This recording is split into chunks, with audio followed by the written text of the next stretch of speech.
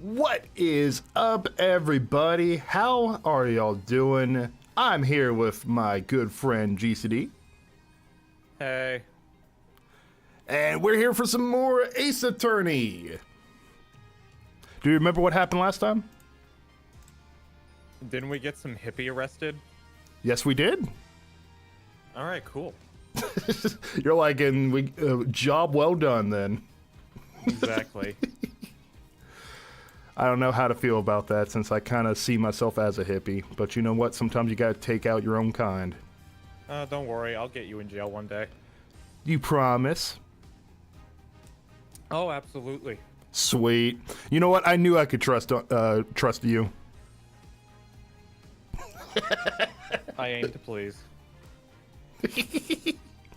What's up, Anthony? Hello, Wooly. Hello, Must, and hello, Dr. Awesome. I haven't even pulled up the chat yet now that I think about it. And then hello, PJ the guy. How you doing? How is everyone doing? You're late. Hey, Wolfo, thank you so much for the $2. You're late, JK. A wizard is never late. They're exactly where they need to be at all times. What is that supposed to be a reference to? It's a reference to Lord of the Rings. Gandalf says that when someone says he's late. A wizard is never late. They're always exactly where they need at all times. Exactly where they're needed. This is my lore. I'm going to jail. Yeah, sorry about the delay with these Ace Attorney streams. We just, sometimes life happens, but we're back at it again. GCD, are you ready? Ready as I'll ever be. All right, so I did look into a little bit with the background of this case to get the thumbnail taken care of. It looks like we're back in Japan, California. Japanifornia? Yeah, that's it. All right, cool. So if that's the case, I'm guessing we're doing a case with Apollo and Athena. Yeah, it looks like it. The magical turnabout. You know something, Zeke? What's that? When are we gonna get a case where, let's see. Is that Trucy? It is Trucy. I was literally about to ask when are we gonna get a case where Trucy's the accused. Behold my might. Huh? Looking cool, Joker. Okay, so Trucy is the murder victim. She's the victim now. They were like, we don't know what to do with this character, so we're gonna kill her. Oh, never mind. Shame on you, Mr. Reus. This is basically Mario Odyssey. I don't remember being able to do that in Mario Odyssey. I'm gonna tell my kids that was Mario Odyssey right there. Good thing you're not having kids. April 27th, 10 a.m. Penrose Theater stage. I was just thinking, like, we always get, and that's how the evil magician Mr. Reus died or something. Ah! See you for Act 2, everybody. I was thinking we had a case where Phoenix is the accused, Maya's the accused, Athena was the accused. Now we just need Trucy and Apollo. I know, right? And I think we're about to get our Trucy case. And can you just imagine Maya just looking at Trucy like, so when you gonna get accused? Or wait. It's like, you know that meme where the guy is like has the noose around his neck and it's like first time? Yes. Trucy getting accused. Maya, first time? And no, it's not just Maya. It's Phoenix. It's Edworth. It's Athena. It's just a long line of all of them. Just everybody gets charged with murder. And the judge is like, you get a murder charge, and you get a murder charge, and you. Check underneath your chairs, everyone. You get a death sentence. Is he Hillary Clinton's brother? Oh my gosh. Bravo, Brava, Trucy! Wow, Apollo! Wasn't that a great trick? Do it again, I wasn't looking. You bet! I've never seen such a great magic act. Did you know they even featured Trucy's show on TV this morning? Oh, Trucy's making a good name for herself now. Yeah, she's gonna get accused of murder. Yeah, that's how it always goes. Gets to their heads. Penrose Theater. A well-known getaway to success for entertainers. I like that clock. Clock? Oh, there is a clock. It's here at this famous theater that we'll finally get to see Trucy writes, Trucy in Gramerland. The long-awaited revival of the magic of the troupe Grammaire. I think it was, I think somebody pointed this out to us when we played Apollo Justice. I think it's Grammari. Grammari? Oh, okay. Grammari. Yeah, I think that's it. Okay, that has a better name to it. Better sound to Wow, it. that explains why there's a TV crew here to cover the show. This is a perfect opportunity to promote the Write Anything Agency too. After all, people look up things when they see on TV, right? Sometimes. But wouldn't they be looking up the talent part and not the law part of our agency? Can't you guys rebrand back to what you had before?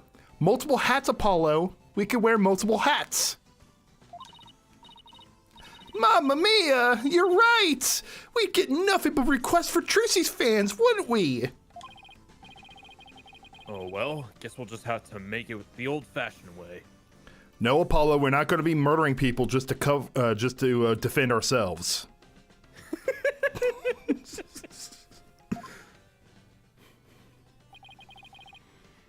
My name is Apollo Justice. I'm a rookie lawyer with only about 2 years of experience under my belt. We're here at Trucy's magic show. She's a fellow member of our agency. We came on behalf of our boss, Mr. Wright, who's away on a trip. Oh, and did you hear, Apollo? Even though it's only her debut, her shows are completely sold out. What? Really? That's amazing. You know, I just remembered something else. What's that? As far to my knowledge, Trucy and Apollo still do not know that they are half-siblings. Do you think they'll find out by the end of this? Well, they freaking better. This is the end of the Phoenix Wright hexology. So do you think it's going to be like one of those like Star Wars type thing? It's just kind of like revealed by like a ghost spirit of someone? It's going to be Mia. It's going to be Mia. Just comes out as a ghost, just like, oh yeah, you're related. Then she just pieces out. I would get.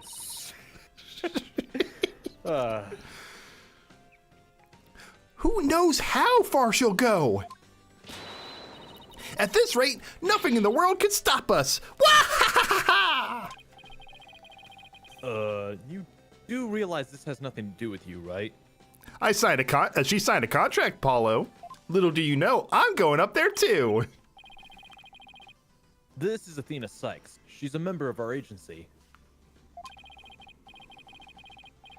She may not look it, but at just 19 years old, she's a lawyer as well. What do you mean, she may not look it? Of course I look the part. Depends on who you ask. Care to explain how exactly? I mean, in this universe, anyone, like, they have a pretty lax dress code when it comes to lawyering. Well, they didn't, like, they used a loophole in taking a bar exam when you're still a minor over in Europe is how this universe set it up. Mm-hmm. As long as you pass, and I think as long as you have like a tie, you're good. It doesn't matter what else you wear. I wonder if the bar exam is like the same standard in Europe as in the States. No, there's no way it could be. Yeah, you never know. It's fiction. We'll just roll with it. Oh, come on. Have a heart. What's that? Stop treating me like a child. That gadget around her neck that spoke just now, that's Widget. Widget helps Athena out with her special field of expertise, analytical psychology. He also has a habit of blurting out whatever Athena's really thinking. Yeah, this little guy can be a little unruly at times. Hey, upgrade me already. I love Widget. Shut up, iPhone. Your attention, please. The show will restart after a 20-minute intermission. We ask that you please be back in your seat before the next act. Thank you. Hey, why don't we go say hi to Trucy in her dressing room during the break? Oh, yes! Let's go see the big star! I'm so nervous! What should I say to her? What? You klutz. Whatever you usually say to her at the office every day? I mean, I know she has red hair, but, you know, it was originally blonde at one time.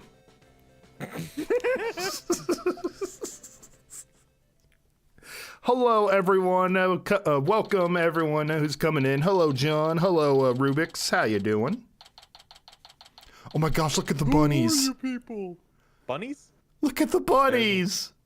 There's a white one and a blackish purple one with red eyes. Oh my gosh, Gavin. What? Where? Look at his roses. Congratulations. Fraulein Wright. Fraulein Wright. Oh, was it Fraulein? I thought that was a P. Fraulein. I get what you. I think I get where you're coming from, but I think it's Fraulein Wright. So this is Trucy's dressing room. Looks like she's busy. She's busy over there with someone. Oh my gosh, it's the Steel Samurai as well. Right by my the bird.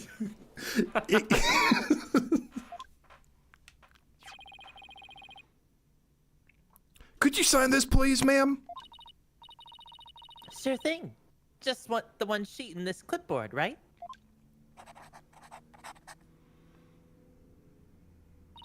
That's how magic I am. I just signed it without moving my arms. A fan asking for Trucy's autograph, maybe? I don't think so. It looks like some kind of contract. Thank you very much. I'll get this to the producer right away. Great, thanks. Oh! Polly! Athena! You came! Is it just me, or does it look like she's matured a little bit? Or is it just I maybe get like the maybe eye makeup? I get what you mean. I'm guessing it's probably because they went from a 2D sprite to a 3D model. It looks a little different. Oh, So maybe okay. that was intentional. Let's see. I mean, she is 17. She was 16 last game, right? I believe so, yeah. Yeah. Of course! Congratulations on your big debut! Thanks! She does look a little taller than before. She got platforms on because of the show. Or she grew an inch or two because she was a teenager. You know what? That's a way better idea. Way better theory. Who was that just now, by the way? Somebody from Take-Two TV. They want to turn my magic show into a TV special. Her sprite from the last game looked like her old self. Oh, okay. So it is just like an updated sprite. Okay, that explains it. They're planning to broadcast it nationwide. Can you imagine? Wow. You really are a big star. Wait until you find out your siblings. He's gonna be like, "Hey, everybody, that's my baby sister over there." Like Can a you imagine proud how? little brother. Can you just imagine Wright going like a worldwide tour with Trucy? That's my baby girl, everybody. Hey, that's my baby sister. Hey, can I get your autograph later, Trucy? $20. Sure, my signature's in high demand today. Mark, scratch that. $30. Would you like one too, Polly? You get a discount of $40. Yeah, actually, I would. Oops.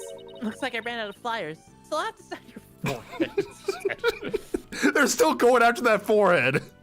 Why? What did he do to deserve that? Did I tell you that the original design for Apollo was way older and he had a scar on his forehead?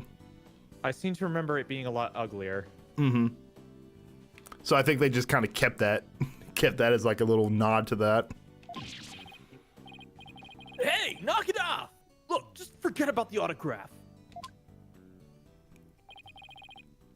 This is Trucy Wright. She's a magician and Mr. Wright's adopted daughter. She's become quite renowned in the magic world these days for her impressive skills. A lot of people get this wrong, but Apollo's actual job is my magic assistant. No, you're the one who gets it wrong.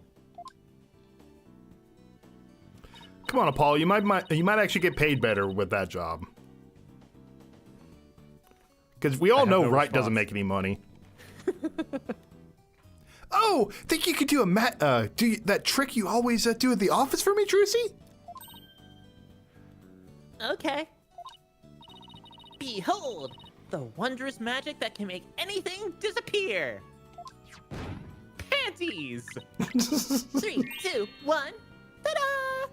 Oh, she got rid of his attorney's badge. My magic panties are an extra-dimensional galaxy. Now we play as the panties as the lawyer. And the judge doesn't even bat an eye. It's like, oh, a new defense attorney. Okay, cool. Brava, Trucy, brava! Okay, but why do you always have to make my attorney's badge disappear? Well, that's because out of everyone at the Write Anything agency, you're the one I get the best reaction out of. That doesn't make my poor badge feel any better. She's like, yeah, Daddy just recently got his, so it just feels like I'm punching down if I steal his.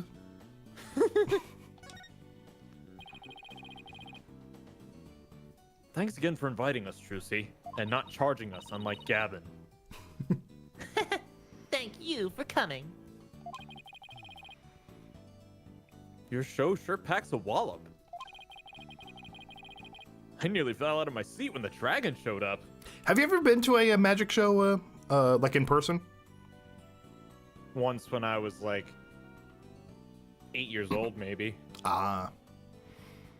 Yeah, I went to one about 2 years ago. There's a pretty good magician in our in the town that I live in. There's actually two of them. Oh, neat. It's really cool. I like to watch and try to figure out how they do the things, and you could kind of figure it out for some of them, but other times it's like, wow, this is really good. Mm-hmm. Gotcha. And when it attacked you, whew, I was terrified, even though I knew it was all just part of the show. That's good, because that trick is the crowning glory of Act 1. I'm really glad you enjoyed the show. I heard your shows are completely sold out, Trucy. They said your fans were all over the tickets the instant they became available. Like hungry wolves going after their prey. Sounds like you've made a loyal pack of followers for yourself already, Trucy. But you two are the only ones who got a special VIP invitation from me. Today's just a dress rehearsal for the performers, staff, family, and friends. I was about to say that, Wooly. The average Taylor Swift concert. Too bad they can't even put on a quality show. Oh, a general probe. General probe. General probe? A Let me look this up. I've never heard that before. General... A general probe, huh? That's what they call it in Germany. Okay, I just looked up the word, and the first thing that came up was some Yu-Gi-Oh article.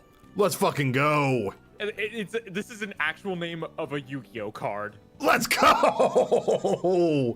I didn't know Athena was into duel monsters. Let's go.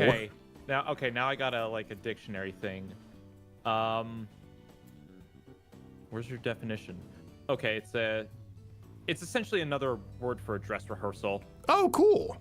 It's like a full rehearsal of a play with the costumes. So like, you get like a regular rehearsal where people are probably just in regular clothes and whatnot. Mm-hmm. But a general probe is like when they've got like the full costumes and all the stunts going. Oh, okay, they're going like full on like rehearsal. Yeah, I guess it's just a fancier term for dress rehearsal. Okay.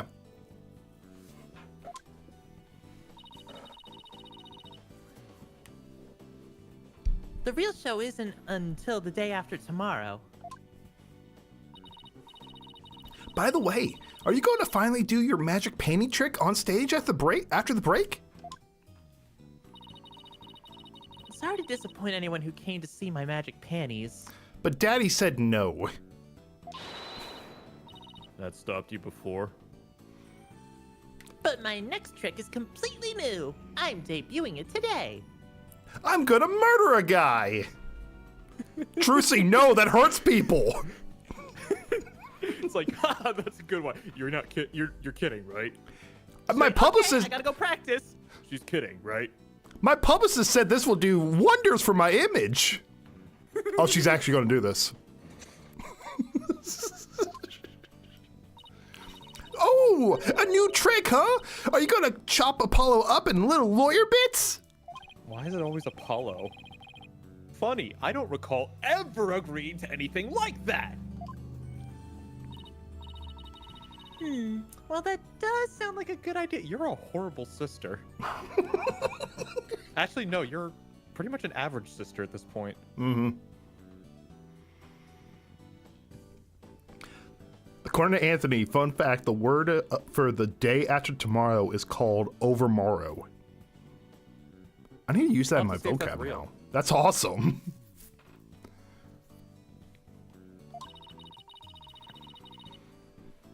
Today's trick is a totally new Trope Grammari original. The entire future of the trope is riding on the success of this special new trick. That's a bad sign if someone's gonna die from this trick. It's just a bad omen. We'll be fine. How so? Special new trick. This show is really important to me. It isn't like any of the other shows I've done. As the rightful heir to the Trope Grammari repertoire of magic,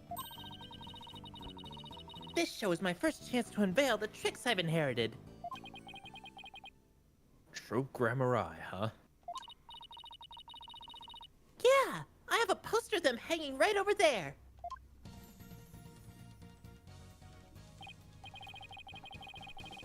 There was a fourth guy, or there was the green purple guy. He was not in the fourth game. No, he was not. He must be a new guy. Well, The he was fourth on Mario stage with brother. Trucy. Okay. It feels like it's been ages since I've seen a picture of that. Or no, that was Apollo. Feels like it's been ages since I've seen a picture of them. Oh my gosh, it's the purple guy. He's even got the green skin for when he was the rotting Springtrap suit. He is Springtrap. Let's go. He's the physical human incarnation of Springtrap. Half man, half machine. Or technically Springtrap was William Afton haunting kind of his own corpse. I'll not get into FNAF lore here. Trope Grammari was a group of magicians who dominated the magic world in their day. Trucy's the sole heir to the trope's entire repertoire of stage magic. Huh? Who's this guy in the green and purple? Or who's this guy in the green and purple on the left here? Oh, that's the great Mr. Reus, the other magician in today's show. He used to be in Trope Grammari too, a long time ago. Hey, so tell us more about this special magic you're going to reveal today. It's a secret Trope Grammari trick. Left behind by my late granddaddy, Magnifi Grammari. It's never been performed before, so this is the first time it'll be seen by the public. Oh, what's his name? Never use this, never do this magic trick in public. It's a great trick. The grand unveiling, huh? No wonder she's been working so hard.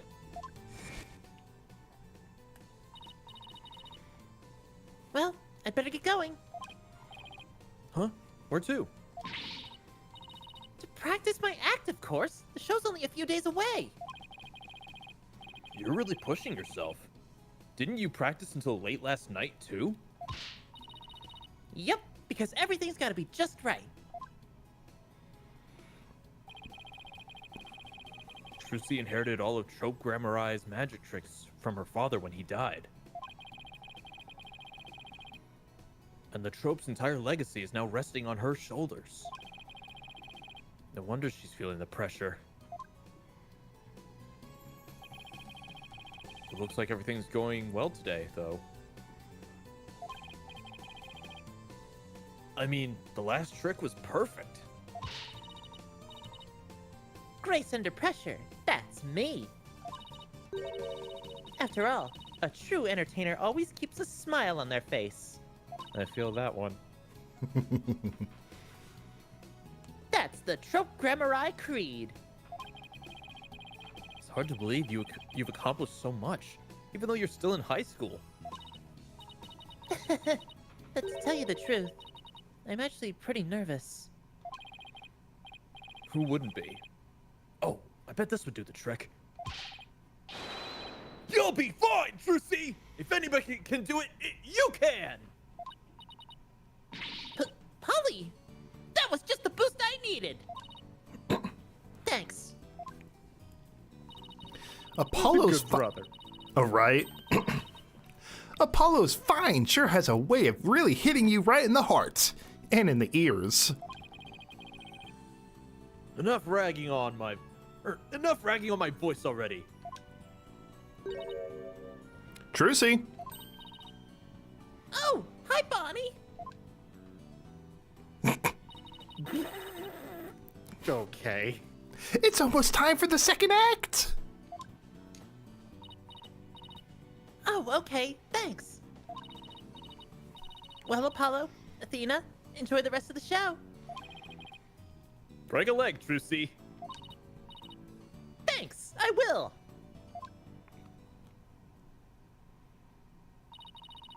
I hope her new trick goes well. Hey, this is Trucy we're talking about. She'll be fine. I Oh. think this might be the green and blue. Can I take the purple and green guy? Oh, yeah, if you want to. Oh, I wouldn't be so sure. Huh? Oh, never mind. It's still the bunny girl. Performing magic is like walking a tightrope. There's always an element of danger. One little mistake can even cost you your life, you know. I wonder if she'll make it across today. And what do you mean by that exactly? Oh, nothing. Now, if you'll excuse me. She's gone. What was that all about? Judging by what she said, I'm going to guess she's probably a magician too.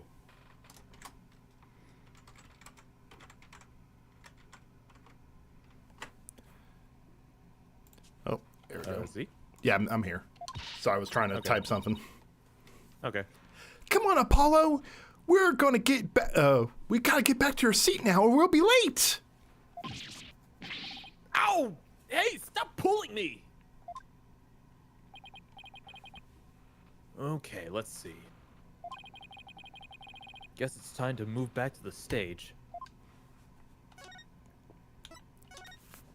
Move on to the stage. Alright, any dead bodies yet? Not that I see.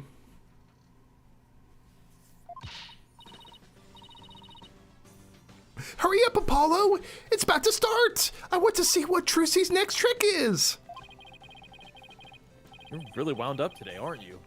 Why don't you take your seat and try to relax? Whoa! Look! There's TV reporters over there! With a TV camera and everything! Oh yeah, baby! Athena, sit down. You're blocking people's view. Yeah, I feel like yeesh. I feel like a baby sitting here.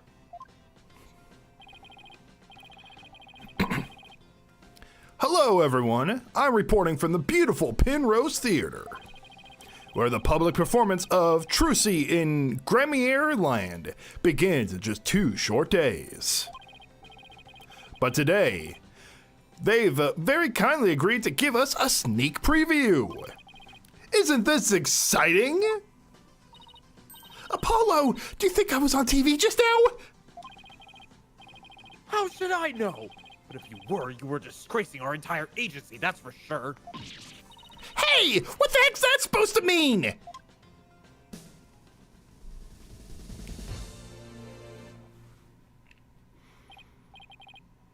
Oh, here it comes.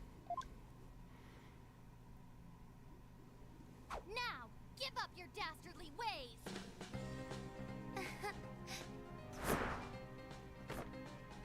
Huh? Over here.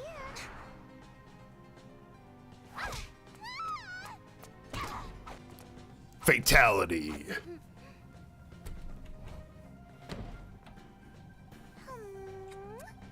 Come on, Mr. Hat, do something! Come now, Mr. Hat.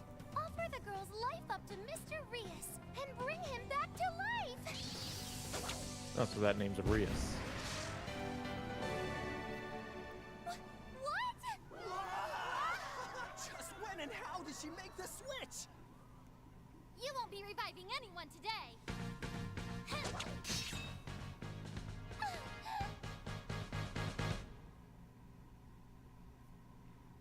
It was at that moment she realized she fucked up.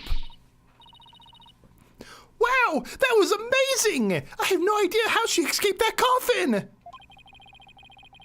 I'm glad Trucy's escape went off without a hitch.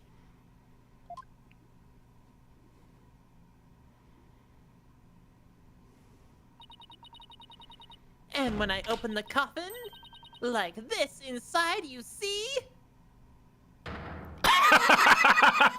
Ta-da! Mr. Reus? You're stealing my moment, dude! I don't think he's stealing anything. But how? I wonder what's going on.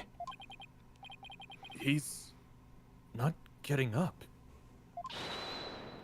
Eek! Trucy! Oh my god! Oh, snap!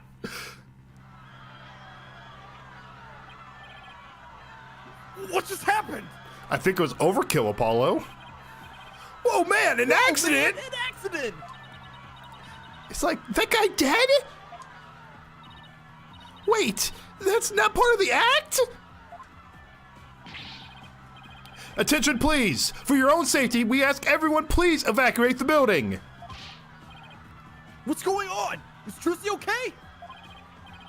Outside, everyone! Evacuate immediately, please! Whoa! Hey! Stop grabbing me!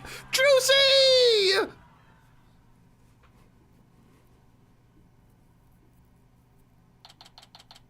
I like the corgi.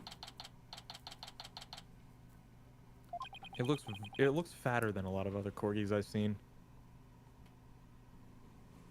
They kicked us out. Hey, what gives? Will somebody please tell us what's going on? Poor Trucy. I hope she's okay. Hey, here comes that staff member from before. Your attention, please. We regret to inform you that today's show has been canceled. What? But I was looking forward to the rest. We are very sorry, but the theater's on lockdown pending a police investigation. Excuse me, is it because of that accident? That man in the coffin, is he? We're still trying to figure things out, sir. But I can tell you that Miss Wright is fine. She wasn't injured, so please don't worry. Oh, thank goodness she's okay. Hey, you there. Who's this? What the heck's going on? They won't even let me in. Me, for crying out loud. Oh, Mr. Rincey. There was an accident during the show. Rentiz? Rentiz? I think that's it. Rentiz. Rentiz. An accident? Great. Just great. That's all I need right now. Wait, hold on. Maybe it's Retins. Retins. Retins. I'm trying to think if there's like some kind of pun with the name. That definitely helps. Retins. Retins. Retins. Do you have any... First name. I don't know. We'll find out soon.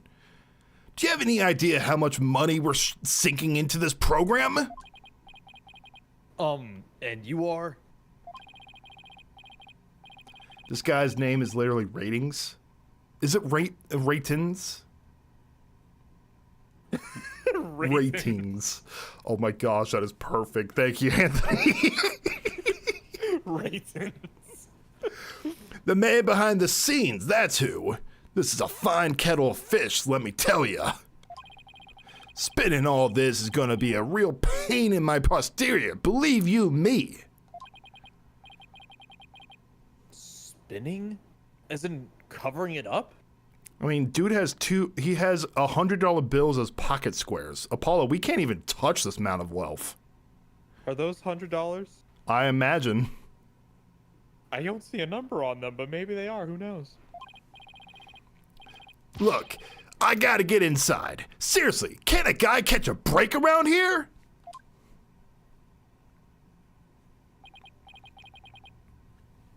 Well, there he goes. Why don't we go back to the office for now? I'm sure Trucy will call us once things get settled down. Yeah, I guess you're right.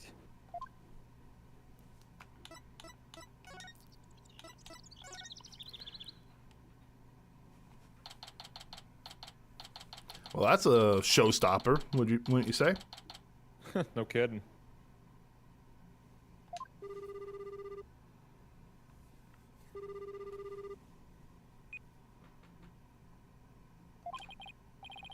It's no use. I can't get a hold of Mr. Wright. I wonder if something happened to him in How do we say this name? Karanin? Quran. I think it's a fictional place, so you can kind of say it however you could, like, sound it out, you know? Fair enough. Maybe he got caught up in some kind of trouble again, as always. Yeah. Trouble's drawn to him like iron filings to magnets. He almost got killed, y'all don't even realize. Hey, Apollo! Speaking of Karanin, they're showing something about it on TV right now. There's been some surprising news coming out of the Kingdom of Quran. The country recently saw defense attorney Phoenix Wright win a not guilty verdict. The first verdict of its kind in 23 years. What? Mr. Wright won a trial in Quran? He's trying to get a not guilty verdict in every single country in the world. Oh boy. Lawyers are said to be highly disrespected in the Kingdom of Quran. So Mr. Wright's win was an upset victory amidst entrenched hostility. Wow! Did you hear that? The first time in 23 years! Yeah, but what is he doing there? What is he doing in court there in the first place? I thought he just went for a visit. So he was in some kind of trouble, just like we thought. Next, an update on the unfortunate accident that occurred at the Penrose Theater. Hey, now they're talking about the accident at Trucy's show. Famed magician, the great Mr. Reus, was skewered with a sword and died on the spot.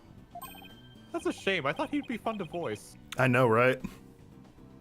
Oh no! So, he really is dead! Leave it to Ace Attorney to kill like all the cool-looking characters. Aww. And now here's the footage of that deadly moment. We found it from Live Links.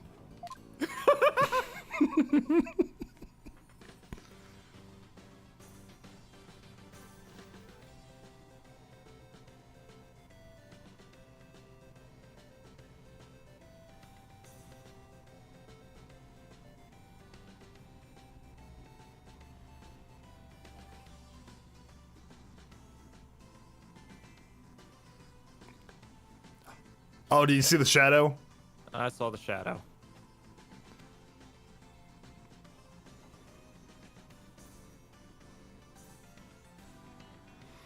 And then she does a Fire Emblem critical hit animation and just stabs him.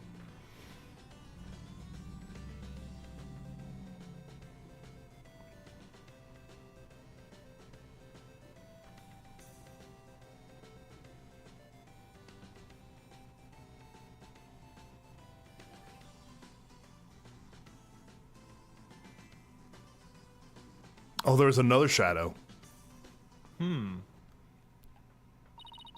Why were there two shadows? Mr. Reyes' body isn't visible in this footage. I'm pretty sure they probably dropped the body or dropped, like, I think he was killed some other time. I think that's where this is going to be going. Because clearly Right. Trucy wasn't the one that killed him. And we Well, gotta there's prove one way we can find out. If you take a look at this autopsy report.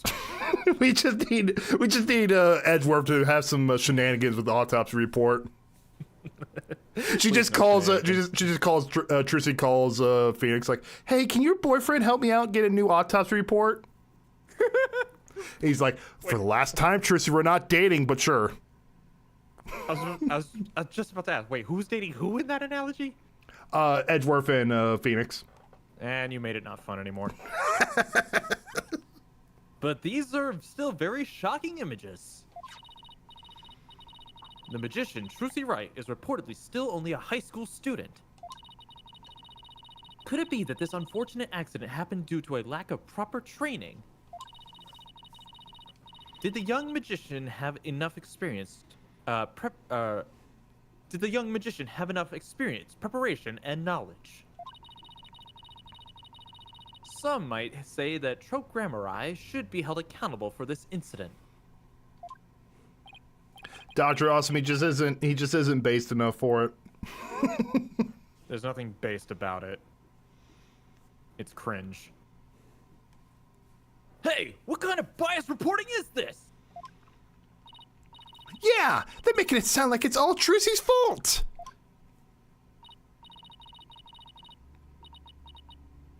Oh, we've just received more breaking news. Oh my! The young magician in question, Trucy Wright, is now under arrest under the charge of involuntary manslaughter. Hey, Trucy's finally getting her chance to get her rings. Well, it's not a murder charge, just a manslaughter charge, so, We'll take it, you know? yeah. What? Manslaughter is just murder, but you didn't prepare for it, or you didn't plan for it. No, it's accidental killing of a human. Oh, that's right. Second degree is you killed, you had the intention to kill, but you didn't have a plan for it. That's right. Uh-huh.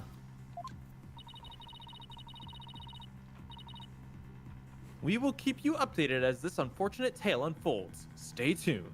Dr. Awesome, you and me both, dude. Trucy's under arrest? She can't be! Apollo! you and We I- gotta do something! You and I would not get along. We'd get along about as well as I get along with Zeke. So, you know, we're cool. A buddy. Oh, hell no.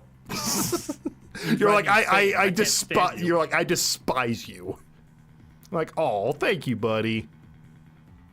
You're gonna make me throw up. Do you need a air sick bag? Not from you. Okay, what about a trash can? Again, not from you. I'll go buy one. Well, okay then, have fun. Yeah, let's get down to the detention center right away. But before I forget, I think I'll jolt a few things down about the case. I'll just open it up in the court record with RB. Flip to the bottommost tab here with LB, or to make a few notes. I can use it as a kind of to-do list. If I ever get stuck, I can just refer to these notes. Detention center.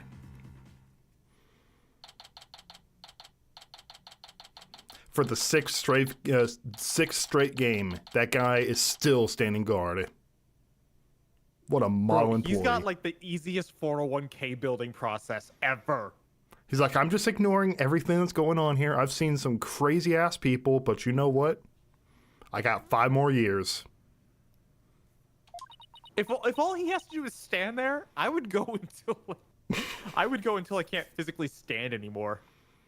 You don't understand. That's how much longer his doctor thinks he could stand there. Oh. It's quite the sad story.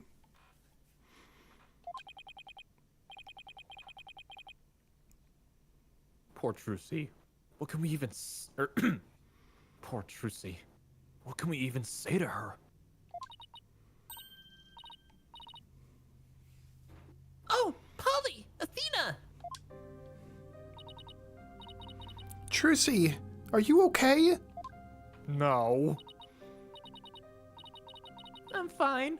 I'm lying. Don't worry about me. Please help me. I don't, just use a magic trick to get out of jail. What is she, stupid?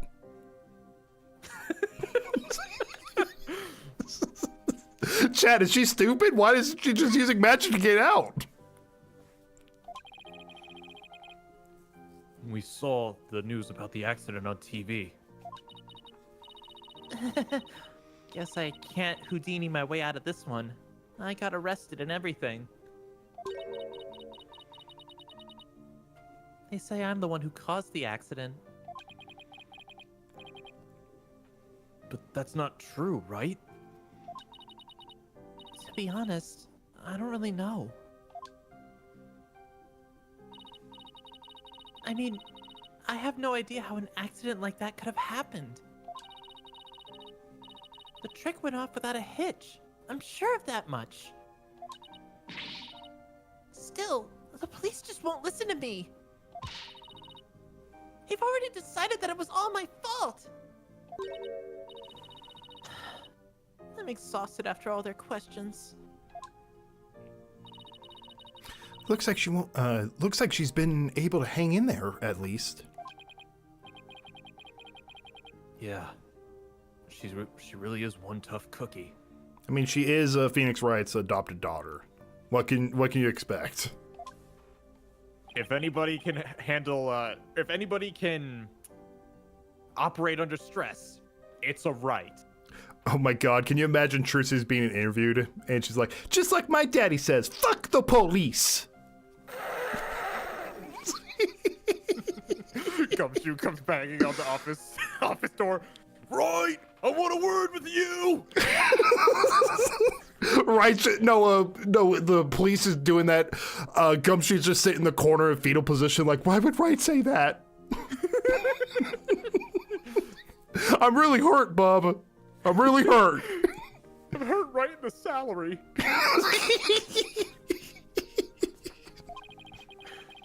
I know you're tired, but can you tell us a little bit about the accident? Yes, of course. Go ahead and ask me anything. I'll be fine. It sounds so much less convincing coming out of someone else's mouth. Imagine Trucy's uncle is Gumshoe. I mean, technically, I could see him being like the figurehead uncle, you know? I don't think even Phoenix Wright would be okay with entrusting his daughter to Gumshoe. It's like this is the same man who showed a little 7-year-old Pearl a handgun twice. It's like, okay, I'm going to. Which, to be fair, I think I'd probably do the same with my kids, but under a controlled environment. He's like, okay, like hey, bub, I could watch over Trucy for you. No, I'm gonna go with Larry actually. Larry Butts. I feel like that'd be even more dangerous. He just chooses Larry Butts over Gumshoe. I'm sorry, but Larry actually has food, Gumshoe. Okay, you got me there, bub.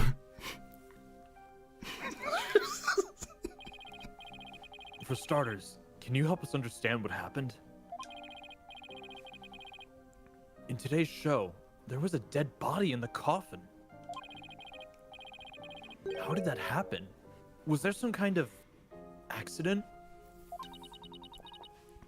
I don't really know. The coffin was supposed to be empty when I opened it. But instead, Mr. Reus' body was in there. Hey, Funky. That must have been a huge shock for you. And when the dragon set piece fell down at the end, was that an accident too? It must have been. I have no idea how or why that happened earlier, or happened either. Nothing went the way it was supposed to. I still can't believe Mr. Reus is actually dead. As tough as she is, this is obviously taking a toll on her. But how did Mr. Reus' body end up get into the coffin in the first place? Trucy, we need you to tell us the secret of the trick. Don't be like your father. We have to know the secret. You know what they say. A magician never reveals their secret. Damn it, Trucy. Okay, have fun for the next 20 years. But I guess I should make an exception this time. Good girl. Thank goodness. The game's good so far. This is just the second case, so we're making our way through. But if you ever tell anybody... We'll be, my lawyers will be all over you before you could say abracadabra. You mean us? Your lawyers? You The win other this no. round. I'll make you a guinea pig for every single new magic trick from now on. And I got some lightning tricks up my sleeve. Don't worry, I'm a lawyer, remember? Client confidentiality is part of the job. The trick. So, let's call this trick Trucy's Great Escape. How did you get out of the coffin? Alright, here goes. I'll reveal the trick just for the two of you. And the police car right there, but you know, we don't even know if he's truly human yet. Oh, don't worry. I'm my job is to like not talk at all. I'm not even allowed to testify in court. Prepare yourselves for an exclusive explanation by Magic Girl Trucy Wright.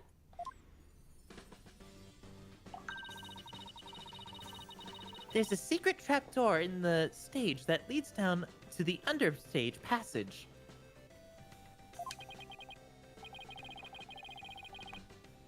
A trapdoor. So when did you slip down into the understage passage? Remember when Mr. Hat was on stage holding the sword next to the coffin? Well, by then, I had already escaped from the coffin and was waiting under stage. And while I was down there, I did several things to get ready for the next part. What technique? Okay, so what happened next? Mr. Hat was quickly raised up to the catwalk by wire. There's a cushion up there that acts as a shock absorber when Mr. Hat hits. I'm so glad because otherwise I'll be afraid of Mr. Hat's condition. We can't lose him. Who? Mr. Hat. Who's that? Mr. Hat, the puppet dude. Doesn't ring a bell. Oh well. Meanwhile, I popped back up onto the stage through a different trapdoor. And voila! The switch is complete.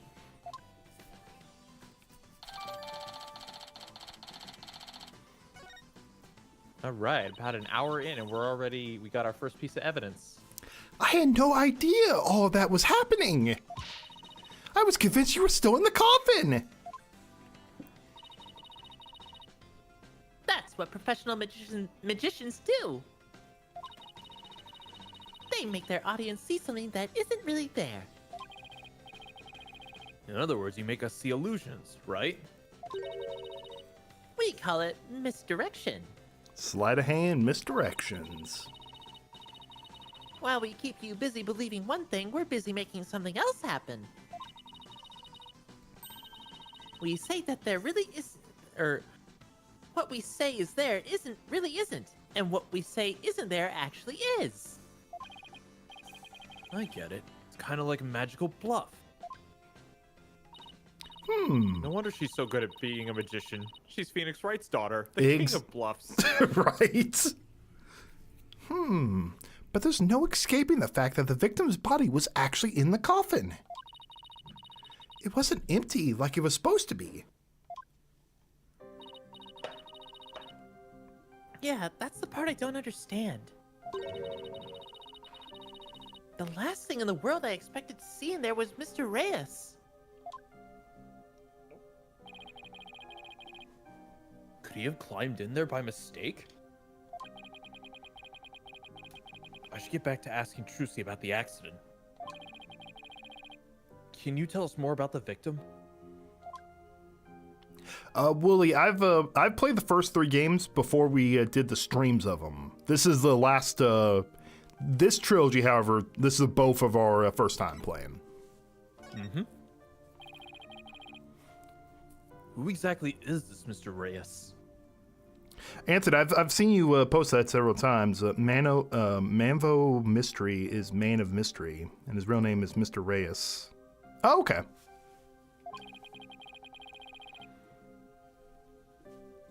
You said he used to belong to Trope Grammari, right? Wait, you don't know who the great Mr. Reus is, Apollo?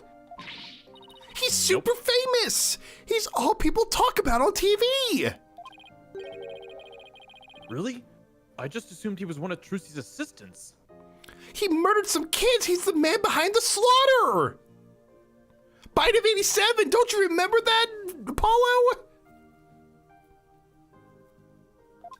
I'm sorry, I don't know the direction this joke is going. I thought we were making a joke that he's like William Afton. Oh yeah, I forgot about. Yeah, I kind of just like forgot all joke lines I had of him when he died. Cause like, well, great, there goes all my opportunities to do that. Wait, So it just kind of escaped my mind. Way to diss the dead, Apollo. So how did the two of you come to perform together, Trucy? Any plans on streaming the Ace Attorney investigation games as well? Maybe. That was something we kind of tossed around the idea, right? When you sent me that link showing it, I was like, okay, yeah, we're definitely doing this. All right then. Yeah, we'll do it. I just don't know when, but we'll do it. Well, like I said, he used to be a member of Trope Grammari. He was a protege of my granddaddy, Magnifi Grammari. So the TV stations arranged for us to perform together this time because of that connection. Did he continue performing as a magician after he left Trope Grammari? No, he got injured while practicing for a show about 13 years ago. I read that as 30. I'm like, damn, dude's looking pretty good. He's got to be in the court record by now. Can we try seeing what his age? Yeah. He's He is not in the not. court record? Mm-mm. Okay. We got Robert Downey Jr. in there, but Oh, I didn't read that. oh, whoop. That's why he left the trope. After that, he took a break from magic for a while. I'm pretty sure it's a recent thing. Him getting famous again. I only started seeing him on TV maybe last year. I had nothing but respect for Mr. Reus as a magician. Can't tell you how sad I am this happened. I can't imagine how traumatic it must be to have someone die during your big show. Oh, but hey! Don't worry, I'm fine. I have to stay strong for my fans. Uh-oh. Aww. Oh, I know poor, exactly what this means. poor Trucy. Huh? My bracelet is reacting. People tend to unconsciously tense up when they're trying to hide something. And when I pick up on their distress, the bracelet around my wrist starts to feel tight. So I guess this means that Trucy's trying to hide something from me. Well, I guess I should give my bracelet a tap with Y. This poor baby. It's time for a tutorial. I can see things others can't. The slightest twitch, gesture, or change in expression. Yes, I can see it all when I'm concentrating intensely like this. And when people are feeling nervous, they sometimes reveal a certain habit or tell. I'll just shift my viewpoint around until I find Trucy's tell. Okay. I think I found her telltale. Her telltale tell. Her eyes.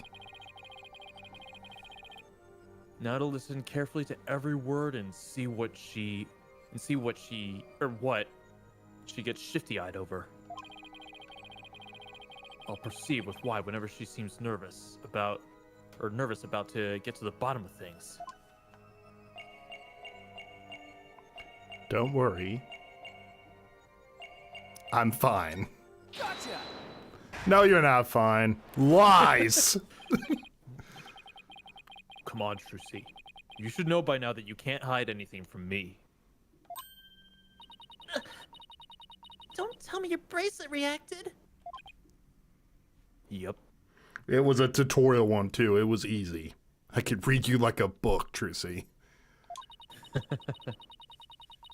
And here I thought my smile was gonna do the trick. Heh. Looks like I broke the first rule of being a magician. A true entertainer always keeps a smile on their face, right? I remember hearing you say that before. 30 minutes ago, as a matter of fact. That's right. It's a Grammari motto. Yeah, that's the word. It's a Grammari motto that my daddy used to say before he passed away. He also said something about the will of D as well, with it. I'll never forget it.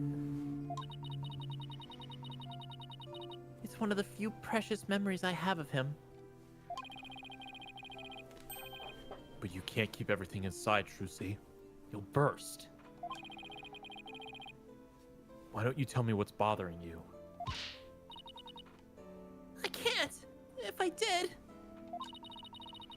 you wouldn't believe me anymore. Or you wouldn't believe in me anymore. That's not true. As an entertainer, you believe in always keeping a smile on your face. And as a lawyer, I have a belief that's important to me as well. Take that! Your attorney's badge? I swore on this badge that I would always believe in my client to the bitter end. That's the cornerstone of being a good lawyer. Mr. Wright taught me as much. So no matter what you tell me, I'm gonna keep on believing in you, Trucy. All I ask is for you to have a little faith in me, too.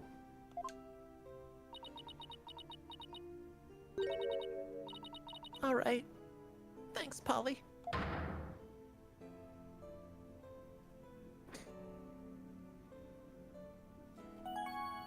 The truth. Is always ugly. Polly, what if I made a mistake? What do you mean? What if it really was me who stabbed Mr. Reus? What makes you say that?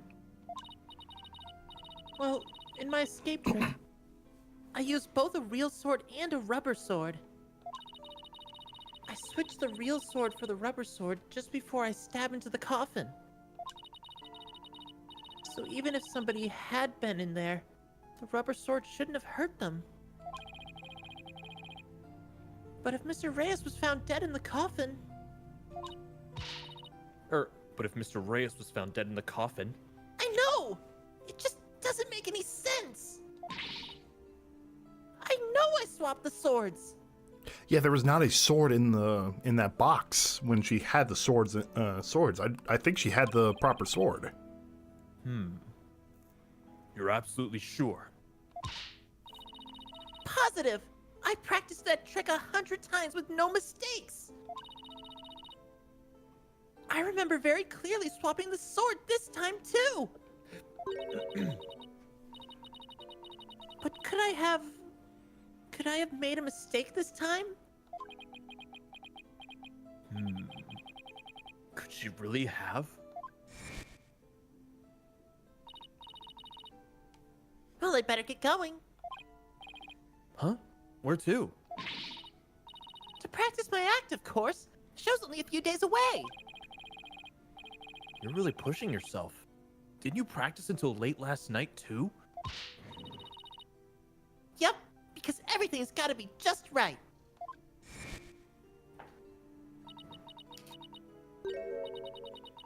Maybe I really did kill Mr. Reus. Trucy. The worst possible mistake I could make.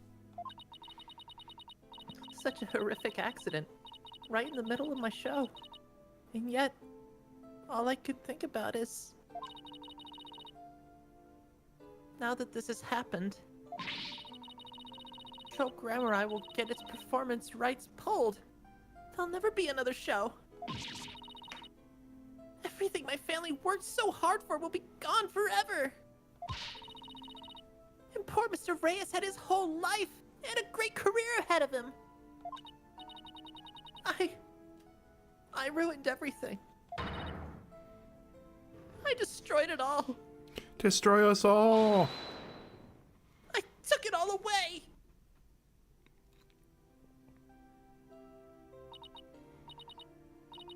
Polly, I'm ready to pay for what I did. Trucy. I don't think you did anything wrong. You don't? I've had one question going through my mind this whole time. Was this an accident? Or was this accident really all your fault? What do you mean? I don't have any proof or anything. It's just... I don't think you've ever made a mistake like that. Apollo. I saw how hard you worked on your tricks, staying up late every night to practice. And I know you. You always get everything picture perfect. Nobody's perfect all the time. Still, I think someone else caused Mr. Reus' death. Not any mistake of yours. After all, you're sure you swapped the swords, right? Yes, I remember doing it. Then I just know it wasn't your fault, Trucy. But how can you say that? We don't have any proof it wasn't me. I mean, I know you're a great lawyer, Polly, but I believe in you, Trucy. And I believe in your skills as a professional magician. So I'm going to prove your innocence. Don't worry. You're going to be fine.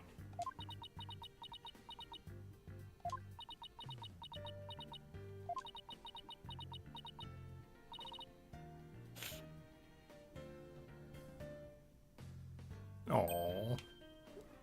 thank you, Apollo. Thank you for believing in me. I'm going to believe in you too. And then Paul's just, I'm gonna just ignore my bracelet for a moment. Just take your word for this. Good. I'm sorry. I need a tissue. I've never seen Trucy cry like this before. She's always seemed so strong. But maybe sometimes she's just putting on a brave face. She's still just a kid after all.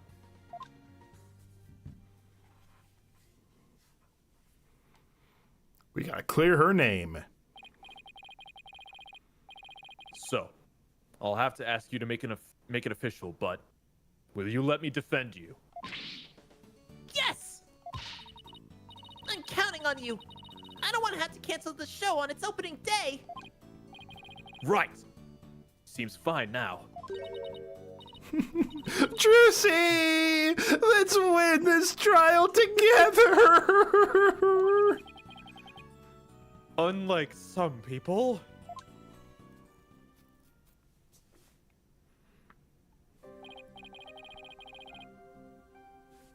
Well, we'd better get right to investigating. Come on, Athena. Wipe that nose and let's go. Excuse you? Do you see any snot on my face, Apollo? Yes. Yeesh, talk about an emotional roller coaster. We'll need to investigate the stage of the Penrose Theater where the body was found. Yeah, I hope no one will try to stop us.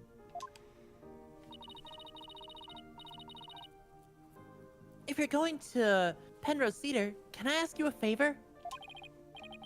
Of course, what is it? Hey, Isaac, how you doing? I left a very special notebook behind in my dressing room. Sure, we'll pick it up for you.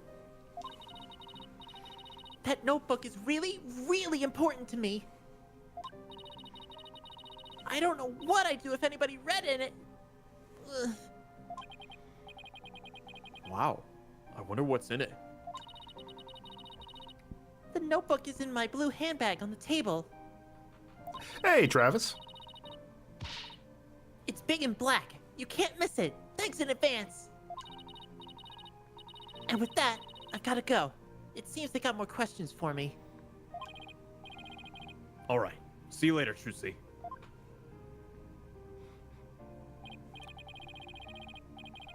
So, should we investigate the stage first or go get the notebook?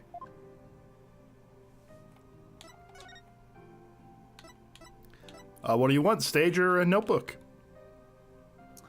Let's go grab that notebook first. All right. Just to let you know as well, there is a return of a old friend of ours in this chapter. No, I got a bad feeling about that then. The dressing room looks just the way it did before the incident. All these items look kind of lonely without their owners. We had to find Trucy's notebook for her. Let's see. She said it would be in her blue handbag. Easy enough. We should see what else we can check out while we're here. I want to see the All right, bunnies. Look at the adorable little bunnies! Rabbits, huh? I used to have a pet rabbit. All right, see ya, Funky. See ya. Really? You? You sure don't look like the type! What do you mean? What's wrong with me having a pet rabbit? Aren't people who have rabbits as pet usually quiet, sensitive types? Not really. I knew somebody who had a pet rabbit, and neither of those words are what I'd use to describe her. Well, pardon me for being so loud and insensitive.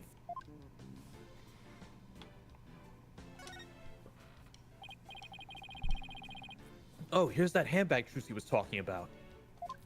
I feel a little funny about digging around in a girl's purse. I love the little Mr. Hat keychain on there. Oh, I didn't notice that. It's cute. I guess it's okay to open it. After all, she did ask us to. But not you, Apollo. Let me do it. Okay, fine. Let's see. Huh? No, not this. What's this? Oh, wow! She has... Oh, Trucy, you are bad! What is it? I want to see too. That's funny. She said it was a black notebook, right? But there's nothing like that in here. Maybe Trucy was wrong about where she left it? Let's keep looking around for it. I don't even want to know. Oh, I'm sure. I don't know. What's this? A script for the show? It says Bonnie, so it must belong to that bunny assistant we saw in the show.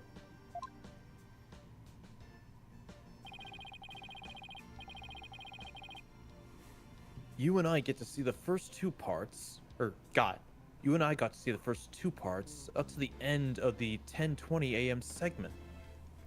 Mr. Reus transforms into dragon. Trucy's hat trick. Bonnie transportation trick. And Trucy's escape trick. 11 a.m. Mr. Reus's fire trick. This will be dangerous. Make sure the fire bucket is ready. But this Mr. Reus fire trick, we didn't get to see that part.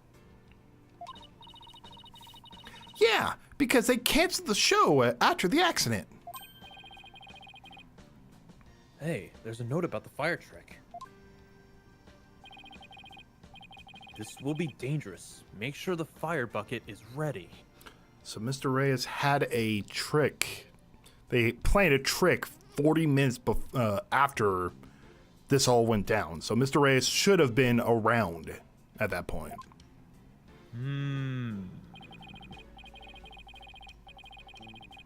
Come to think of it, when Mr. Reus turned into a dragon, it breathed fire, didn't it? Coin tricks and fire tricks were Mr. Reus's specialties. Maybe they had some big finale planned, where Mr. Reus and Trucy would face off in a grand magical showdown after his revival.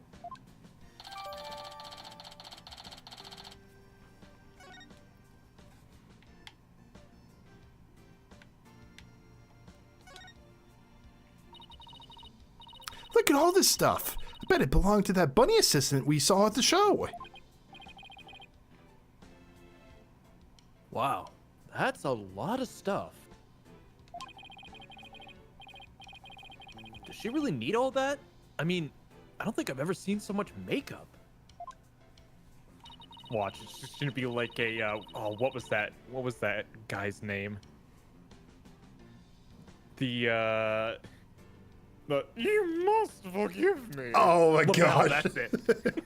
It's gonna be a female LaBelle. When it comes to the sheer number of items, your desk back at the office isn't any better. Those things are a natural accumulation of 2 years' work, and they're all necessary. Somehow. That's what hoarders say, Paulie. I felt that. Things sometimes just pile up for me. It's like, I know they're all important, but I can't remember why. Really? Instant noodles and crackers? Of course! I need those for when I have to stay at the office for all night prepping cases. And the comic books too? Oh, of course I need those too. You never know when you get bored. Manga these days are super realistic and informative, and I need to research. Polly, this is The Boys. This is not research for cases. Uh-huh. I see. So you need to do research street fighting and the funnies, do you? Street Fighter. Let's go. I've never actually I actually sat down and really tried playing Street Fighter for the first time not too long ago. Mm-hmm. I had to ask like the arcade staff, how do you do a Hadouken? And he taught me how to do the Hadouken, but I've not tried the Super Nintendo one yet. I had I was playing an arcade machine of it. Isn't it back? It's back, left back and then bottom, right? No, I punch? think it's down, quarter circle, right, or quarter circle, and then punch. Oh, Crap, okay. Now I got a review. I know how to do projectiles in Mortal Kombat, so there's that. I'm not a Mortal Kombat guy. Oh, these are from Prosecutor Gavin. Roses, huh? How like him? Pretentious. They might be pretentious, but you know what? He makes it work.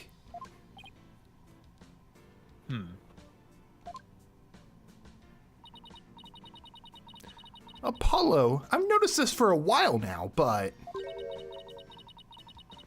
you get awfully prickly when it comes to Prosecutor Gavin. You think so? I mean, don't you hate him just because he's beautiful? That's not it at all.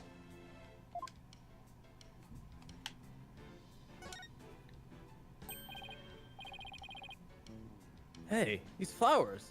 They're from, Lamior? Which one? Who was Lemior again? Lamior was the blind girl, the blind woman.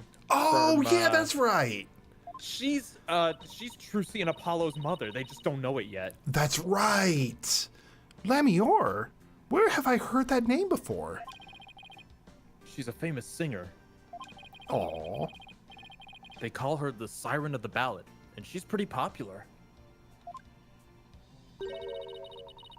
Why would a famous singer be sending Trucy flowers? Well, Well, we met her through a case I headed up once. Wow, your circle of acquaintances is bigger than I thought. Lamior. I don't know why, but her songs really touch me for some reason. When she starts singing Wingding, I really felt that. I hope she's doing well.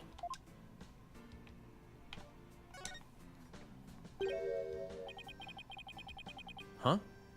Aren't these nine-tail flowers? Those flowers that only grow in Ninetales Vale? I thought I recognized the seal on them, the little red seal.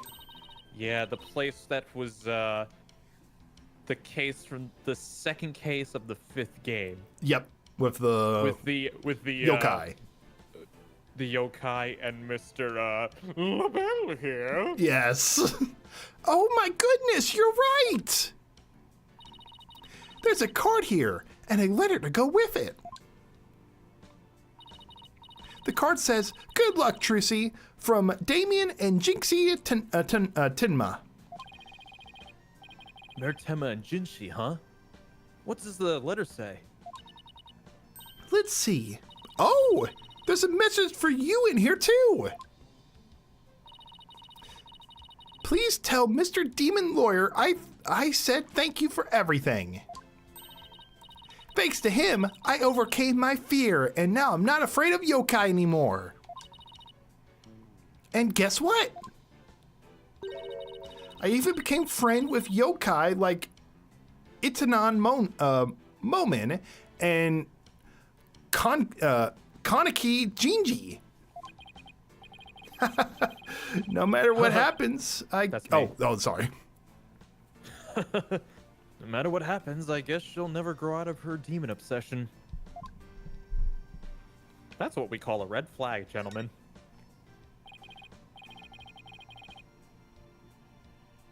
It's a dove. Trucy must use it on one of her tricks.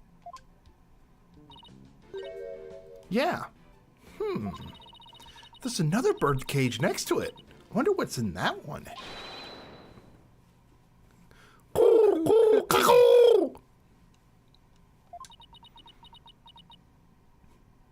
She is shook. She's like, what do you mean pizza rolls aren't just pizzas that get rolled up? What in the world was that?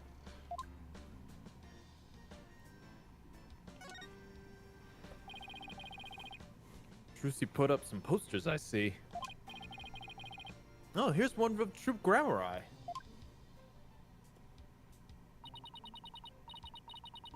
Troop Grammari. Magical... Memory? Men and Jerry? Magical Menagerie? Huh? I don't think I'm saying that right.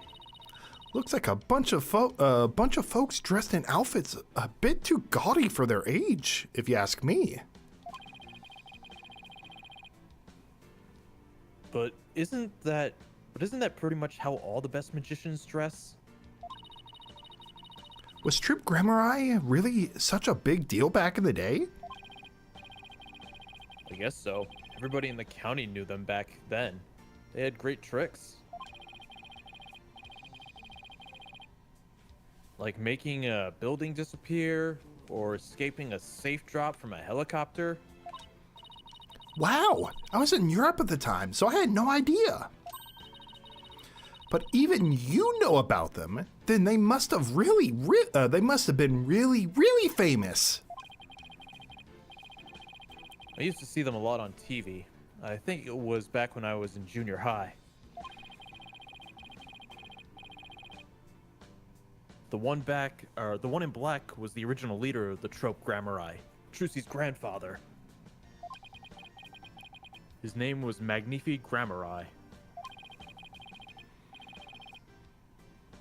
The one in pink with the mustache, that's Zach Grammari, Trucy's late biological father. Oh, and look, there's Mr. Reus.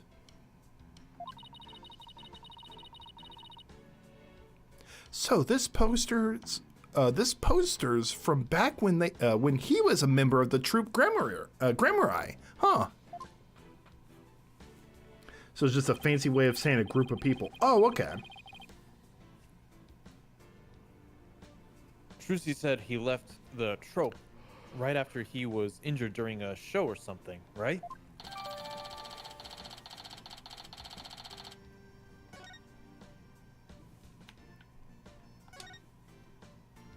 I do see a book up there. I say we take a look through Mr. Reus' things too. Hey, is that a notebook sticking out from behind his briefcase?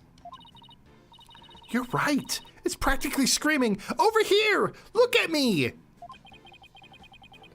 Do you think it could be... Ow, Athena! Our hunch was right. It's Trucy's notebook. What's it doing mixed in with Mr. Reus' stuff? Good question.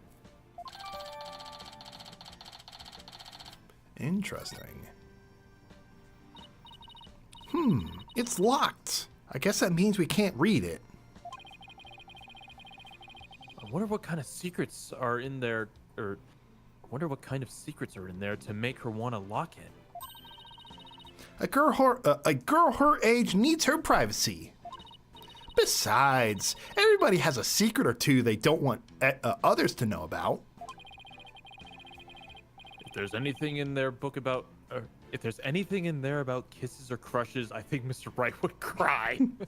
It's like, my poor baby girl. No. Phoenix, can I interest you in some models of guns? Well, we've examined just about everything, I think. You remember that one time you made a joke about me, like, meeting one of my daughter's friends who's a boy, and I'm just cleaning my gun collection on Yes. that very particular moment for no reason? Yes. I've come to realize how true that would be if that actually happened. Looking Oh, through. hey, how you doing? You must be Steve. This is just my 45 cal. Oh, this thing will blow along right out of you, buddy. I'm just hoping you're as great of a guy as she says she is. This is just to make sure that happens. It stays that way. Yeah, exactly. Hey, you want to come shoot fake testicles with me? It's really fun to see them explode. Hey, Steve, come walk to this isolated part of the mountains for you, just so you know there's no one around. How'd you know I was shopping for houses in the mountains? I mean, what? I think my dad has made a joke. He's like, I know a place in Colorado in the mountains. He's like, I know a place, no one's around. I'm listening. No, like whatever. I'm kidding. Looking through other people's stuff was thrilling, like I'm doing something naughty. I know what you mean. Just don't go poking around in my things at the office. Oh, I've already done that hundreds of times. Why? What do you have to hide? I don't think I like how her eyeballs lit up all of a sudden. Anyway, we'd better get this notebook to Trucy. Since we're here, let's go to the stage. Okay.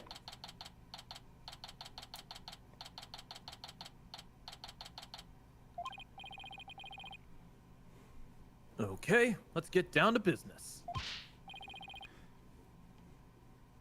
You want to do the policeman? I can try. Hey, what do you think you're doing? We're attorneys for the defendant in this case. Is it all right if we examine the scene? Of course it's not all right. I don't care if you're defense or president. I don't care if you're the defense or the president. No unauthorized investigations. And imagine a president actually shows up. Hey man, you better let these kids in. Oh my gosh. Mr. President, what are you doing here? I don't know. Come no. on, man, let him in. Oh my gosh.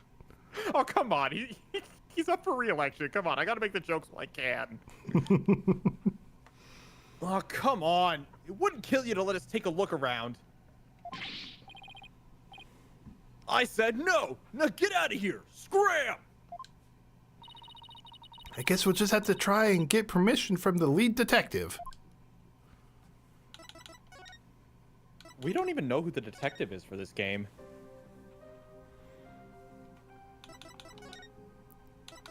Oh, probably the outside of theater. I just realized. Do you mind if I run to the restroom real fast? Oh yeah, go for it. All right, I'll be right back.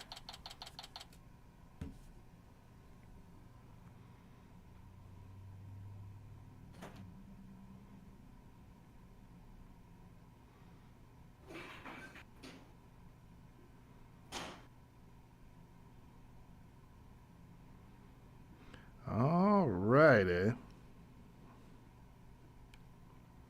So how is everyone doing?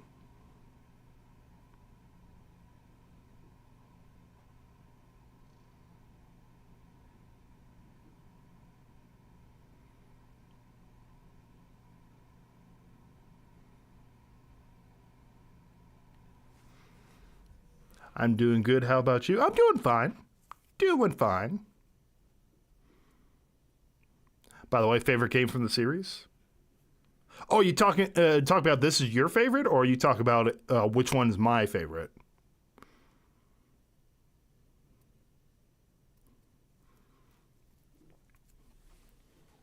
Athena should have judo thrown the cops right then and there. I mean, maybe. Doing good, playing Days Gone. Oh, cool, dude. Nice, nice. I've been eyeballing a few games at the summer Steam sale. I'm waiting though. I'm waiting. Got a few. I got a like a video plan though. I have 15 games that I'm going to suggest people to try out. You know, some of my personal favorites for people, stuff like that. So I'm hoping to get that done. My goal is Sunday or Monday for that. I'm hoping that if I put a due date, that'll definitely help. So bought the Valve Complete Pack that cost over $140, got for $12. I love the summer Steam sale, dude. 15 games. Yep, 15 different games. 15 different games that I highly suggest to check out. I'm planning on buying about 4 or 5 of them. 4 or 5 games of my own. Like all 15 of these are like games I've personally played and personally recommend that are on sale or for relatively cheap. All of them are indie games as well. That was the goal that I put for myself because I like to be the indie game guy. I like to see myself as the indie game guy. Super Monkey Ball. No, not Monkey Ball. I'm not a big Monkey Ball fan personally. And hating Microsoft. Why, Lime? Why, Limey?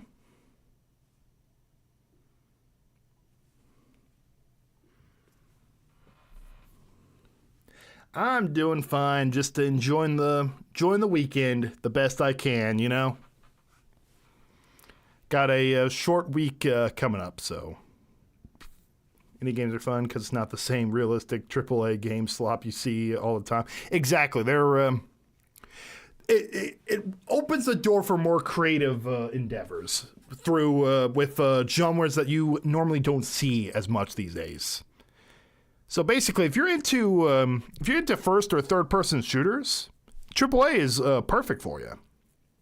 Or like realistic games that are basically almost like movies, playable movies, and you're into that for AAA, got you covered. If you're into more like different, if you're into like 2D or 3D platformers or like 2D farming games, indie market gotcha.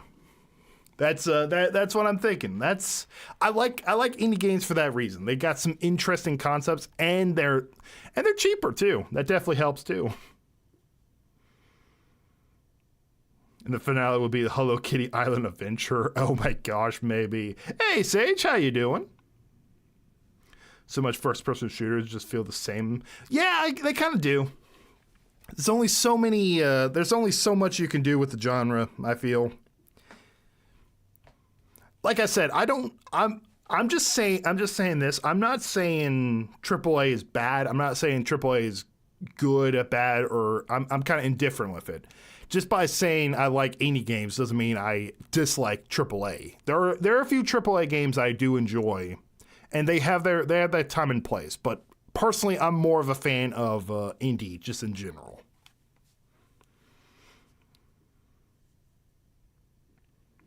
I feel like the only good first-person shooter games are Metroid Prime and Doom. Doom is good. I highly recommend Doom. It basically was the fourth father of the genre. Let's just be real here. Metroid, though, I mean, Prime is in a first-person, but I hesitate to call Metroid Prime a first-person shooter. It's more like an action. It's like more of an action adventure game that has like first-person elements.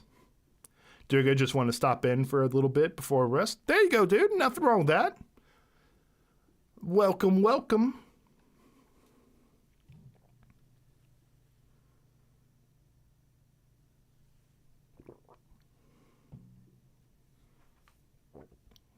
Oh, I can't wait for the new Doom game either. Oh, I can't wait at all. That looks super cool. Yeah, Doom is, I agree, Sage. So good. I need to play, I need to get around to actually play the first Dooms. Like Doom 1 and 2. I want to try those. I got those on Steam a while ago. Just never played them. Need to try them out. It's like one of those games that's just kind of like if you're a gamer that you're really interested in gaming itself, you need to check out at least once one of those type of things. You know, every media has that type of genre defining game or thing that everyone should check out if they're interested in the genre.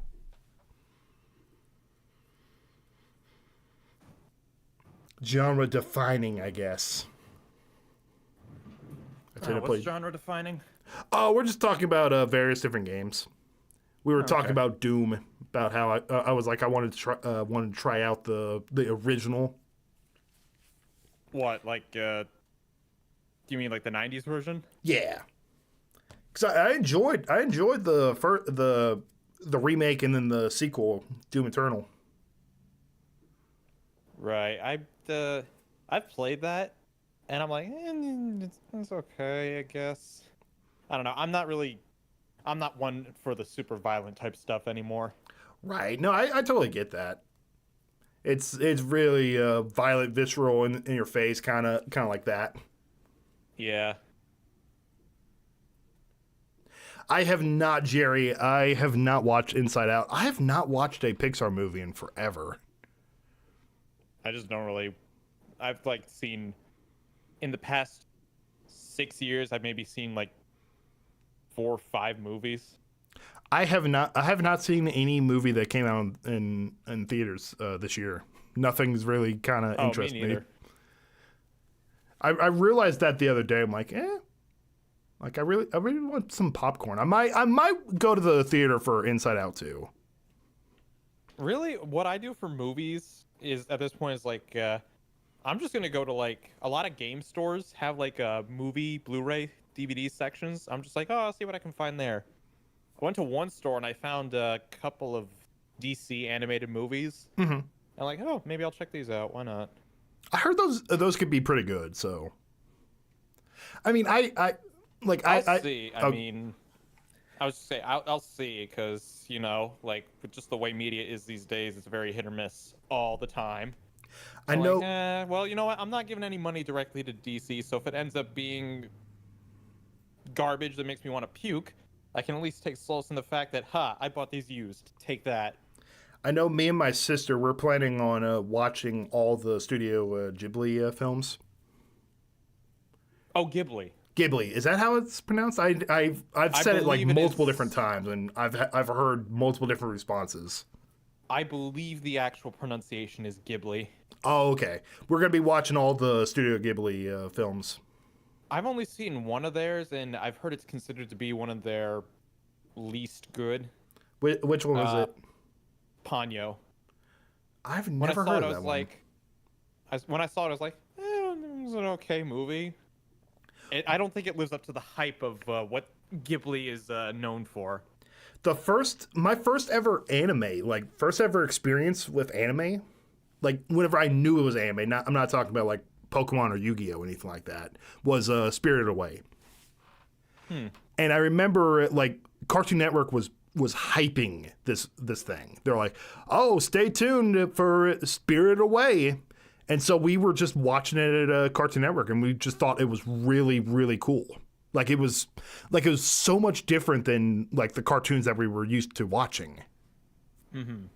So I guess that always stuck with me because of that. You know, I'm like, this isn't Ed and Eddie and Grim Adventures. It was like something different. It was beautiful, but same time I didn't recognize it as a kid. And then rewatching it, I'm like, I don't remember this movie at all, but it's really good. I have one specific memory of anime on TV. Which one is that? So it was back when Nicktoons was airing Dragon Ball GT and a couple of the Dragon Ball Z movies. Mm-hmm. In GT, they changed because there's a part where a bunch of enemies have escaped from what they called Hell. Mm-hmm. So they changed it to HFIL. Fell? Yeah, they just, well, actually how they pronounced it was they just kept saying HFIL. I don't even know. HFIL. I'm like, I don't even know what that's supposed to stand for. But then in the Dragon Ball movies, they weren't allowed to alter anything. So Goku had to lure an enemy into hell to fight him. So he actually said, I'm gonna lure this enemy into hell. And I'm like, huh? Did I hear that right? What happened to HFIL? They just upgraded. I was shocked to hear the word hell on Nicktoons. Oh, I bet. So yeah, that was an experience. Good times. I've tried calling Mr. Right 100 times, but he never picks up.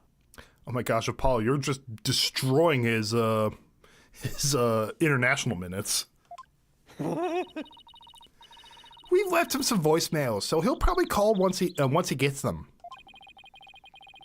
He's gonna flip out when he hears what happened to Trucy.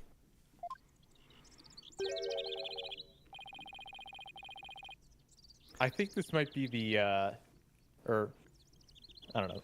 Let's find out who it is. Hey, this is the place. The theater where the magic murder happened. Oh yeah. Wonder if they brought the dead body out yet. I hear they already arrested the murderer. They say it's a young girl. See you later, Sage. Yeah, high school student. Can you believe it? Kids these days. What's with all the curious bystanders? They sure are kicking up a fuss. How dare they call Trucy a murderer? They got some nerve. Can't let people think that about her. We have to defend her. Apollo, is that you? Who's this? Who is this? Emma! Emma! Emma? It sure's been a while.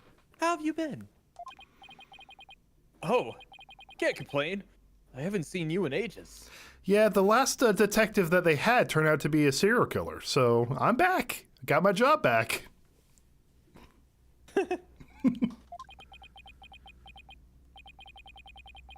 Emma's not usually in the best moods. So I never quite know what to do or say around her. Well, we have some business to take care of, so I guess we better get going. Hey, wait a minute. What? Was it something I said? You're done right, it's something you said. What's with you brushing me off like that? We've got heaps to catch up on. After all we've been through, you're still not mad at me or something, or you're not still mad at me about something, are you? Sorry, I didn't mean to upset you. Who's this, Apollo? A distant cousin or something? No, Emma's a detective. I've had the pleasure of working with before. Why did you say that like you didn't mean it? Hello, I'm Emma Sky, forensic investigator. What? So you're finally a full-fledged forensic investigator? Yeah, I finally achieved my lifelong dream. Does that mean that she's no longer, like, pissed at the world? Let's go! Glow up for Emma! You wish. Look, I even have an official forensic investigator armband and everything. You go, Emma. That's great, Emma. I bet the exam was really hard, huh? Oh, it was a cinch. Really? Because I thought you said something about failing it over and over. Well, never mind that. The important thing is, I'm not a plain old detective anymore. So no more boring old investigations for me.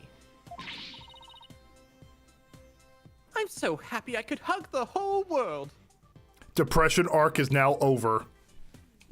Yay! Coming from you, that's really something. Criminals beware.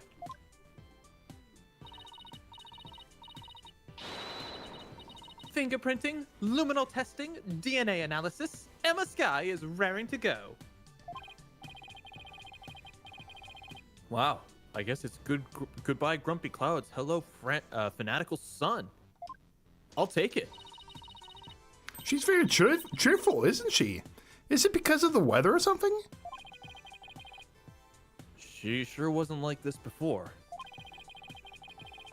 She was pretty frustrated back when she was assigned to Criminal Affairs Department. And she was always munching on chocolate snackoos to relieve her stress. You're lucky you maintained your figure. Snackoos and stress are a thing of the past. I've said goodbye to both of them. And may you never have to see them either, and may you never have to see them to see either again. By the way, are you two here because of the murder? Murder? Do you mean the accident? Oh, then I guess you haven't heard. The case is being treated as a straight-up homicide now. Oh. On what grounds? They're just like, oh, well, I mean, someone is dead, so homicide. All right, let's go have some lunch. It's Phoenix Wright's kid. You know what? He's caused us so much problems. What? Just so you know, I heard that the prosecution is going to argue tomorrow that Trucy outright murdered Mr. Reus. What? Are you kidding? What's up? We don't know who the prosecutor is going to be. Oh, do you think it's going to be Blackwell again? Maybe. Are you kidding? They're treating it as a murder?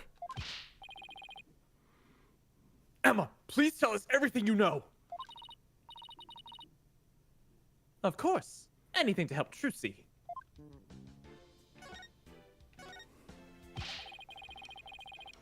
Why is the case being treated as a homicide now, and not involuntary manslaughter?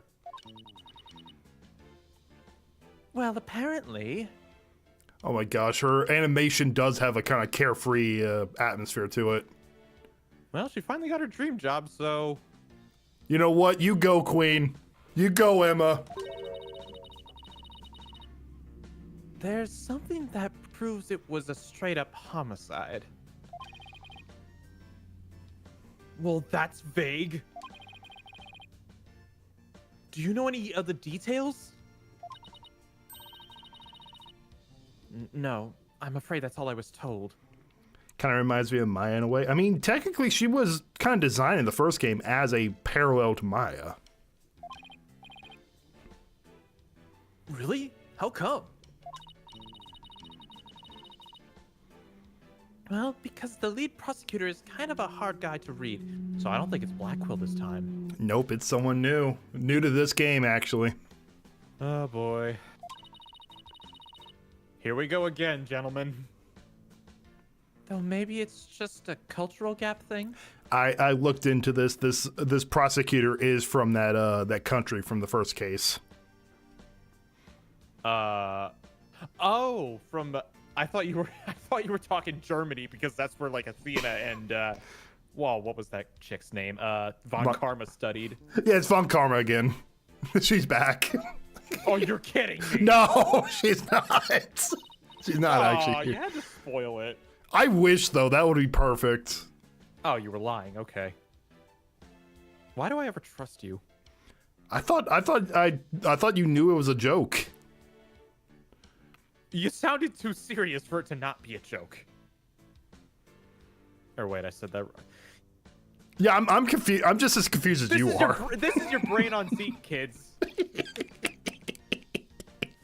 Anyway, hope he's not one to really share his thoughts. Wait, what do you mean by cultural gap?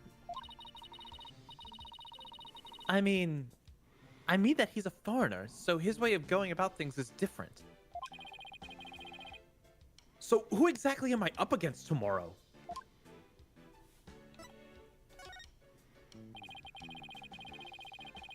Congrats on finally becoming a forensic investigator like you always wanted to be. Thanks. I failed the exam so many times, but I finally did it. finally use my forensic kit openly whenever I want. Oh yeah, you used to have to stealth use the kit you sent away for. No, I still use that one too. But now, it's more of a hobby kit. It's important to have hobbies, you know. Yeah, most people have hobbies outside of their actual career, though. Some people like their job that much, I guess. Oh, fair enough. Where can I find a job like that? Right. You'll find it one of these days. Don't worry. So basically, nothing's changed. Are you kidding?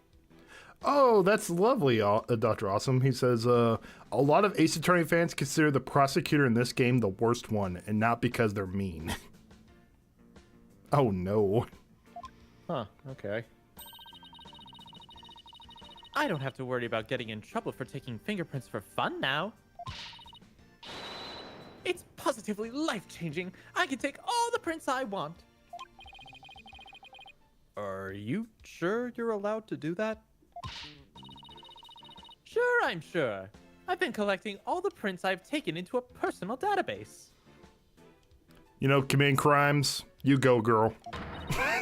Well, I don't know. If tech companies can get away with stealing all your data, I don't see how she's gonna get prosecuted. Now, hold out your hand. I need to get your prints too. Just promise me you won't use them for evil. I can't believe she took my prints too, Apollo. We are so gonna get blackmailed for a crime. Not blackmailed, framed. Chief Prosecutor Edgeworth has been reorganizing the prosecutor's office lately. As part of that effort, he's gotten rid of a lot of corrupt prosecutors. Payne now has to go establish the mamby-pamby school of half-assing everything. No, he went off to the other country, remember? He became a king. Oh yeah. Well, time for the mamby-pamby school. He's like, now he's getting chased out of there because he got defeated in a upset, so now he has to do the mamby-pamby school of half-assery. That's gotta be like one of our top 5 jokes we've made in this series. I need to find it and make a short of it just so we have it.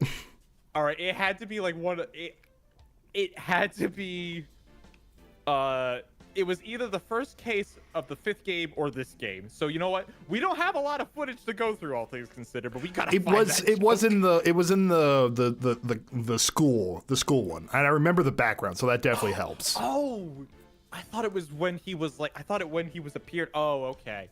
Oh, dang. Then we got like maybe 9 hours of footage to go through to find it. Hey, Landon, no, I don't remember if I ever said when the Undertale stream was going to happen, but no, You're we're playing doing. Undertale? Yeah, I'm playing Undertale. I'm just about to finish the pacifist route. Oh, so you're gonna do the genocide route afterwards? Yep. Oh, have fun. Thank you.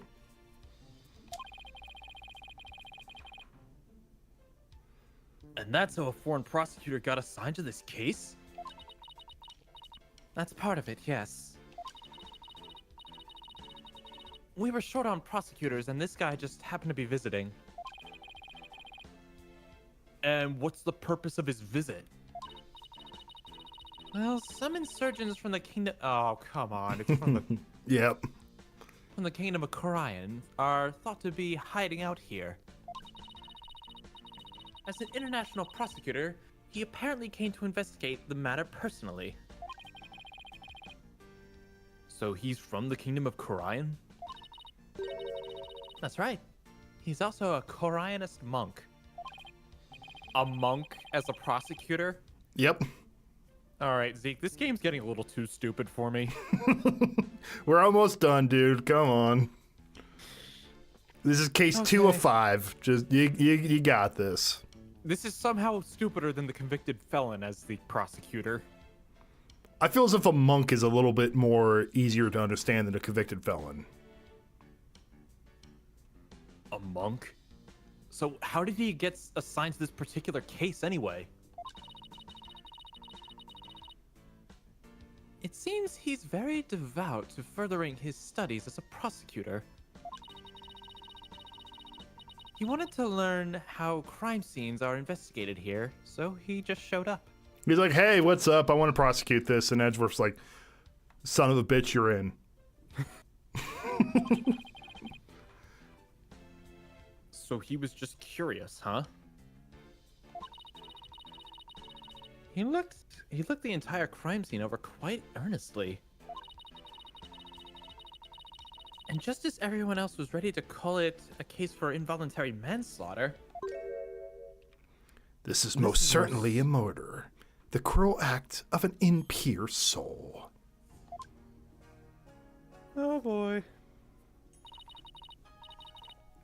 That's what he said. Just like that.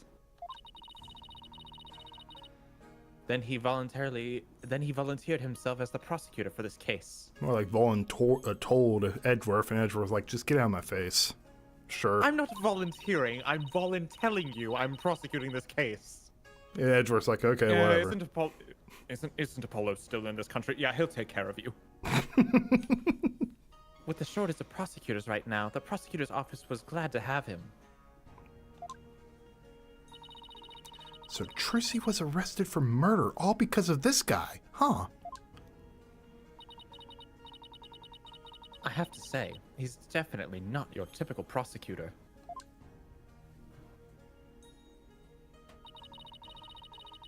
He says court is where a victim reveals their last rites. Where the truth is revealed, the criminal is judge, and the victim's soul sees salvation. Receiving last rites in court allows the victim to finally rest in peace, or so he claims.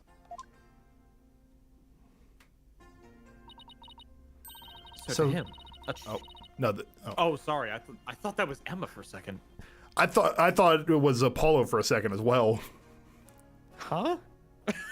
No, I mean because of the name. the name.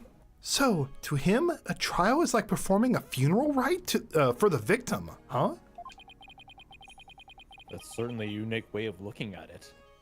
It's a better way of looking at it than Von Karma's did, at least. His name is Nayuta Shadmahai? Shadmahai? I think Shadmahai. Shadmadhai. Nayuta Shadmadhai. What? Nayuta Shadmahai? That's right. What? Do you know him or something? Oh, I guess you could say I've heard of him. Yeah, well, he is pretty famous. Really? Yes, they say he travels the world solving difficult cases. Difficult case after difficult case. Where there is a hard case to crack, he's called in to prosecute it. Wow. Sounds like he's gonna be tough to beat. I can't believe this. I have to stand in court against him?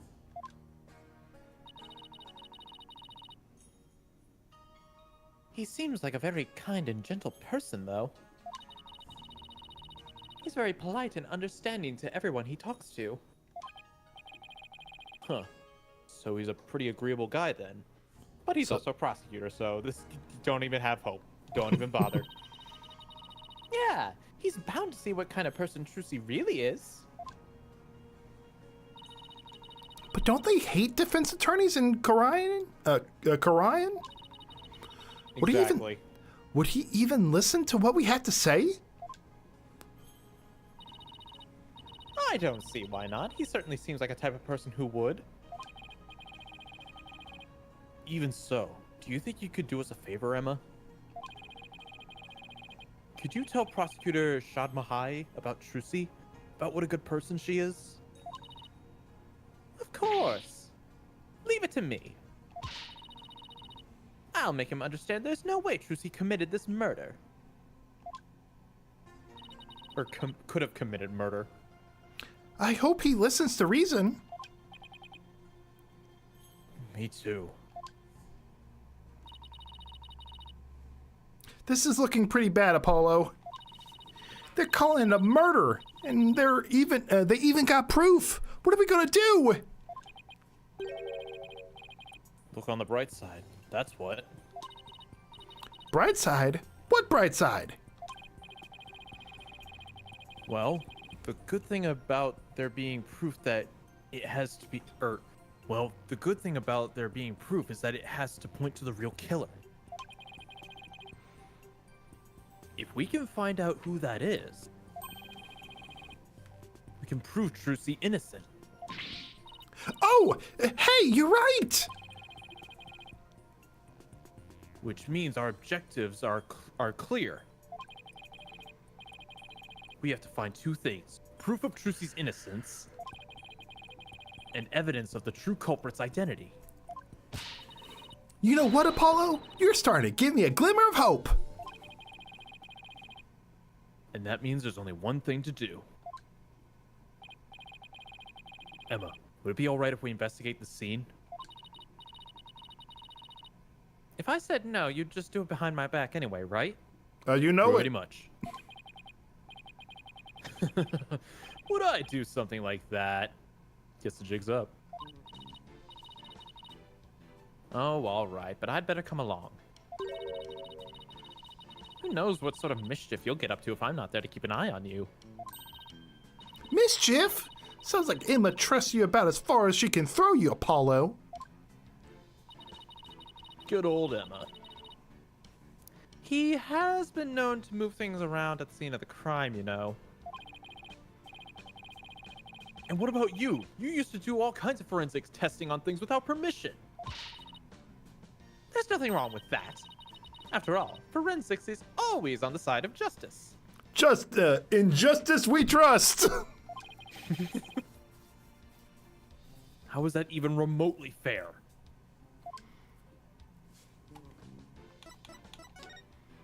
All right, move aside, officer.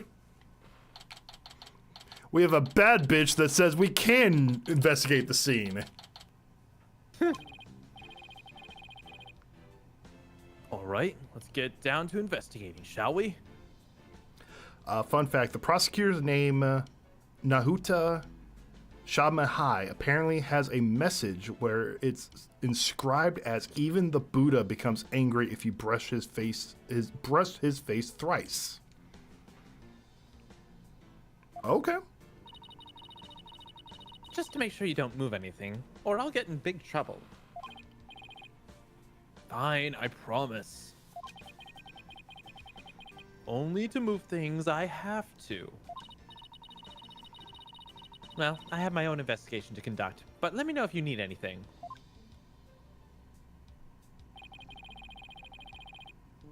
It's been a while since I've done any investigating.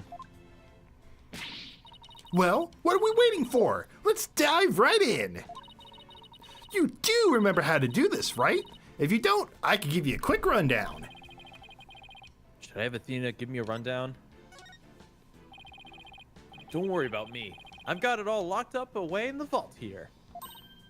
Good, and I'm sure it'll all come back to me too, as we go along. Wait, wasn't it you who just offered to give me a rundown?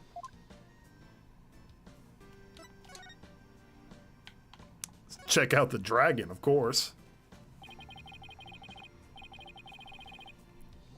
This is what they call a piece set. It's a piece of the onstage scenery.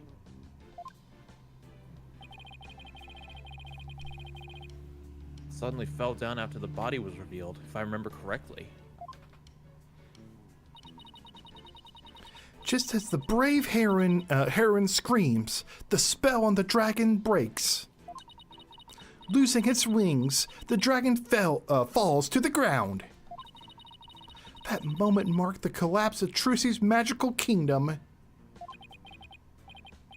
Magic, huh? Yeah, sure. The timing was so perfect, I'd be genuinely surprised if it was magic.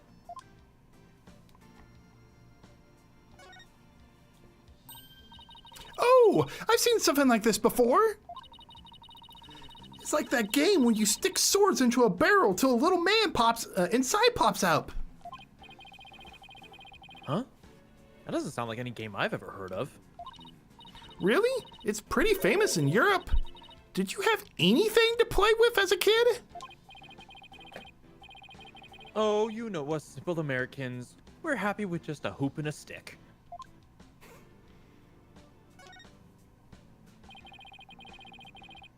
The video camera's pointed right at the stage. I wonder what it recorded. I want to take a peek, but Emma would.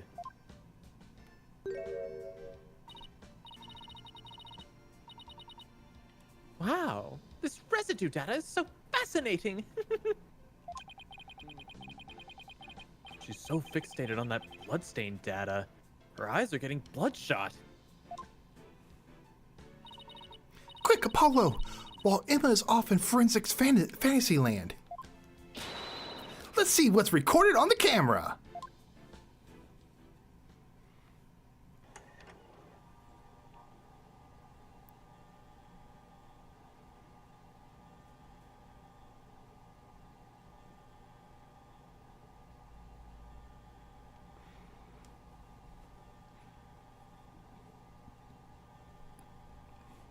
We get to watch this again.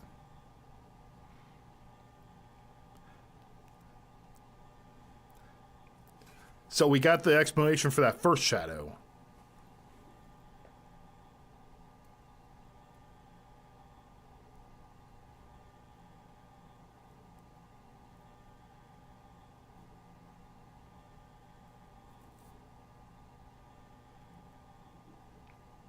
There's the sword.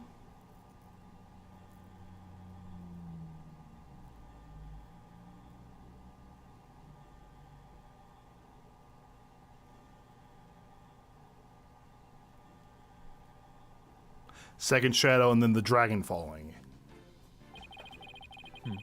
Okay. It's the same video we saw on the TV, where you can't see the body at all. We know that first shadow had to be Mr. Hat because of how the trick worked. Apollo, did you notice a strange shadow in that footage? No? Why?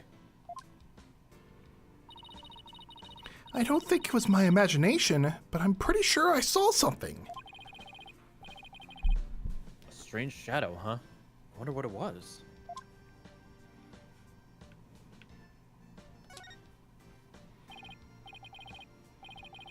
Oh, hey, this curtain.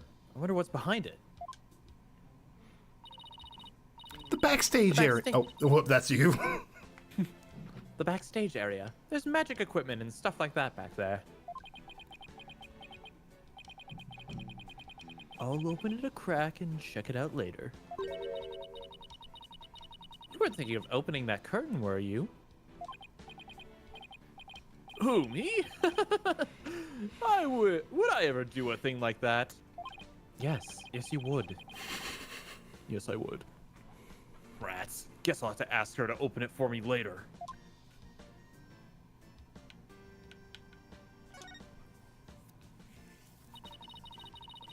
We have one of these in the office too, don't we? Yeah. That poor magic prop we used as a shelving unit. Kinda like to see Trucy perform this trick sometimes. Well, we both know you'd be the one in the box if she ever did. I feel bad for the prop, but it can stay as a shelving unit in that case. Heh.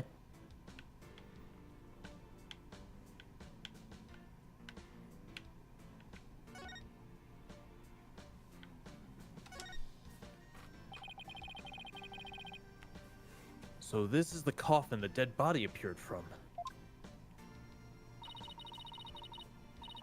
I actually haven't examined that yet. Would you two mind giving me a hand? No sweat. Trucy said the coffin was supposed to be empty when she stabbed it. So how did the victim even get in there? I bet there's a secret door or something.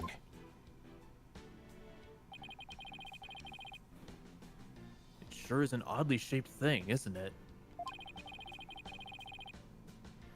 Who knew it could unfold into something like this?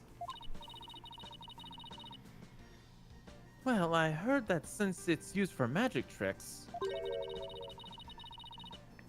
the left and right panels are made to be interchangeable. Okay.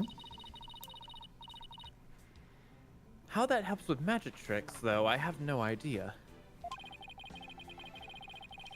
I'm sure they make use of it in some way we can't even imagine.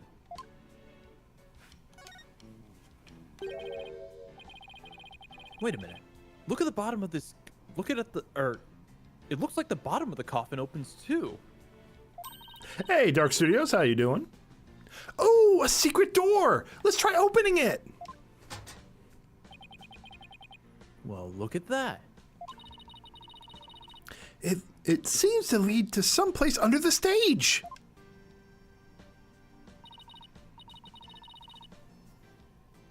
That's right. It goes to the understage passage. It's pitch black down there. Hold on, I think I could see something glowing faintly. It's hard to make anything out from up here.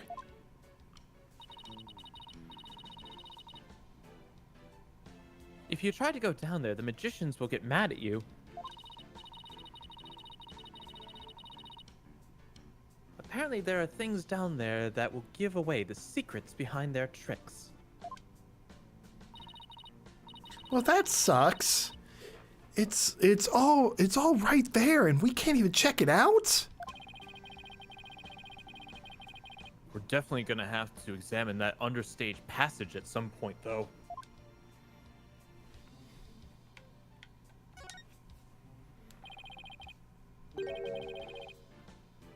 A white body outline. So this is where the body was. What exactly did it look like just after the incident occurred, I wonder.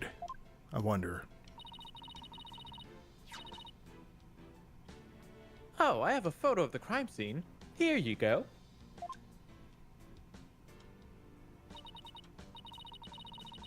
Oh, wow. It looks like he was stabbed in the back. Yes, that's definitely what killed him. I think that's Emma. Oh, yes, that's definitely what killed him. What's this thing around his waist? It's a stunt harness. A stunt wire can be attached to it so the person can float and fly through the air. Come to think of it, did he fly in Act 1? He did fly in Act 1, didn't he?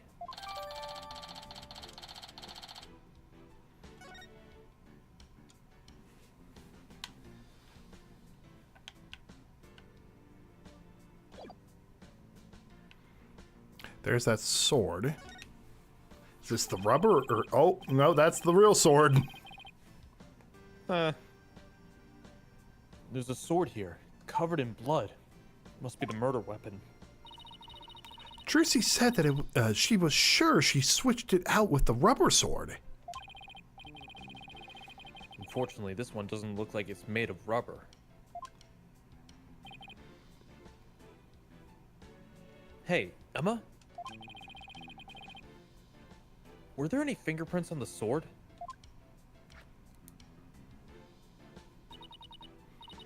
Let's see.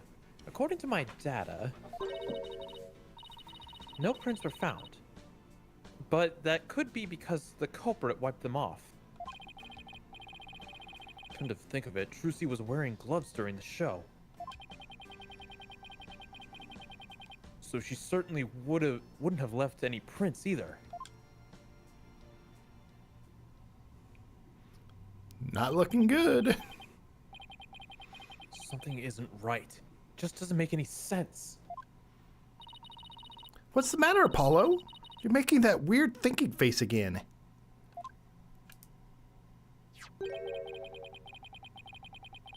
How did what should have been a rubber sword get switched with a metal one? Plus, the timing of the dragon set piece falling down.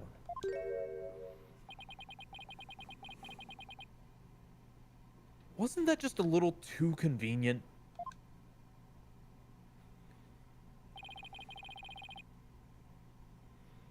Something just isn't sitting right. Ground control to Major Apollo. Can you hear me, Major Apollo? Athena! I think I've got it.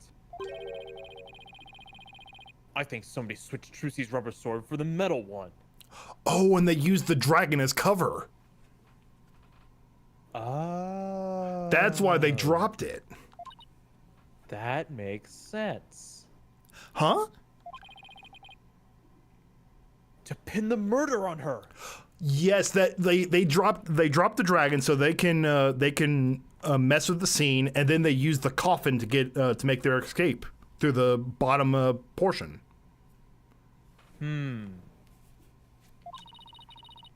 Someone switched the swords? But when could they have done that? When everyone was too busy to notice. Somebody could have switched Trucy's swords with Trucy's rubber sword with the metal one. After the set piece fell. After the set piece fell, everybody in the audience was kicked out of the theater. In the ensuing chaos, somebody could have carried out a cover-up operation.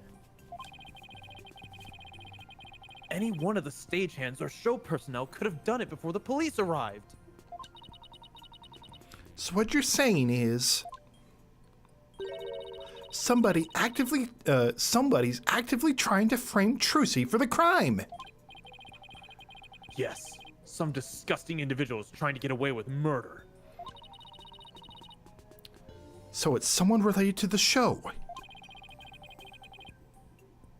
There's definitely a very high chance of that. Now, if we could just figure out who it is.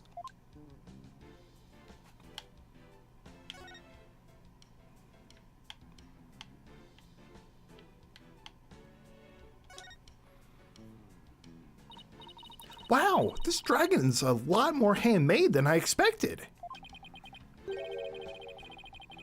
Yeah, well, I can't tell you how many hours I put into that freaking thing.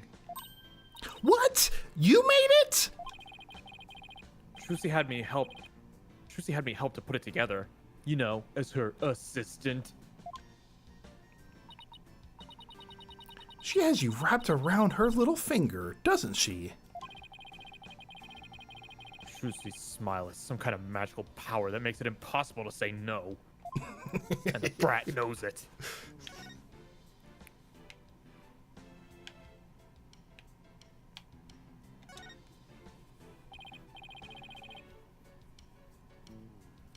Emma, can I ask you a question? Shh, this is the best part. She won't even look this way. Oh, what great prints! Another set for my collection! She, certainly seems to enjoy her work, doesn't she? Welcome back, Wolfo. Yo.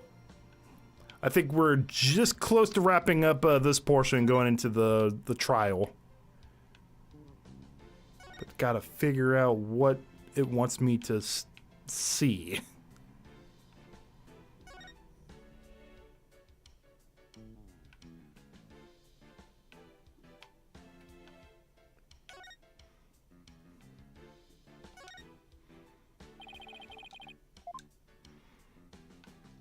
What have we here? Oh. Nothing.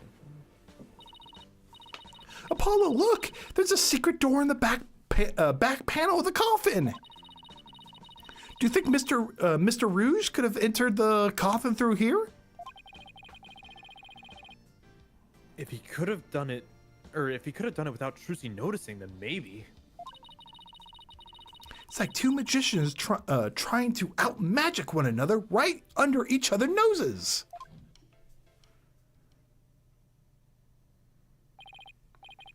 Let's see. What else do we need to do on this stage? Emma, did you find any fingerprints on the coffin?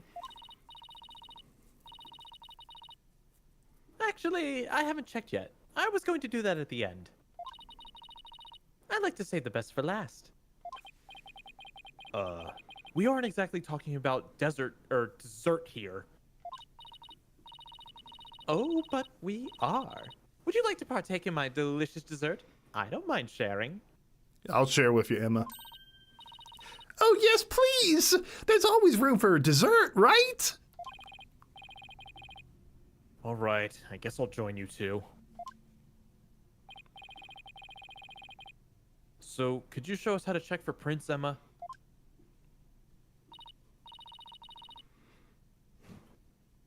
Sure, let's start with the basics. As you know, fingerprints are an excellent way of identifying someone. That's because no two people have the same fingerprints, not even twins. So if we find any prints on the coffin, they might lead us to the killer. Do you know that people's tongues have the same impact as fingerprints? No two tongue. Impact? Yeah, same concept. No two tongue prints are the same either. Did you mean to say imprints? I mean, yeah, same basic idea. Same basic idea as fingerprints. So no two tongues look exactly the like? Yes, same. Tongue prints are the same way as fingerprints. Oh, well, what do you know?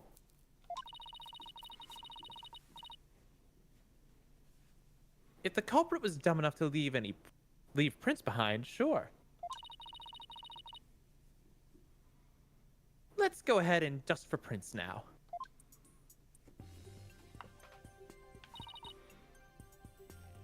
Let's see. This looks like a promising spot. Try testing the area with fingerprint powder. Move the cursor around and keep pressing A until it's thoroughly covered in powder. When you're done, blow with Y to get rid of the excess powder. The powder in this bottle is all we have to work with. If you run out, try blowing on the area. Any excess powder will be returned to the bottle. Oh, that's pretty nice. All right, I think I'm ready to give it a try.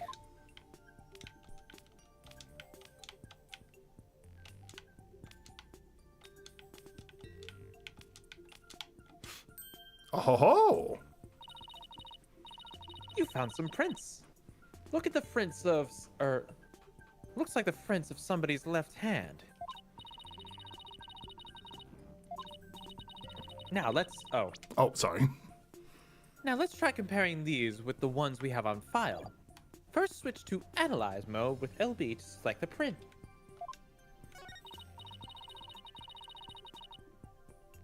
Next, select the print you want to analyze and confirm it with A.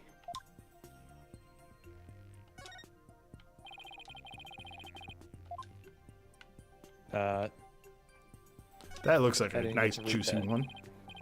I didn't get to read that either. Oh, whoops. Whatever. I've got a pretty clear print here. I wonder whose it is. I have prints of everyone involved in the case right here.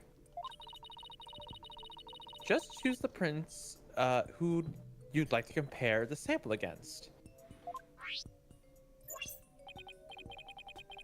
Well, the last person who was in the coffin was...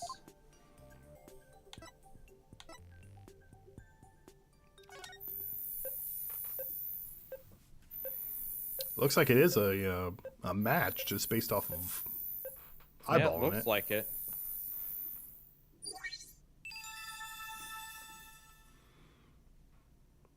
I love the blue badger reference there too. I thought that shape looked familiar. Ugly and familiar. Bingo! Looks like the prints belong to the deceased Mr. Reus. Well, we found prints here. Maybe we can find them somewhere else on the coffin, too.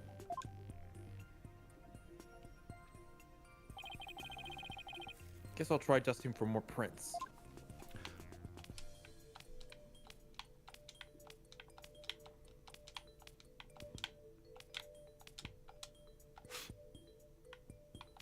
All right.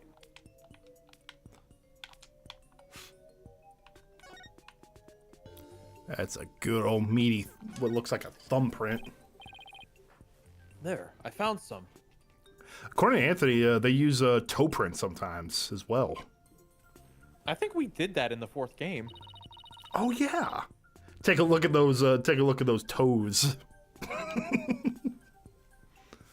These prints are apparently Mr. Reus's too. I love that show, Forensic Files, though. I used to watch that a ton in like middle and high school.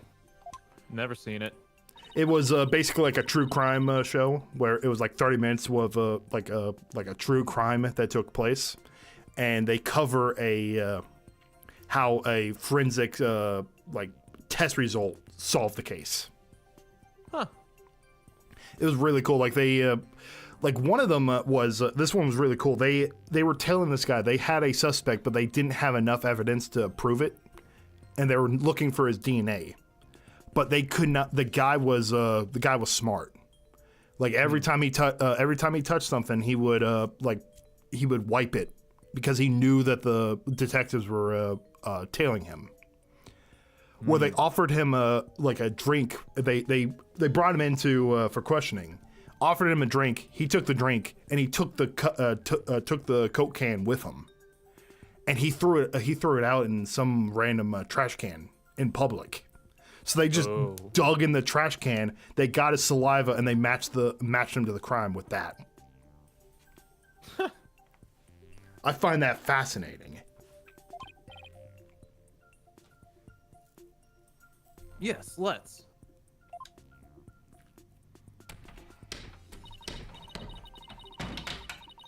This time you'll be able to rotate the coffin and look at it from all different angles. That'll give you the chance to examine it thoroughly. You can use the joystick to turn the coffin in any which way you'd like. And holding RB while using that will let you jump to where the action is. If you ever get stuck or confused, you can always reset things with RS. Okay, and if I find any prints, I'll choose one to run against your data, just like before.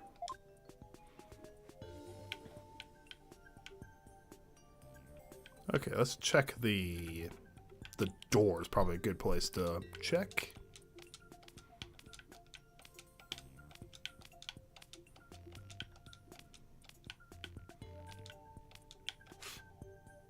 Nothing.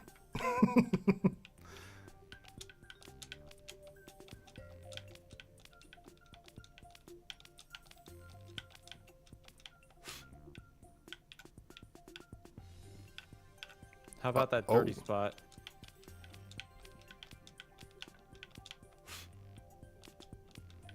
That's I see a palm print. There we go. Okay, switch to analysis. Get that palm. How's this, Emma? Print is from the base of the palm. If you want to get prints from the fingers or the thumb, you want to get prints from the fingers of the thumb. So why don't you give it another try? Maybe try selecting the finger. All right. Hey, we'll go with this one. There, I got a print. What does the game mean that you can't get it with the palm? You can figure it out with a palm print. Maybe palms don't work the same way as fingerprints. I think maybe she didn't get palm prints. I think she didn't get all the data. All right, I'll just check it against my data. Huh? That's funny. It doesn't match the prints of anyone involved in the case. Oh. Really? None of them? How can that be? Now then, I wonder if I can find any more prints.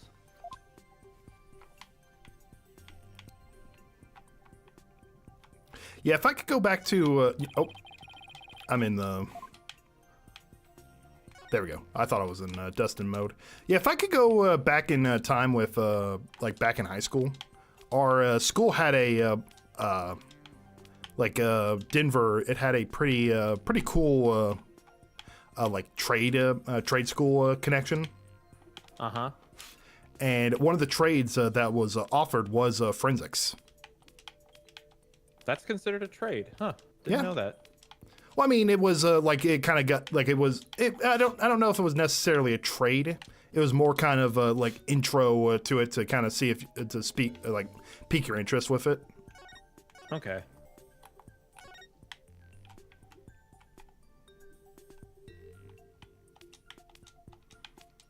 I would definitely would have liked to try that again. Although I'm not the best when it comes to science, so I don't know how much I would like how good I would be at it. You know. Mm-hmm. I've always tested well when it came to math, but science not so much. Never really liked my sciences. I found another print. Judging it from its position and location, it might have been made when someone put this lid on the coffin. Now let's see. There was one part during the show where someone put this lid on after Trucy had gotten into the coffin. There's an episode of Forensic Files where they proved that a man escaped Europe near the end of World War II was a Nazi concentration camp officer. Damn, they caught him. They caught him in 4K with the forensics.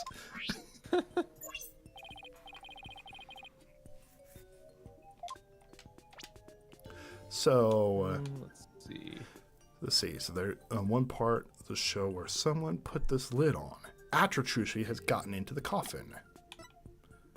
So maybe, yep, it looks like it's probably Bonnie.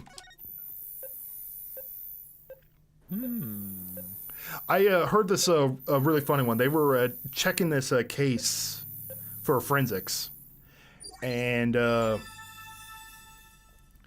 forensics information kept popping up with some random female that they could not figure it out because it was all across Europe, in like Spain and France and I think London as well. They kept getting the same DNA profile of this one person. And it made no sense because there were no females at the scenes and there was no main female, like there were no females related to these victims. They found out that the person that was putting together these tests had accidentally left their forensic data on these tests, so it kept getting false negatives and pointing to this random lady who had nothing to do with any of these cases.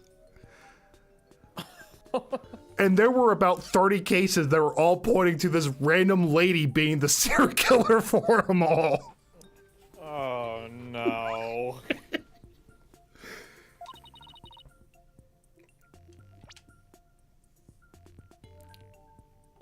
Come to think of it, she did put the lid on the coffin during the show.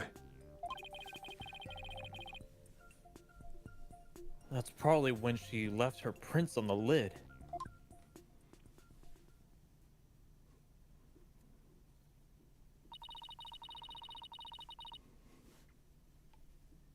It looks like that's about all the prints we're going to find. Okay, so we found 2 prints that can be easily explained away. And then we got a third unidentified one on the top. Good to know.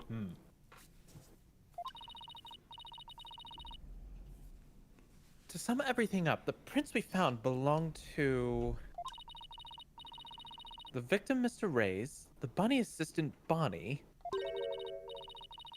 and some third unidentified person. But that's strange. We didn't see anybody else up there on stage during the show. Does this mean some outsider was up there?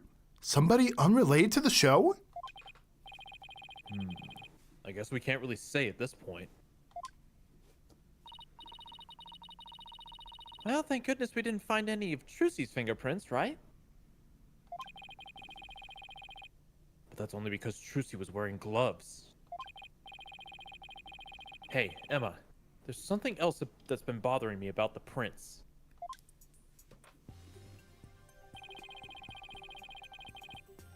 Don't you think there's something odd about Mr. Reus's prints? Odd? What's odd about them? Well, if Mr. Reus was standing in the coffin facing forward,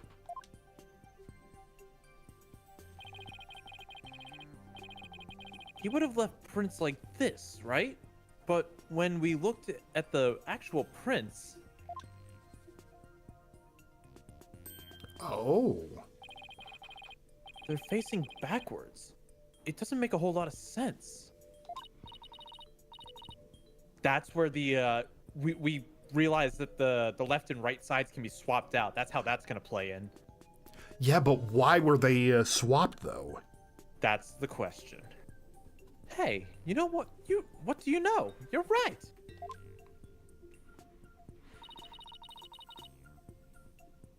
I wonder how they wound up like that. Maybe she was accidentally maybe he was accidentally facing the wrong way at first and then turned around later? No, the coffin is much too small for a guy his size to turn around in. All he would have been able to manage is maybe a little twisting. Then it really doesn't make any sense, does it?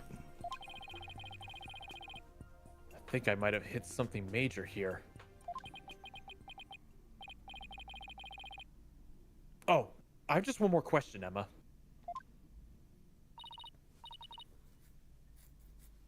Oh yeah? What is it?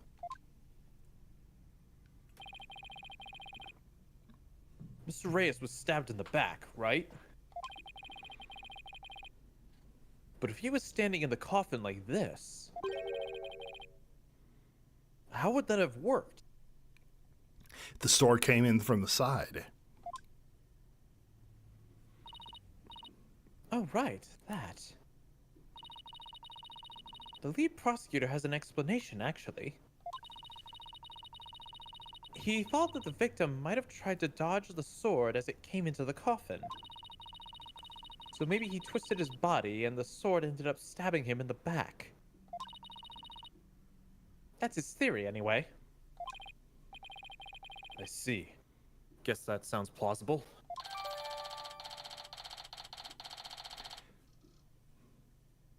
Fingerprint results. Well, I guess that about wraps up our investigation of the stage. Actually, there's still the area behind that curtain. Don't you want to know what's back there? Sure do, but Emma's told us not to move or touch anything, remember?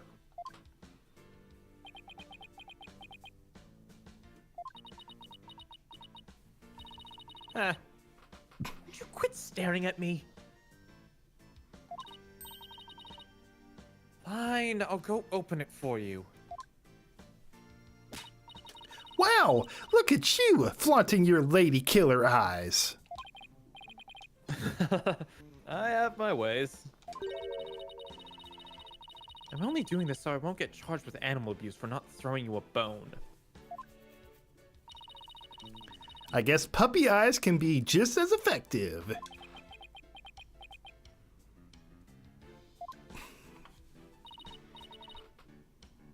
All right, I'll be back.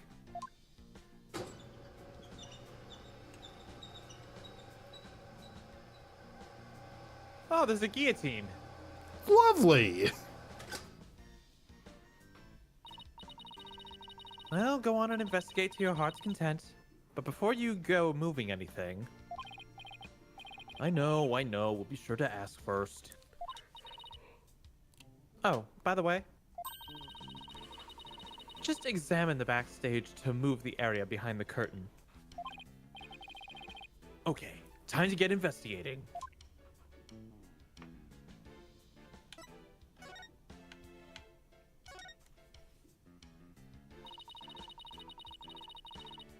Seeing the stage this way kind of breaks the illusion, doesn't it?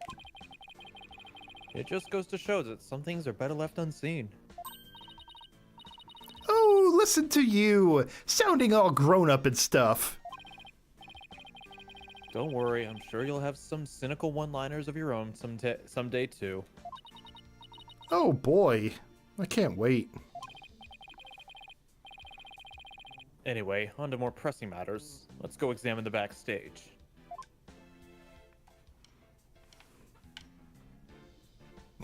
Okay, what is this? A dustpan, a broom, and a bucket. Guess they used to keep the stage, or guess they used these to keep the stage tidy. I doubt that's what this bucket is for, though. See how it says fire on it? Oh, is that the fire bucket? Guess so, yeah. Oh, I guess it's a fire bucket then. Yes, I heard the theater owner went out and bought that just for this show. When he heard there was going to be a fire trick, he flew to get he flew to the store to get it. He was excited about that trick. But can a little bucket really put out a raging fire? I'm guessing the owner thought it could. But it doesn't look like it's been used. In fact, the inside is caked with dust. What's the point of even buying the bucket then? Wait a minute. That means nobody actually prepared for the fire trick after all. Oh. That's interesting. I have a feeling. Okay. Oh, sorry. Whatever. He just added it to the court record. He probably was saying like it's important or something. So I'm kind of in autopilot right now. What is this thing? It's a winch. I'm guessing they use it to pull up Mr. Hat. Oh look, there are two winches. One back there and one up here.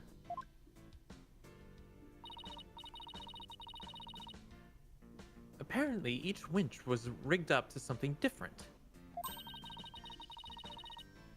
One of them was used to hold up the dragon set piece, while the other was connected to that weird puppet up in the catwalk. A weird puppet, huh? We better go check out the catwalk later.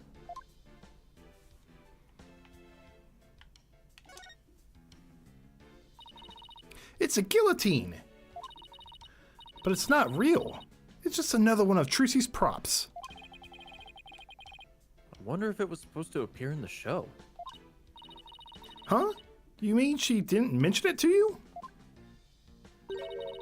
She said you were going to make a guest appearance on stage for her guillotine trick. No, I definitely remember not agreeing to something like losing my head on national TV. That reminds me of something dark I saw. Uh-oh. Actually, maybe I won't tell the story. Hey, there's a coffin back here too. Oh. Looks like there's a stuffed dragon inside. No, wait, look. It's just an illusion. See? The dragon looks like it's inside. But it's really just painted on the front lid. Oh, wow. You're right. That's really something else. If the show hadn't been canceled, we might have gotten to see this trick too, huh?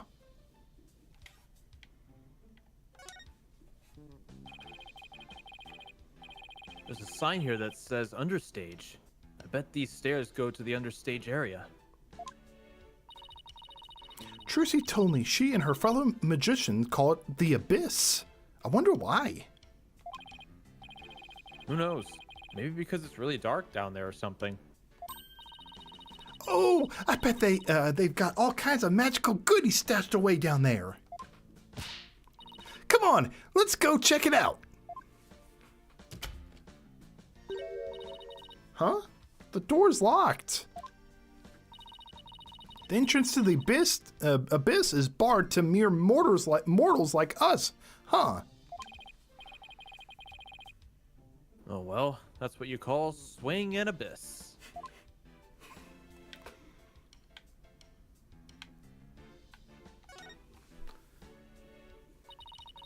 Looks like a ladder leads to the catwalk overhead. Do I really have to go up there? Why don't you go up and check out Athena? I'm sure you'll like the air up there. Huh? Where in the world did you get that idea from? Wait a minute. Are you saying I'm an airhead? How rude can you get? That's not what I'm saying at all. Now up you go. I'll just wait down here. Okay, now I'm starting to get the picture. You're afraid of heights, aren't you, Apollo? Come on now. This is for Trucy. She needs us, so up the catwalk we go. Well, guess it's time to put on my big boy pants.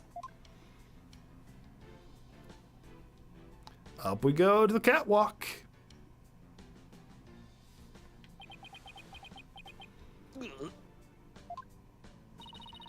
Are you all right, Apollo? You're white as a sheet.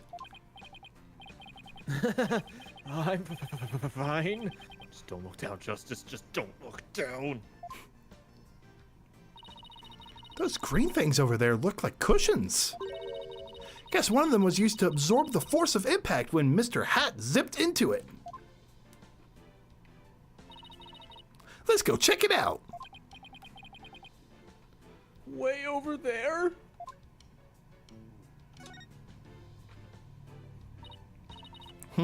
What's that? Look, Apollo! It's Mr. Hat! He's attached to a wire. Actually, didn't Trucy say something like... They quickly raised Mr. Hat up by wire. Into a cushion on the catwalk. Maybe the stagehand pulled Mr. Hat up and left him here afterwards?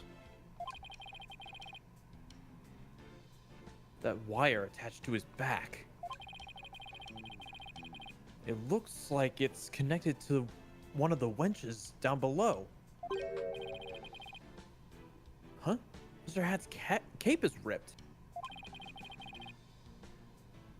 Did that happen during the show? Odd. It almost looks like it was slashed with a blade. How in the world did that happen?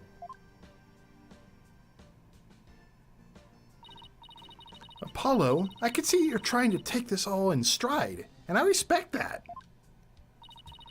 But seriously, you're trembling like a newborn fawn up here. Get it together, man. I can't help it!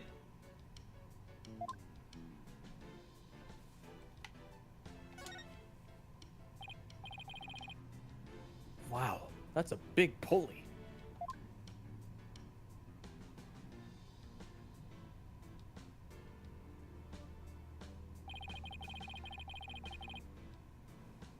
Looks like it's connected to one of the wenches down below. The dragon set piece must have been hanging from this.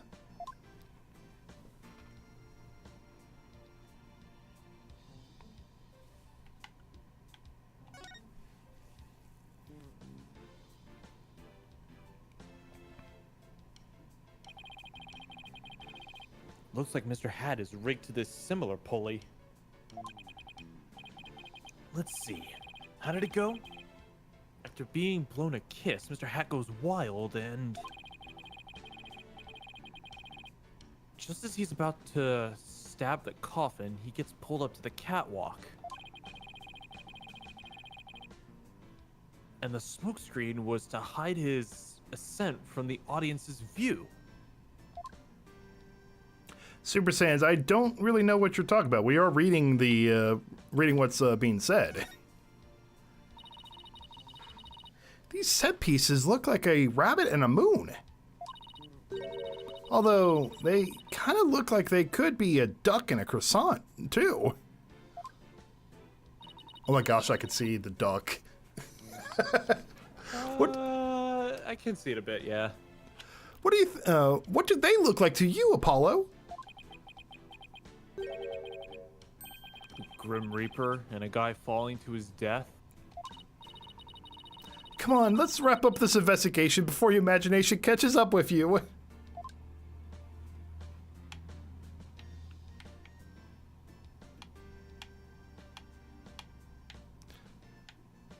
Is there anything else to see? Oh, here we go. The cushions themselves. Hey, look! There are cushions attached to the underside.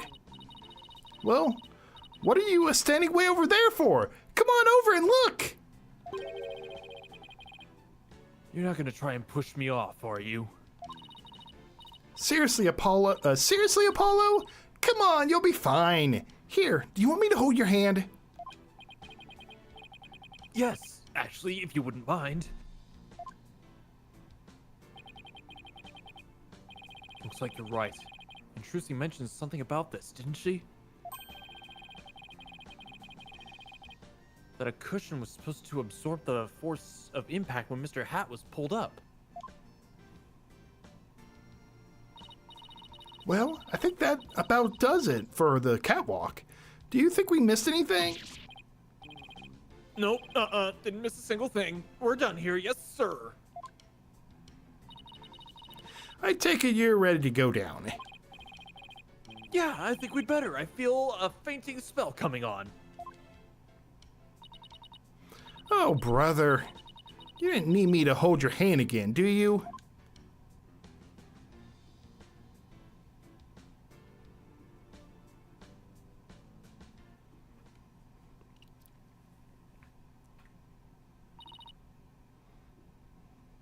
All done? Pretty much. There's just one thing.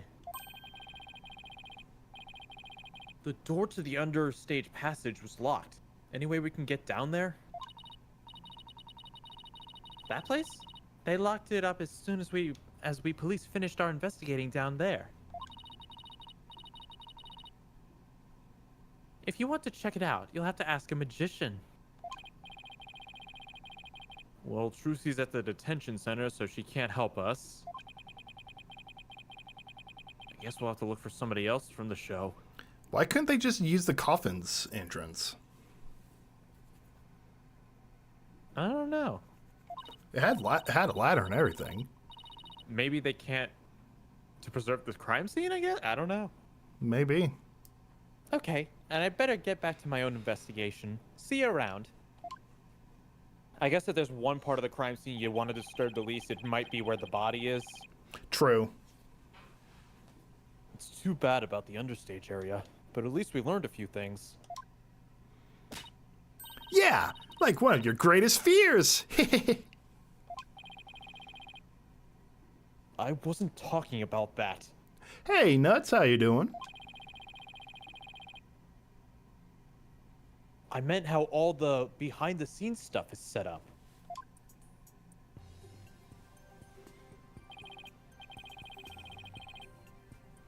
Let's see. We found out there are 2 winches backstage.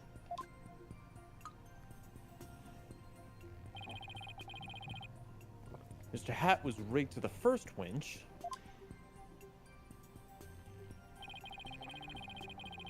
The dragon set piece was attached to the other one.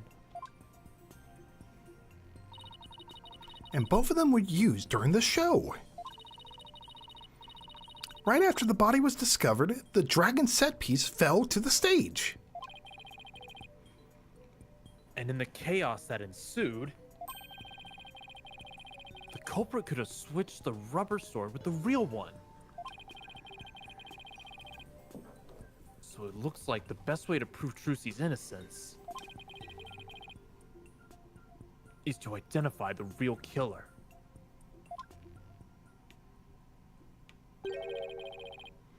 What a complete and utter mess. This is all great. Just great.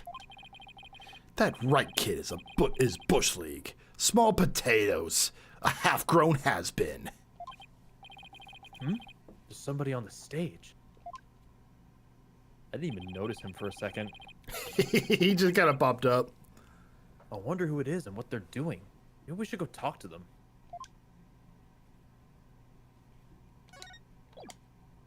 Oh, we have to examine him.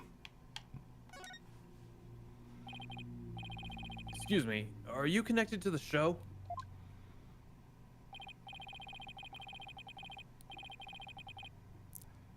I'm trying to look at the coffee cup. It looks like it's like legs.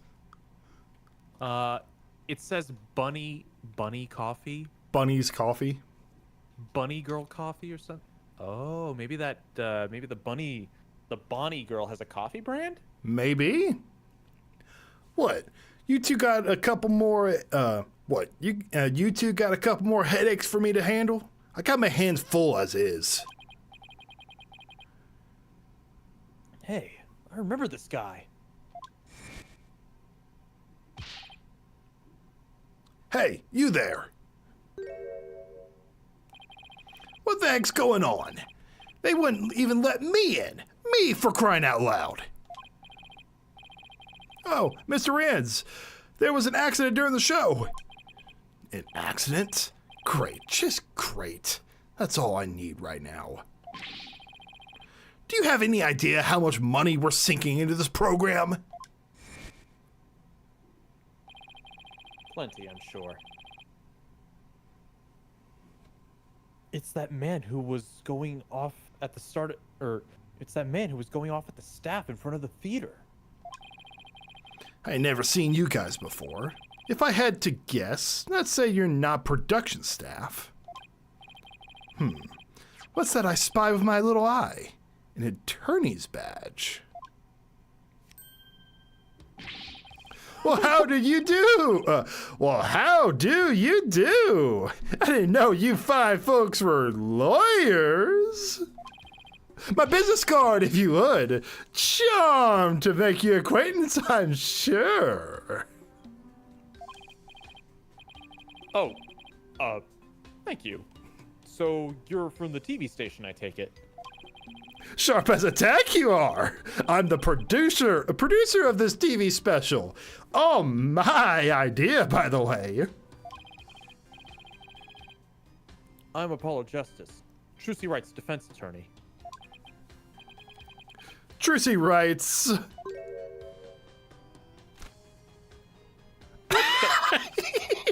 They were $100 bills. Oh my gosh, he's using them to fan himself. Oh, the power move. Well, ain't that a kick in the head? How about you open with the tidbit next time, champ? Okay. What happened to the schmoozy Mago bit a bit? I'm Roger, what do we say? Ratings. Oh, I'm Roger Ratings. Hold the applause. And no autographs, kids. I'm on the clock. Apollo? This guy looks really familiar, but I can't quite... Really, kid? Then try this on for size. Hang loose, baby.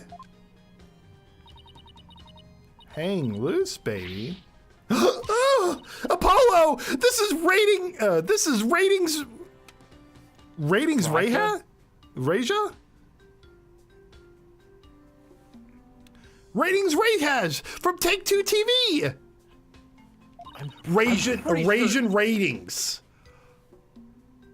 Like raving rating, Reja? Reha? Raise your ratings.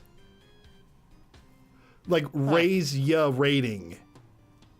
Oh my gosh, okay. He's huge! Crazy huge! Like a real famous producer! Really? I've never heard of him. Seriously, man? What kind of cave do you crawl out of? Roger Ratings, the Rating Raja, titan of the TV screen. Still not raising a bell? You ain't seen my hit Saturday night talk show at 8 p.m. Eastern, 7 p.m. Central? No, I can't say that I have. You're blowing my mind, kid. You even know what a TV is? Say it with me. Television. Do you mind if I ask you a few questions about the incident? No. What kind of comeback is that? Grow some backbone, kid. I basically lobbed that one to you. Now hit me with your best barb. Viewers love that. Come on, you gotta sell it. Sell what? Say something funny for the nice people at home. Come on, hit me with your best shot.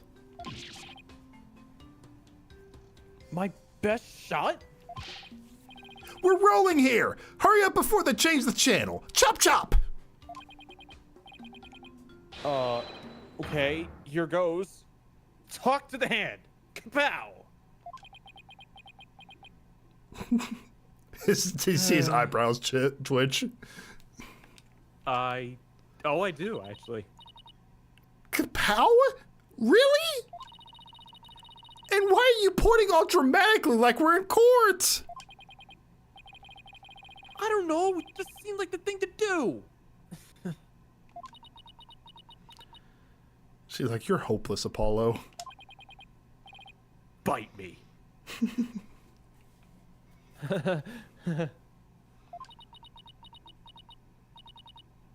Apollo. Oof. That's going in the cringe reel for sure. He basically just reenacted the Shrek meme. Click. Yep, that one's going in my cringe compilation. I think we can all agree that was a mistake. Ugh. If I choked any harder, I'd need a Heimlich maneuver. I blame myself, really. Should have known better than to waste good film on a nobody. So, you wanted an exclusive or what?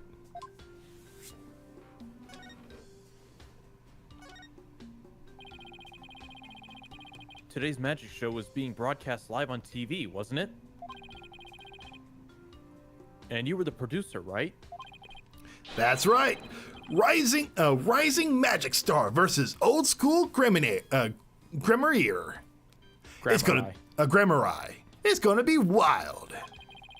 We're going to have viewers vote on their favorite magician during the show. And the loser would have had a really embarrassing prank done on them. It was gold, I tell ya. Guaranteed ratings. I don't know. It sounds kind of tacky if you ask me. I'm telling you, man, modern viewers eat this stuff up with a spoon. Trust me. All you gotta do is serve it up nice and hot. A feast for the eyes. More like junk food for the brain.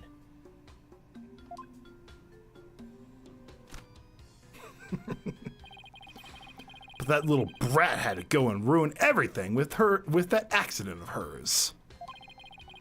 You have any idea how many times they dragged me over here to prepare for today? You must know this theater pretty well if you came by that often. Oh, that gives me an idea. How about this? Mad mindscape of a magician murderess. Closest comrades come clean. Tell me, has Trucy always shown signs of being unhinged? When could you tell she was about ready to snap? This guy's cruising for a bruising, Apollo! Get him, Athena. As long as you don't get caught on camera. Truth be told, I'm not surprised about the way things turned out. Magicians are pretty much the drag of society, am I right? What's that supposed to mean? So he has beef with magicians. Okay. But why? Oh, sorry. What were you doing at the time of the incident? Shooting a show at the station studio. We had a whole bunch of girls in bikinis wrestling each other for the camera. So you didn't see the accident as it actually happened? That's right. That's why I was shocked when I first got here. So we didn't hear about the accident until he arrived, huh? I'm guessing what you really want to know is whether or not I have an alibi. Am I right? My staff at the TV studio can vouch for me. Why not go there and ask them yourself? You could give them my card, and they'll let you in. So you have an alibi, huh? Good to know.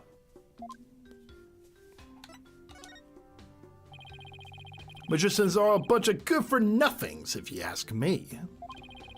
Con artists and thieves is what they are. They trick people and take their money. Coming from you, that's rich, pal. Magic tricks aren't the same as a con job, you know. That's right. People watching never feel like they've been cheated.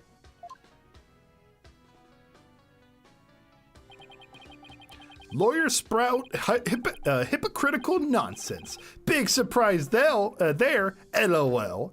In post. Did he just post about us in real time? Those is it Grimier? Grammari. Oh, Grammari. Those Grammari are all criminals. It's in their blood. Trucy Wright ain't no different. That girl's no good. She may look all sweet and innocent, but she's a stone-cold killer. Don't you dare talk about Trucy like that. You don't know the first thing about her. You won't find a sweeter, harder-working girl anywhere, period. She got the wool pulled over your eyes, I see. What in the world are you talking about? You'll see. I'll dig up the dirt and expose the dark heart behind that sweet smile. I'll prove those Grammari magicians are all a bunch of lowlives. Does he have a grudge against Trucy? Or maybe against all the trope Grammari? TV is a window to the truth. It's not like that magic stuff or the streetwise charlatan that performs it. It's a shame, a crying shame, I tell you.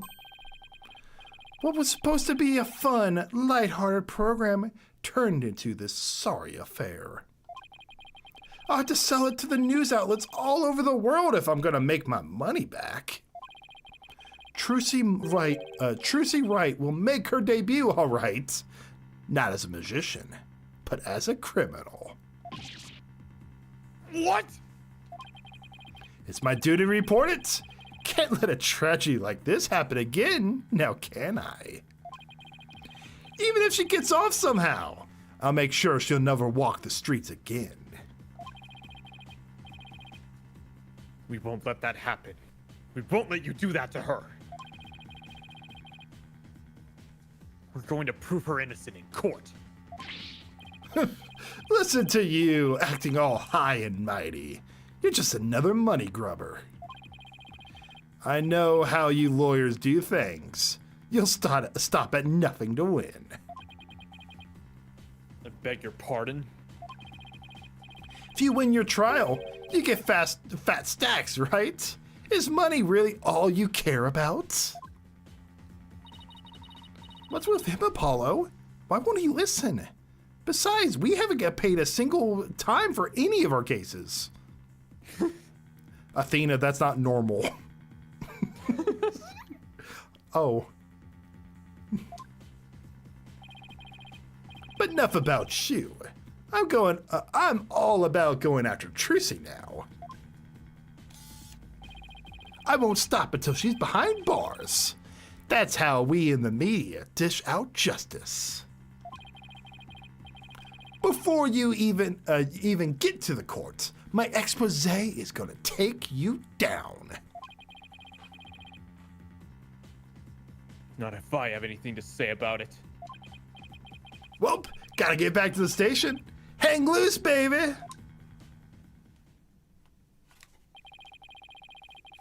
Looks like the prosecution won't be our only opponent this time. But no way we're going to let that guy have his way either. That's right. Okay, we're done with this stage, so let's go someplace else. Still wish we could check out that understage passage. What else can we investigate right now? I'll be right back. Alrighty. You know, I'm gonna be right back as well, guys. I'll hang tight. Study lizard time.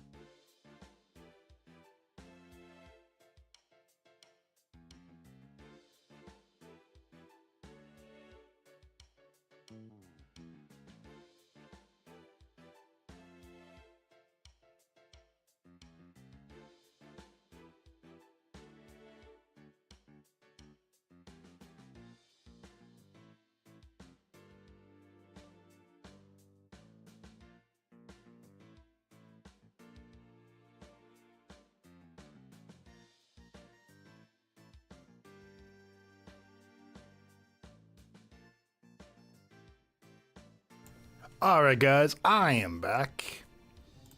I don't think GCD is back yet though.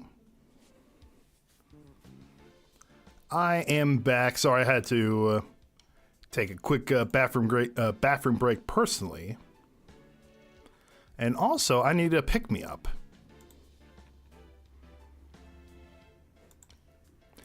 Got myself a pick-me-up, and I got my got the dubby. Got the dubby. The thing I'm affiliated with nowadays. So a live taste test, I take it. While we wait for GCD, we'll just do a live taste test. I got the blue raspberry flavor right here. Go take a taste. This is the first time trying this flavor. Tried a few others. Got the sample pack. It was pretty good stuff.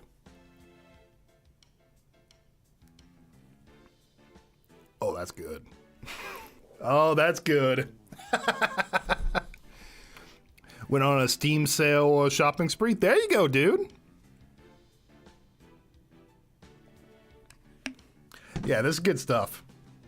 Yeah, I have a code. If you want to try it out yourself, I have it set up on Nightbot over on the YouTube side of things. But just use my code ZDude in checkout. You get 10% off of any W energy drinks, energy stuff. I recommend the sampler pack as well. I recommend the sampler pack just to give it a try. It's like, I think it's currently like $14. Take 10% off. That's about $1.50 right there. Off right there. You get a tumbler plus 3 servings. You get to try it out for yourself. See how you like it. And it helps me out. So it's a win-win. You get energy, get an energy drink. I make money. We all win. Hey Zeke, how much am I getting paid for these? We'll discuss it later. He's But not going to discuss this with me. Oh no, you're wow, you're really perceptive. I'm cooked, chat. Caught in 4K. Clip that, lads. Clip it. No, did I tell you that I got a affiliate link to a energy drink? This is news to me. Yeah, I got a affiliate link to a company called W Energy. It's like G Fuel, G Fuel or GamerSup. Right now the one I go to normally is GamerSups. Let's see what these guys are about. It's pretty good stuff. I recommend it. I tried it. I got a sampler pack and like how it makes me feel. No jitters, you know. Good flavor, all that good stuff. Who do these guys sponsor? I think they're relatively new. I do know they have a. I think they have a like esports team, but I saw on Twitter they were just looking for content creators. They're like, we can sponsor you, and it was quick. They are based out of California, and there goes my interest. Oh my gosh!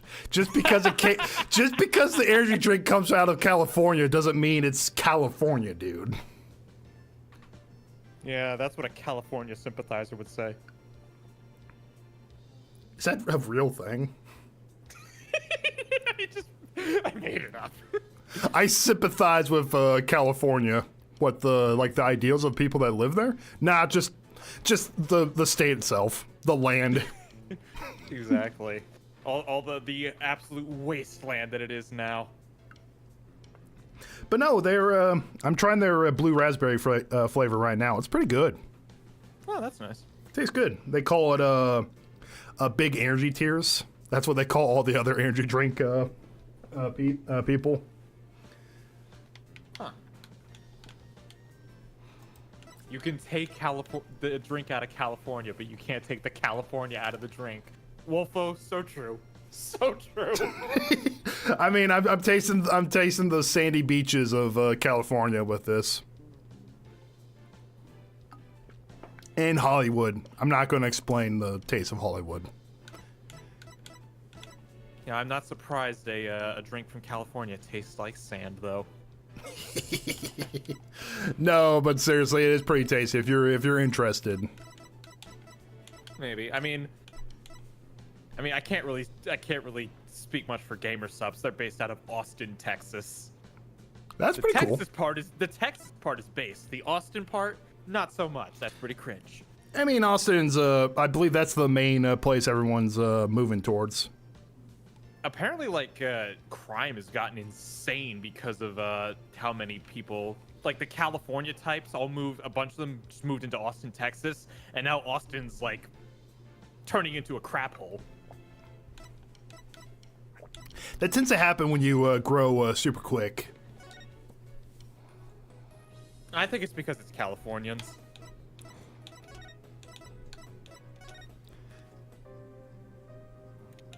And no, I will never stop making fun of California, ever.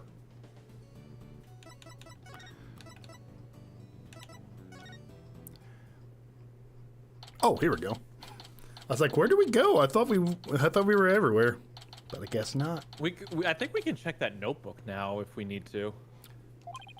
That's right, but I try to go into the detention center and nothing happened. About all that's left to check out is that understage passage.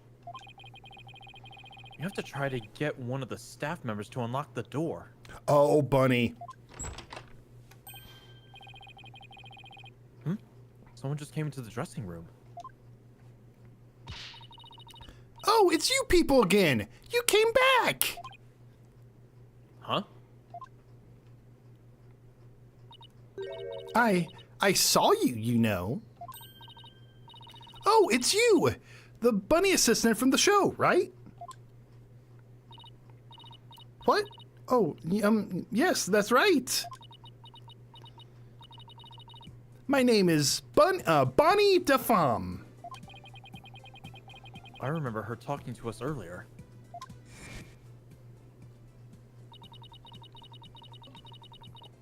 Performing magic is like walking a tightrope. There's always an element of danger. One little mistake can even cost you your life, you know. I wonder if she'll make it across today. And what do you mean by that exactly? Oh, nothing. Now, if you'll excuse me. She said some pretty strange things. I saw you take it. You took something from our dressing room. Oh, Bonnie! That teleportation trick you did was amazing! Fantastique! What? Oh, thank you. But what you did, this stealing is... What other kind of magic tricks can you do? Me? Oh, well, how about this? Aw. You little bunny. Splendido! Oh. Splendido? Splendido. Splendido! Athena, I think Bonnie's trying to say something to us. She is? Thank you, Mr. Thief. Thief? I saw you. I saw you take that notebook. Please don't take things from our dressing room. Huh? So it's true what they say. Thieves really do return to the scene of the crime, don't they? Thieves? I thought it was just arsonists in real life. Guess that means she really saw us, huh? I bet this looks pretty bad. If you return what you stole right now, I won't call the police. Oh boy. Got it all wrong. We're Trucy Wright's lawyers. She asked us to bring the notebook to her. Trucy's lawyers? Oh, I'm so sorry I called you thieves. If you really thought we were thieves, why were you still doing magic tricks for us? I can't help it. Whenever anyone asks, I just can't bring myself to refuse. Does that mean she's a real person, or that she aims to please a little too hard? In that case, can you tell us the secret to your teleportation trick? Well, I don't know if I should. Speen! Oh. Ouch. If I keep up the pressure, she just might tell us. I've been dying to know. Leave the poor girl alone. Are you investigating the case? Yes, that's right. I'm Trucy's biggest fan. I just love her to bits. I'd do anything to help her. We appreciate that. In that case, would you mind if we asked you a few questions?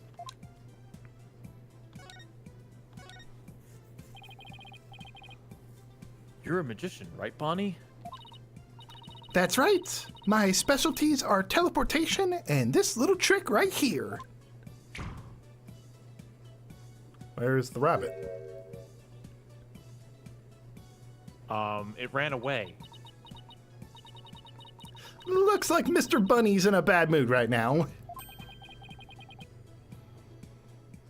Or that she's messed up. And you said you're a big fan of Trucy's, right? Oh yes! I look up to her more than anyone else in the whole world. What about her makes you respect her so much?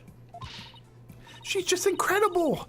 Not only is she extremely talented, but she's so cool under pressure and always manages to keep a smile on her face. In spite of all that talent, she still works harder than anybody I know. You couldn't ask for a more. You could ask for more out of a magician. I'm sensing a shift into hyper fangirl drive. I love the unique way. I especially love her magic panty tricks, which are both cute and comical. First time I saw her do a trick, the show performed in lost count. Yeah, not so fun, right? And that's why I think Trucy is top class. A real first-rate magician. Yeah, I totally agree. I see. I think we have a pretty good idea how much you adore her now. Oh, was I talking too much? I'm so sorry. I better be careful about when and how I ask her about Trucy. Anyway, that's why I'll do anything at all, to help Trucy. Oh, Mr. Lawyer, you had to prove her innocence. Don't worry, I plan to do just that. I wish Trucy could see that she has people like Bonnie in her corner rooting for her.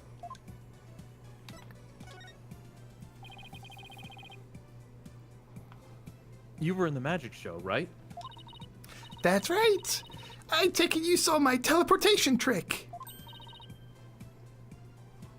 Yes, it was just wonderful. You moved from one place to another in a blink of an eye. I admit it was pretty amazing.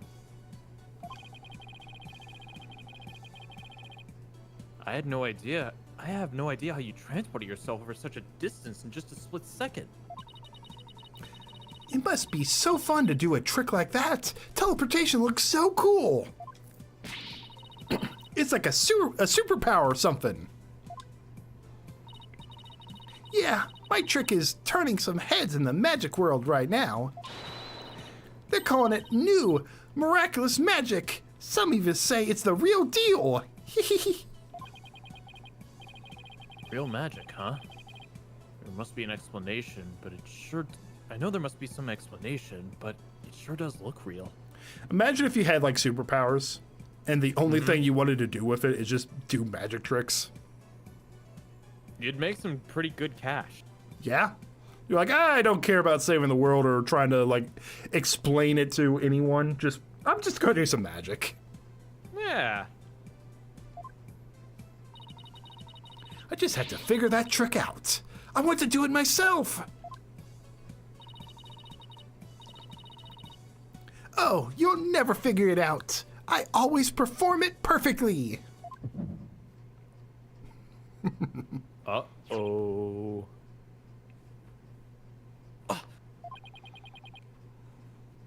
feeling. Looks like Bonnie's hiding something.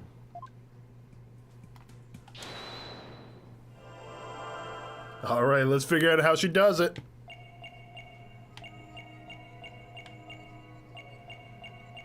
Never figure it out. I always perform it.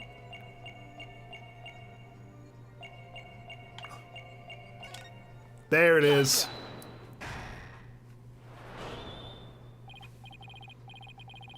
Bonnie, when you said perform it perfectly, your right hand would tremble and move your head a tiny bit.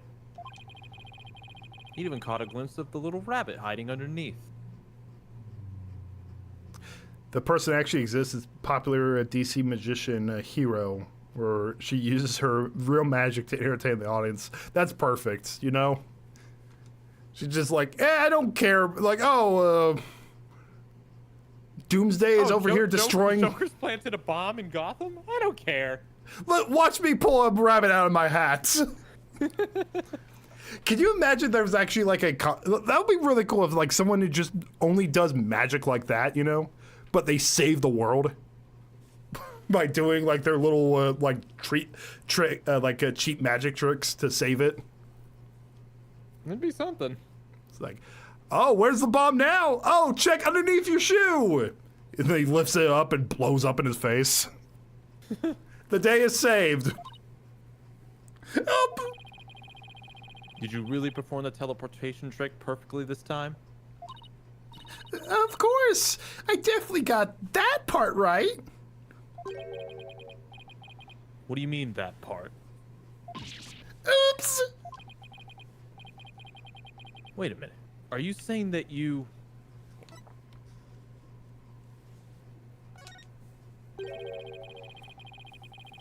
Did you maybe make a mistake during the switching of the swords? I wasn't involved with that part, so how could I make a mistake? Not even I could mess up if I was simply watching. If you were simply watching? Oop! I never make any mistakes under any circumstances, is what I meant. She seemed pretty flustered just now. I bet she did make a mistake somewhere. Wait a minute. Are you saying that you might have performed the teleportation trick? You might have performed the teleportation trick flawlessly. But what about Trucy's escape trick after that? Did you make some kind of mistake during that? Oh, well... Well, did you? You see... Did you or didn't you? Beep! I did! You're absolutely right, Mr. Lawyer. I made a mistake during Trucy's escape trick. I'm sorry I lied. Phew. I feel like I pulled off a magic trick of my own, just trying to get her out of here. Get that out of her.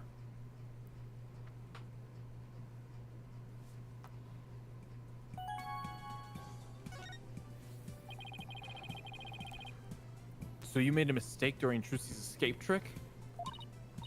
Yes, I was in charge of operating Mr. Hat, you see? But I made a huge goof. So, did Trucy explain to you how the escape trick works? Yes. She knew we'd need to know for our investigation, so she shared the secret.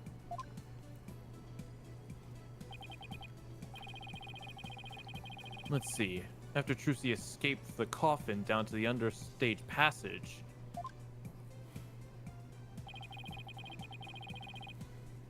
Mr. Hat was to be pulled up to the catwalk by a winch. Trucy would then pop up on stage through a trap door.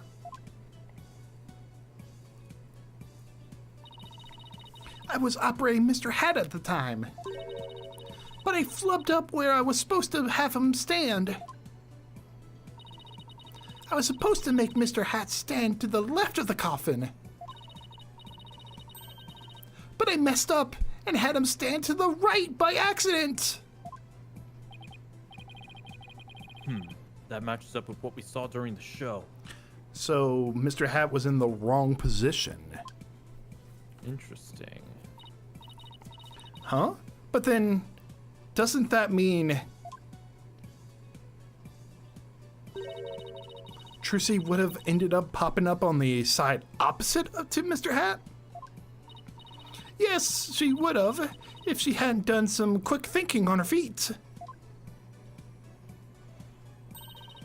She managed to pop up on the right-hand side of the coffin for me. So the audience never even knew a mistake had been made. Way to go, Trucy!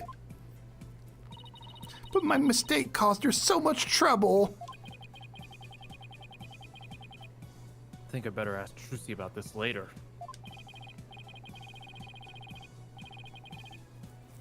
Oh, by the way, we'd like to investigate the understage passage. Would that be all right?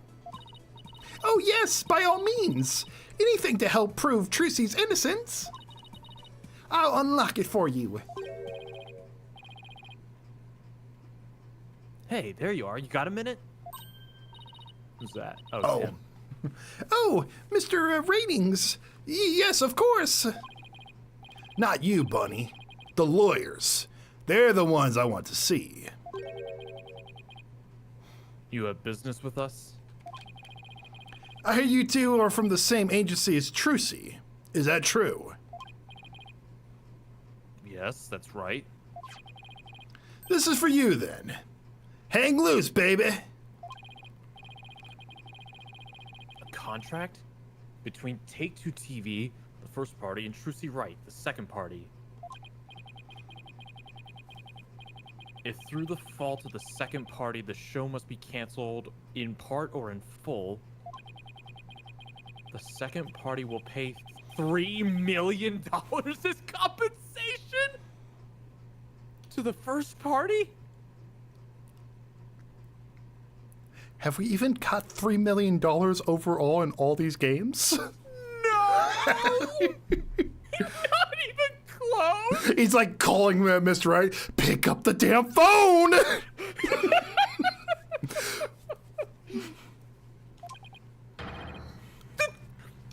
million? Yeah, that's more like it. That shock reaction. That dopey expression. You'd make a great comedian. Really? I know. I'll put you on my show.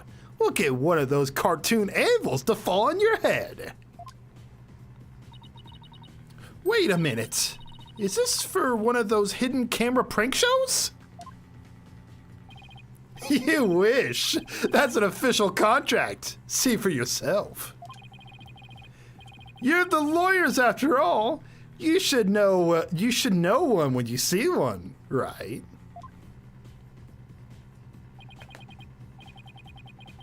He's right. It's signed and everything. Okay, so we might have a motive here. To bankrupt Trucy? Maybe.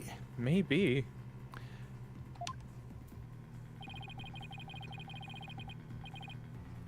You better make sure your agency pays what Trucy owes me. In full.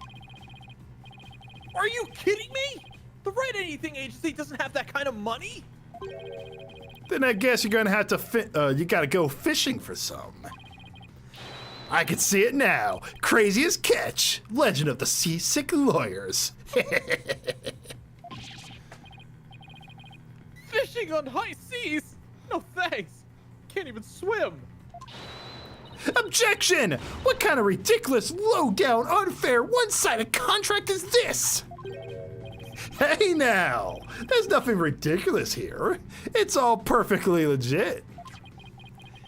I've got her signature on it, see?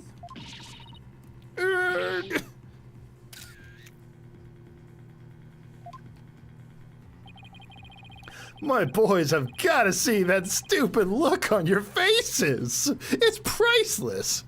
And post. I'm getting responses already. It's gonna go viral. No! How could he? Bye-bye, reputation.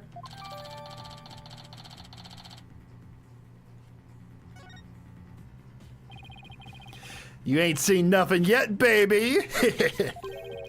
I'm gonna drive a trope Gramier and everyone associated with it into the ground. Serves you right for getting involved with the Gramiers. Grammarize. Oh, Grammarize. What's this grudge you have against the Grammarize anyway? Huh? What are you talking about? Stress is making you paranoid, champ. Come on, Bonnie. We got more filming to do. Oh, yes, sir. Excuse me, Mr. Lawyer. Oh, and I'll unlock the door to the understage passage for you later. Later, lawyers. Hang loose, baby.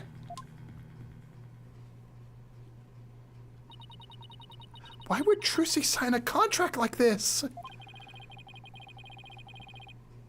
And why did all this have to happen when Mr. Right isn't here? I'll have to come back for the understage later. Let's go hear Trucy's side of the story. Good thinking. We can't let you hit the high seas just yet. There must be something we can do. We can't let the ratings Raja get his way.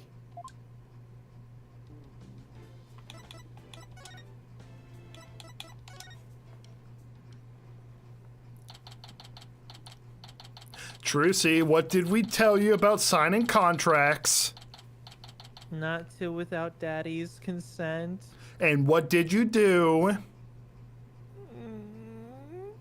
Trucy, we're not mad. Okay, I'm really mad, but we're trying not to be. You know what? You caught me in the middle of me trying to be, like, turning a new leaf. I'm not mad. I'm not mad. I'm not bad. Okay, I'm a little mad. I'm a little mad. Little? Okay, I'm a lot of mad. Oh, right. 3, 2, 1, ta-da! I'm sorry, Trucy, the magic stick is a lot less cute when we're $3 million in debt! Wow! You made my handcuffs disappear. How'd you do that? She's doing magic tricks with the guard. Now, should I try making you disappear next, Mr. Guard? Can you do that? Oh, yes, please! This is so exciting! Hey, welcome back, Wolfo, and thank you for the $2. A lot is going down. When did you last, I'm sorry, I don't know when you last saw. That's the thing. But, basically, Trucy is, convicted, for murder. And turns out she signed a contract saying that if the show gets canceled, she owes the producer $3 million. So yeah, we're $3 million in the hole if we don't get her, found non-guilty. For the record, guys, I think, like, with inflation, that's gotta be... I'm gonna check that out. This game came out in like 2014, right? I think so. I think it's set in like 2025 though, or 2026.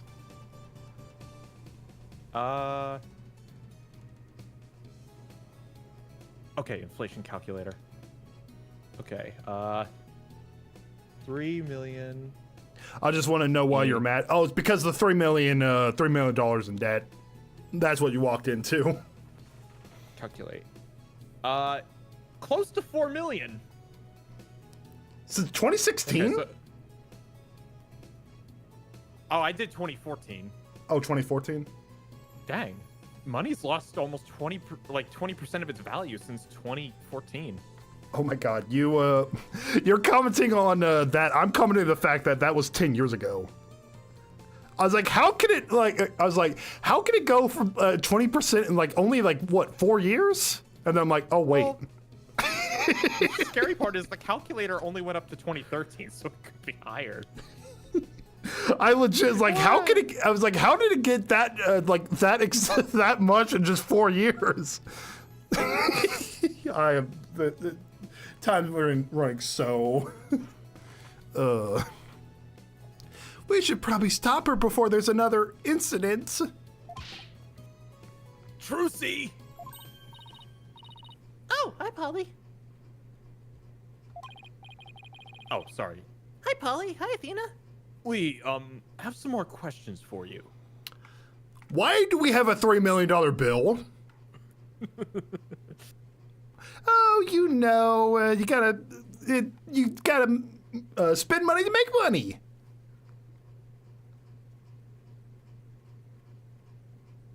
Can you make the debt disappear? Do it right now. Attorney's badge. You make my attorney's badge disappear all the time. Now make the money, make the debt disappear. Make it happen. It doesn't work like that. Why not? It just doesn't. It just doesn't.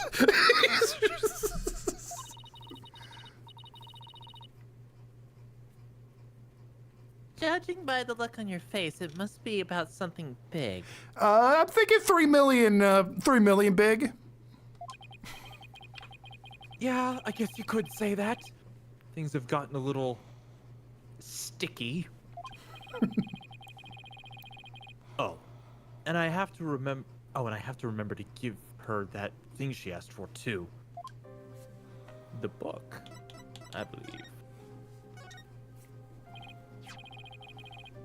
Trucy, do you remember this contract? Yes, I signed it before I went on stage.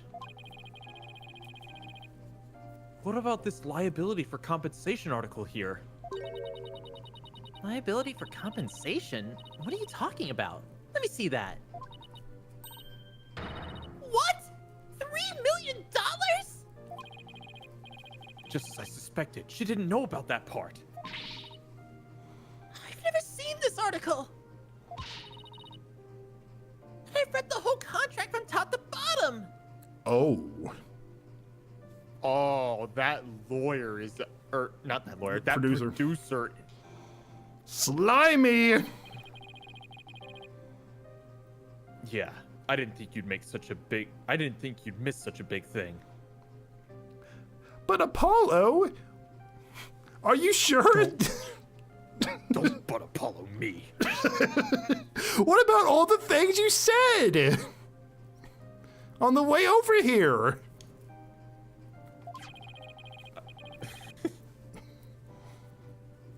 But there's your signature, so what's going on?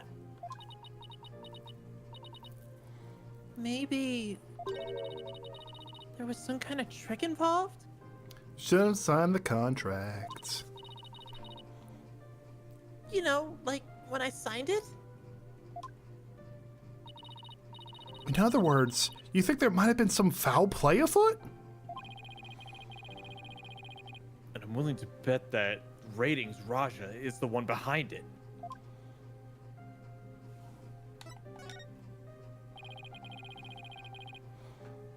Bonnie told us about the mistake she made on stage. Oh, you mean where Mr. Hat had been placed? Even I was at a loss about what to do for a second there. So how did you fix the problem? Well, I was down in the understage passage when I found out. I had to work my butt off to fix it, let me tell you.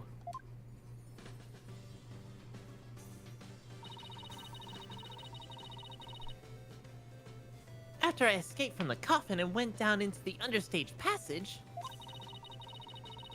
I got a signal from Bonnie saying she'd made a mistake with Mr. Hat's positioning. No joke, I was freaking out. After all, I had to be back up on stage in a few short minutes. Magic Girl Trucy Wright was faced with an unprecedented crisis beneath the stage. Would this spell the end for Trucy in Grammar Land? And then what happened? Athena's totally hooked.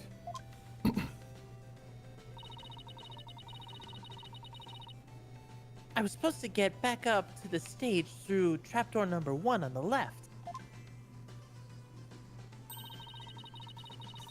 Using a platform that can be raised and lowered called a stage lift. There was a stage lift ready and waiting in the lowered position under trapdoor number 1. But Mr. Hat had been placed on the right above trapdoor number 2 by mistake. There was already another stage lift under trapdoor number 2, but it was in the raised position since we hadn't planned on using it. Okay, so how did you get back up onto the stage? Why? Through brute strength!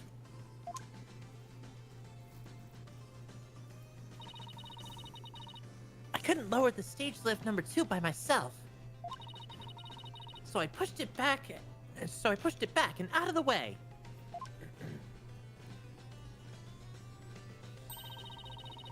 Then I moved the lowered stage lift number 1 into place under trapdoor number 2.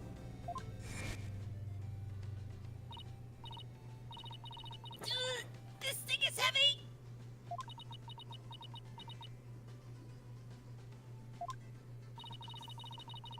I wish I could have moved it with magic. Okay, so with this all going down, there's no way anyone could have got into the coffin through the bottom. Okay. Unfortunately, my magic is useless under the stage. The understage is a dark abyss that drains magicians of all their powers.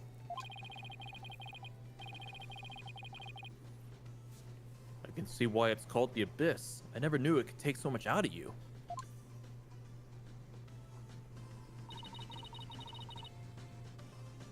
That's just how it goes in the real world.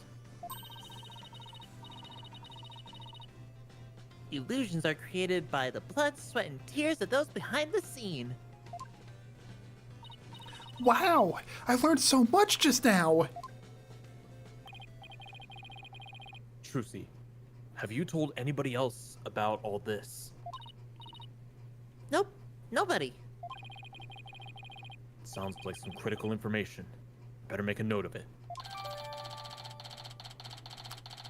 Trucy moved the stage lift to cover for Bonnie's mistake. She told no one about this. Let's get that book to her. Here you go, Trucy. Here's your notebook back. Oh, great! Thank you so much! So what's written in there anyway? It looks like it's full of secrets or something. That's because it is. It was originally my granddaddy, Magnifique Gramiere's notebook. He used it like a diary, and as a place to jolt down ideas for new magic tricks. Some of which only members of Trope Gramiere have ever laid eyes on. Wow. This notebook is a really big deal then. Yes, that's why it's always kept under lock and key. I bet a magician would do just about anything to get their hand on that notebook. And we found it mixed in with Mr. Rose's belongings. Could he really been trying to steal it? You know what? I think I might have a working theory here. I think Mr. Producer wanted it to get that book. He could have been blackmailing the victim, and the victim originally agreed to it. That's why he has the book under his possession. But then when push came to shove, the time of actually interacting with the producer, he decided, you know what, I'm not doing this. And then he got backstabbed.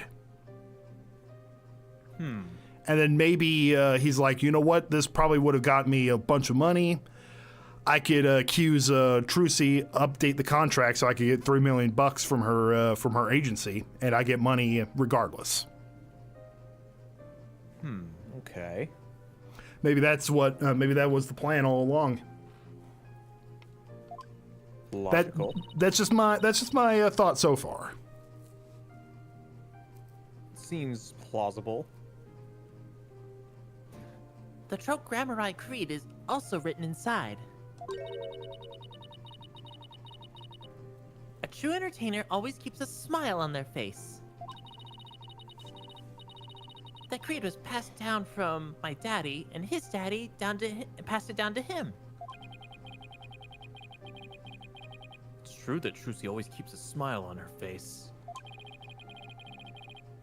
I guess it's due in part to her family creed.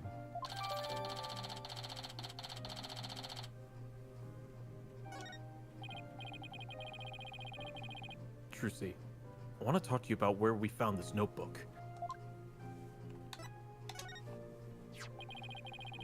We found this notebook mixed in with Mr. Reus' belongings. What? Do you think he might have been trying to steal it? No way! I can't believe it! The great Mr. Reus would never do such a thing! But would it be far-fetched if he... would it be so far-fetched if he was after Trope Gramier's secret tricks? It makes a pretty compelling motive to take the notebook. In any case, we better focus on doing something about this contract for now. Trucy signed it in her dressing room, right? Then we better do a little more investigating there. I'm so sorry to put the two of you through all this. Don't worry, we'll get to the bottom of this. There's gotta be some kind of mistake. If you two need me, I'm willing to take drastic measures. Oh, for... With my magic! You're not planning on pulling some magic money out of there, are you? No, my magic panties are much better at making things disappear than appear. Do I want to know what she's planning to make disappear? Apollo, we have to do something, anything, to fix this. I agree. Let's check out the dressing room again for starters. Okay, and we should finally check out that understage passage too. The abyss? Then you'll have to go through the backstage area. Be careful down there. Alrighty then.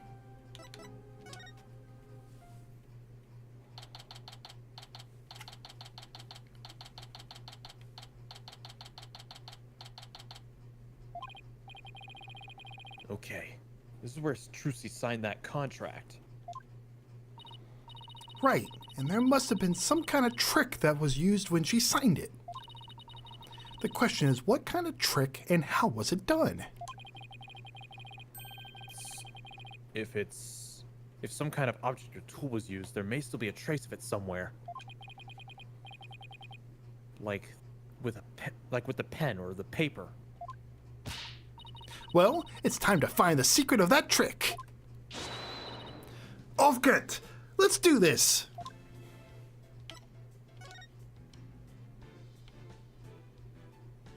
Oh, here we go. Clipboard. Huh? Hey, take a look at this clipboard.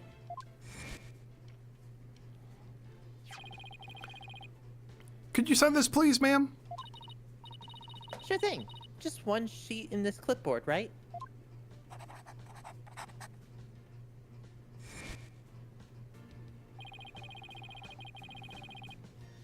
Isn't this a clipboard Trucy used when she signed the contract? I think you're right. Let's give it a once over.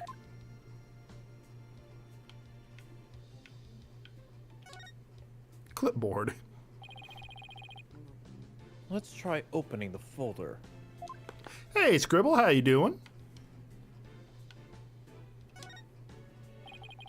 There's screws on there. Oh, there is a different screw. 3 flatheads and then a Phillips.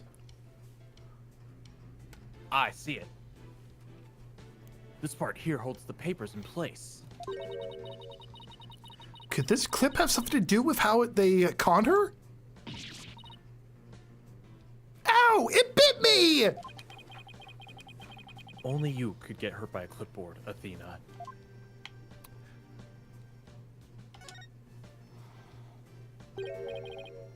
Hey, the screw. It's different from the others. Not only that, but...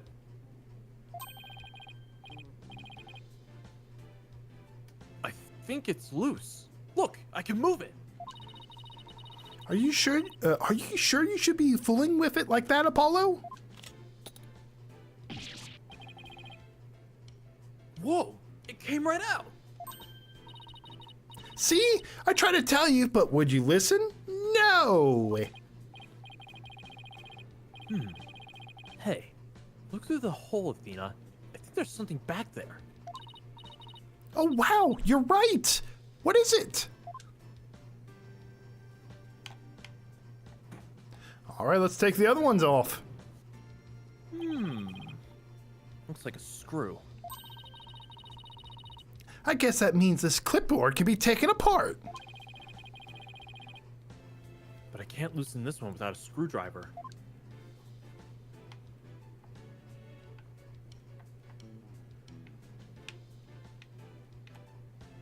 Wait, hold on. Go back. Oh, there is a compartment.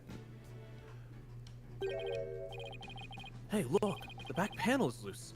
I think I can take it off. Oh. Got it.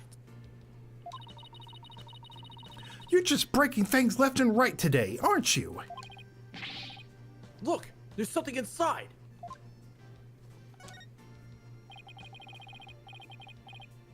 What is this black sheet of... I want to say paper. Oh, it's one of those, it's like a copy. They had her sign some random thing, but it just transferred the signature. Oh. So they put the contract with the 3 million underneath here, so it went through. Okay. Oh, I know, it's carbon paper. You put it between 2 pieces of paper, and it copies what you write onto the bottom one. So when Trucy signed the contract, She signed 2 pieces of paper at the same time. There was actually another contract underneath. And her signature on the top contract got copied onto the hidden contract. so that's how Trucy was conned. Tony Stark, you got some explain to do. This is that ratings Raja's doing. I just know it. How dare he? You gotta hand it to him, though. It couldn't have been easy fooling Trucy. That girl's no slouch. Yeah, but I bet we can use this clipboard as evidence if we take this to trial. That guy better get prosecuted for fraud.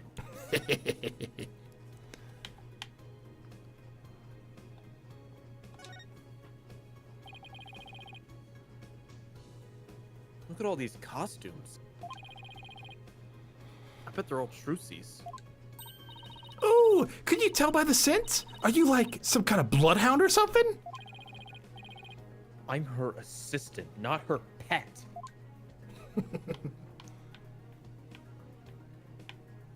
I think we just take the sheet or the clipboard somewhere. Like, you can check your notebook. I think it'll tell you what to do.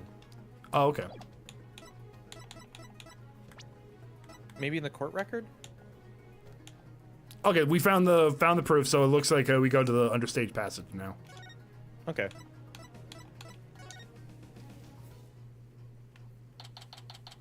Emma's still just looking at that dragon. She's a simple Phony girl. Stark. Super Stan's made an actually half decent name for the what was it, the guy in the hat? Phony Stark. Phony Stark. Oh my gosh, that is good. That's actually pretty good. Let's see. We should be able to get to the understage passage from the backstage. Hopefully, Bunny unlocked the door for us like she said she would.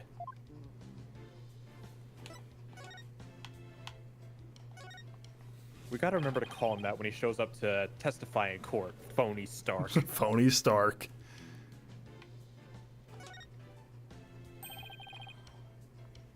The door's unlocked. Thank you, Bonnie. Well, Athena, here we go. Phony Stark sounds like an actual name in Ace Attorney games. Oh my gosh, there's a rat. Huh? Where? There was on the ground. I didn't see it. Sure is dark and dusty down here. And there's also a sword. Probably the rubber one. Oh, probably. The Abyss. The magical underworld. And look! There's the denizens of the Abyss now! A fearsome beast with long, sharp fangs, ready to prey on unsuspecting souls! Huh? What are you... Oh, you mean the tiny little rat over there? No, I meant that fearsome beast over there! I take it you don't like rodents.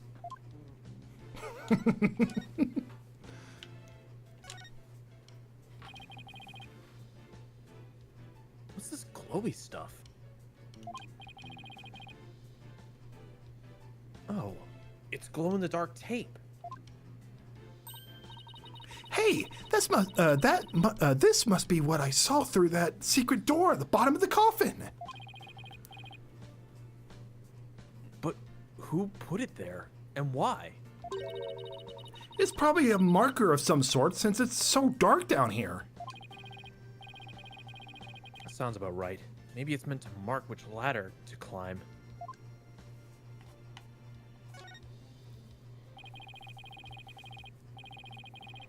It's a stage lift for getting up to the stage, Trucy. Or it's a stage lift for getting up to the stage. Trucy moved this one here. I guess it used to be where that yellow tape is. How in the world did she manage to move this huge thing? Couldn't have been easy for her. She's pretty petite. But I bet it'd be easy for you. Just what are you trying to imply? That's it, chump. You're looking up microaggressions later. Cringe.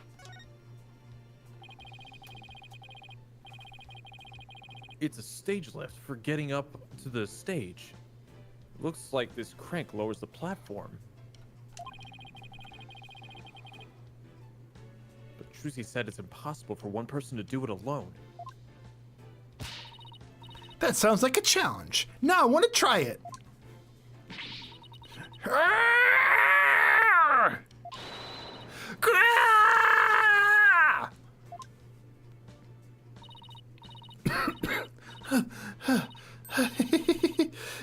It's probably just broken. Or you could just take people at their word. If I'm reading this room right. This must be the stage lift Trucy moved during the show. Originally, it was there, where stage lift number 1 is now, or where stage lift number 1 is now.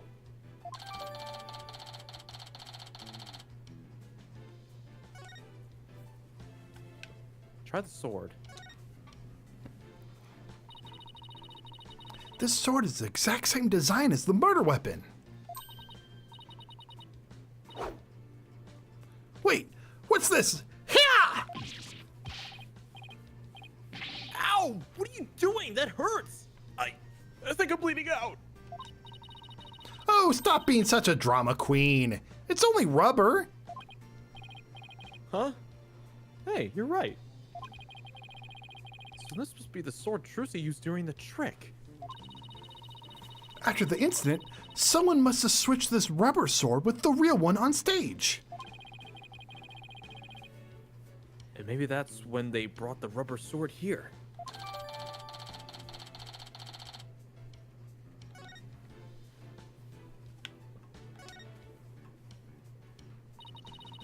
Look at all these props. Hey, there's something in this hat. A dove? Cards? A juice box and some snacks? Looks like somebody planned to have a little treat in the middle of the show. You know, a little snack time. I'm gonna make it big someday too, just you wait and see. What's that all about? My guess is... it's the soulful cry of some poor assistant made to toil here in the darkness. And who would know about the soulful cries of a bitter assistance better than you, right? You really understand the writer's feeling of despair and frustration. Sadly, yes. Yes, I do. You really shouldn't scribble on the walls, you know, Paulo. Wasn't me!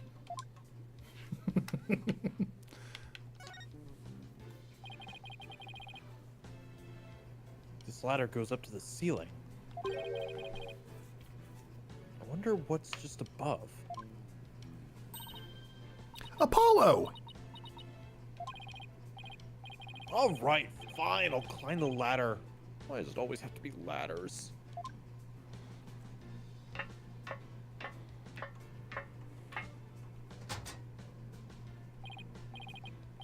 Huh? Where am I? Pitch black. And cramped, too. You know what I think? I think you're in that coffin we saw backstage. That would be surprising. So that's where this ladder leads. Was that the ladder that would that be the coffin that should have been? Interesting. But I still don't get what that coffin was for.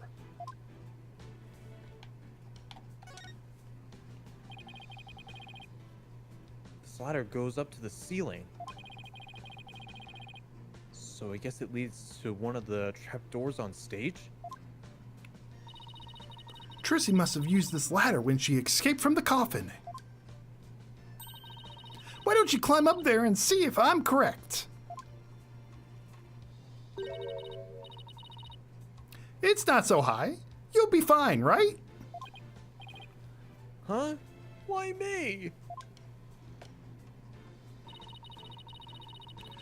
You'd make a young lady wearing a skirt climb a ladder? Fine, I'm going.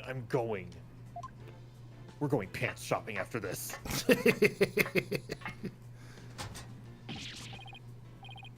Ow! The light burns! Ow. Are you alright? I can now confirm that the ladder does indeed lead up to the stage. Well, that's a tasty bit of info that... well, that tasty bit of info was definitely worth risking life and limb for. Well done!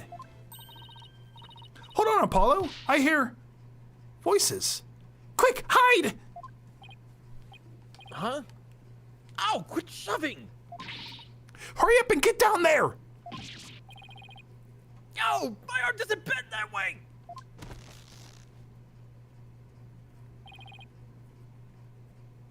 The heck, Athena? Shh! Look! It's so much work pretending to be cute and sweet. Isn't that Bonnie? Hey, Bunny, wait for me. And the ratings, Raja? What did we have to hide for, Athena? because I heard something funny. There was something off in their voices. Oh, right. Athena's super sensitive hearing. Those lawyers are poking around, trying to stir up trouble. Should I be worried? Relax. I didn't say anything to the police, and I won't say anything to them either. You better not, or you're going to get it. Pow! Right in the kisser. Okay, so she's so she's crazy. Okay, she's gone carrots. Is it bad that she's gotten cuter? You really test my hope for humanity. You know what, Zeke? I can't save you from your bad decisions. I can't. I can fix her. The only thing you can fix is a terrible court case.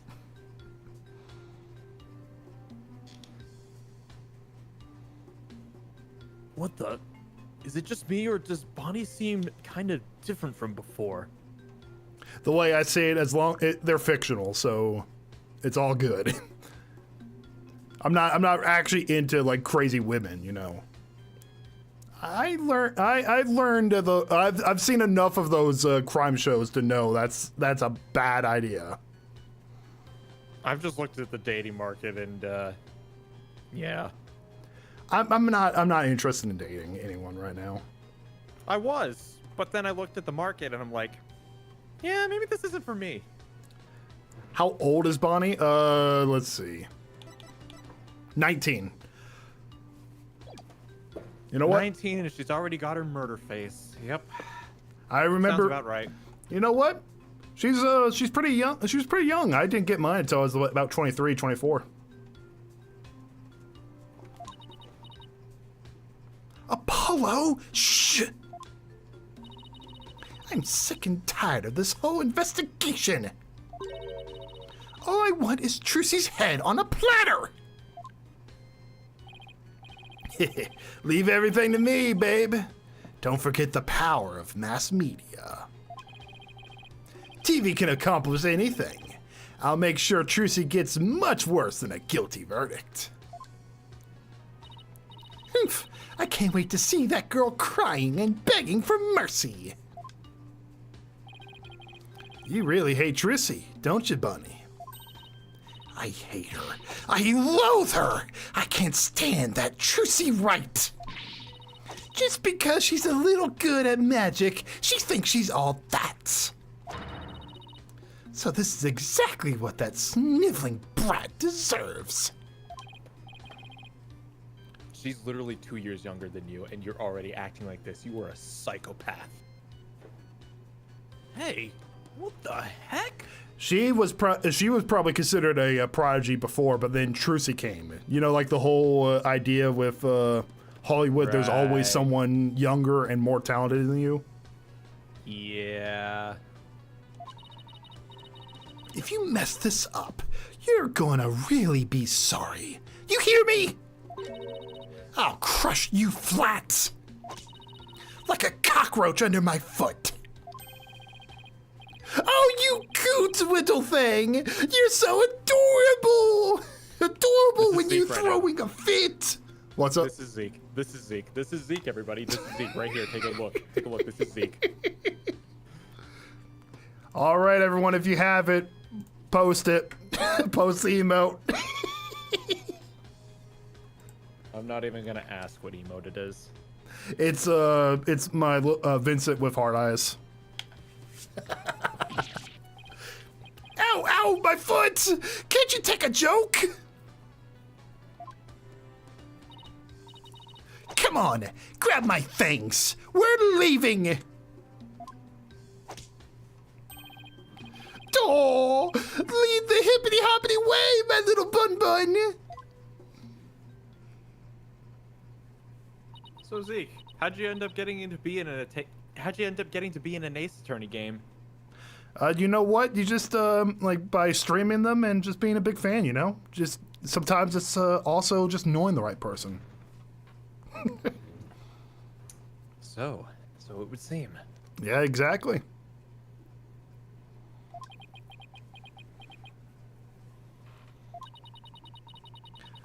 What was that absolutely revolting scene all about? The decay of humanity, Athena. The decay of humanity. No, she's talking about what she saw on screen. Yeah. I know. I guess the entertainment industry... Sorry, I thought you already said it. I guess the entertainment industry attracts all kind of eccentrics. But that conversation, it set off every red flag in the book. You said it. I smell plot with a capital P-U. Raidens claims he was at the TV station at the time of the incident. And we saw Bonnie on stage ourselves. Hey, Apollo, I have an idea. Why don't we pay Take Two TV a visit? We could check up on rating Raja's alibi while we're there. Sounds like a plan.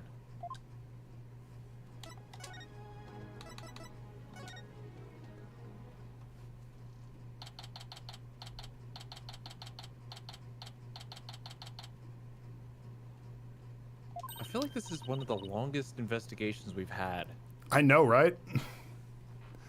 Yikes! Look at this place! There's so much going on at once, it's making my head spin. Take a look at that screen and listen to those hosts! Magical murder? Live audience witnesses shocking skewering? 17-year-old magician, Trucy Wright. See exclusive, unedited footage of the heinous crime, complete and uncut. We can't let them broadcast that! Trucy will get tried in the court of public opinion! Well, I doubt we can stop them from airing it. But we can prove her innocent in a real court of law. No matter what garbage they report on TV, we can set the record straight at the trial.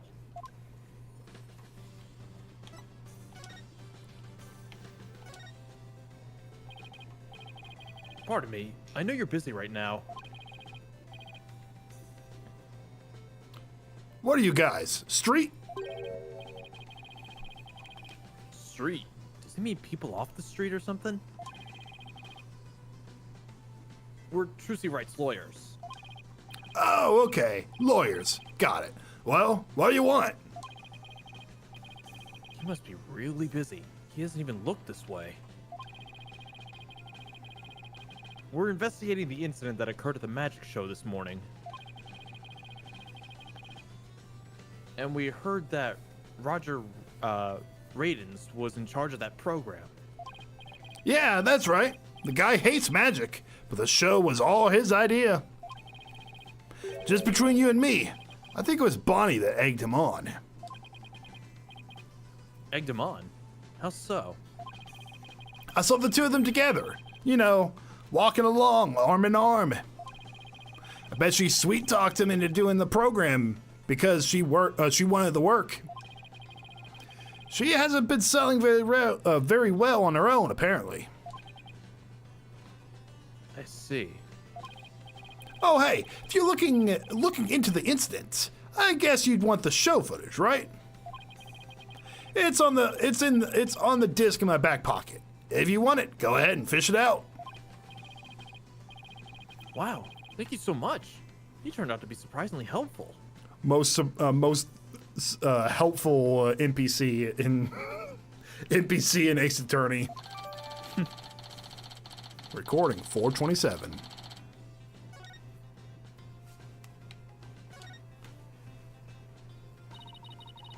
Wonder what that guy sitting down there is doing. Looks like he's reading a script he's holding. What? Are you serious? Those two are gonna break up? What? And the series is going on hiatus because the cartoonist is sick? No way! He doesn't sound happy. I think he's reading a comic book. I think he's reading a comic book. He's hiding in his script. Huh. If you're gonna goof off on set, that's a pretty bold way to do it.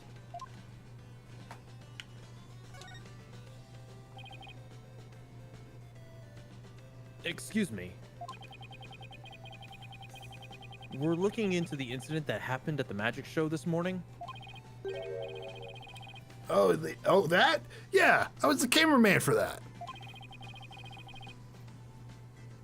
Can you tell us anything about what you saw?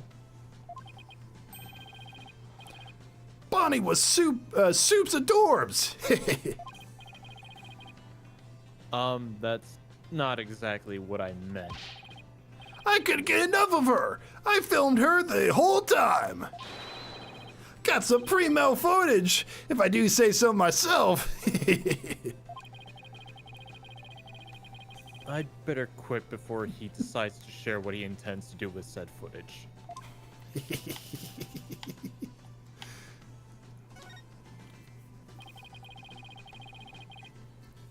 This must be a video production workstation of some sort.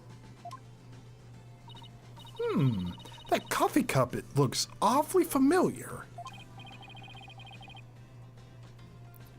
Yeah, that's where Yeah. Mr. Oh, you want to take the staff? I figured I could take one of them. Yeah, that's where Mr. Raidens always sits. He's very hands-on, you know. You always find him on the set of his projects. But he was here at the station during the magic show, right? Yeah, well, he had 2 shows going on at once this morning.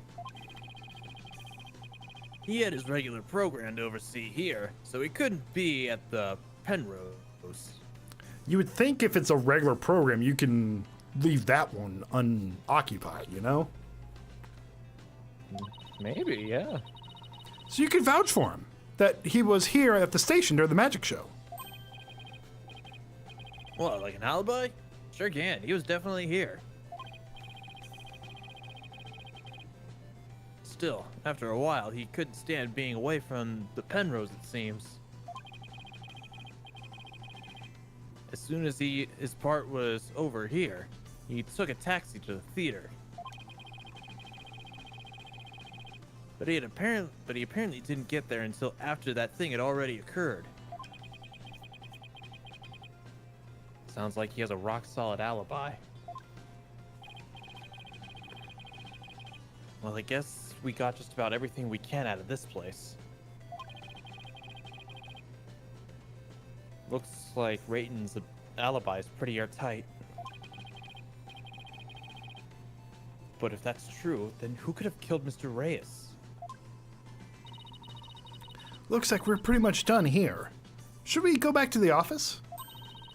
We can get a snack and talk over a plan of attack. Sounds good to me.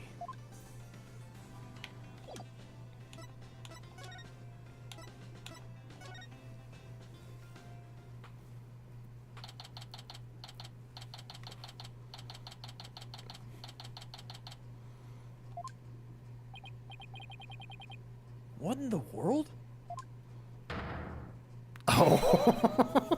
Oh no. The bitch is trying to take the going door. on here? The bitch is trying to take the door as well. Oh, you gotta be kidding me. My monkeys, Apollo. They took my monkeys. I got nothing. All these stickers say repossessed. Who did this? Who did this? Who did this? Who's responsible for this? Whoa now. This is a restricted area, champ. No trespassing. Trespassing? But this is our office! You're the one who's trespassing! The thing is, I got money. Enough with the lip, boy. Don't tell me you forgot about your debt. What are you talking about? I'm just abiding by the contract. If the agency can't pay me, I have every right to seize its property. Am I right? Just like that? We haven't even had the chance to take this to trial. If you're gonna be mad, shouldn't Trucy be the one you're mad at? I told you, it serves you right for getting involved with those Grammarize? Grammarize? Grammarize. Grammarize. Why, you dirty rotten!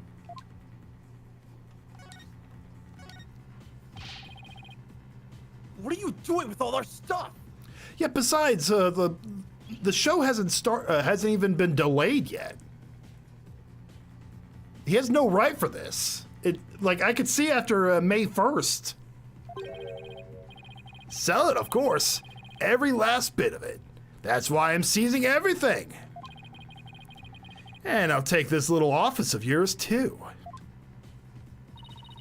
You think you could just waltz in here and do whatever you want? Indeed I do. Unless you're right, whatever warehouse joker's got 3 million ready. No. That's a no then? Because I gotta recoup my money somehow. After all, the entire program went south because of Trucy. It's called liability for compensation. And this Infantile. And this infantile agency is the liable party. Why, you black-hearted? Hey, Apollo, what about the crooked clipboard? It's no good. We don't have any proof that Reus was behind it. Darn. You're gonna have to do better than that, folks. Looks like the famed Mr. Wright left behind nothing but incompetent noobs to run things. No way. He was counting on Mr. Wright to be away for this plan of his? What a two-bit thug. We'll show him.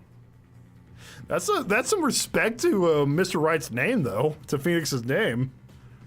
Yeah, in a way, yeah. There's the sugar. That expression is priceless. So, how does it feel to lose the precious office your boss left you in charge of? Say something dumb. Now, not to rub it in or anything, but I think you should know where you stand right now. Oh, man. What now?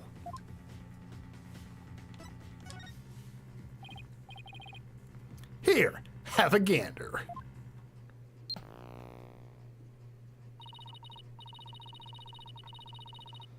The trial of the young, up-and-coming magician Trucy Wright is scheduled for tomorrow. We're here just outside the office of the suspect, hoping for an exclusive peek inside. What? Is this live?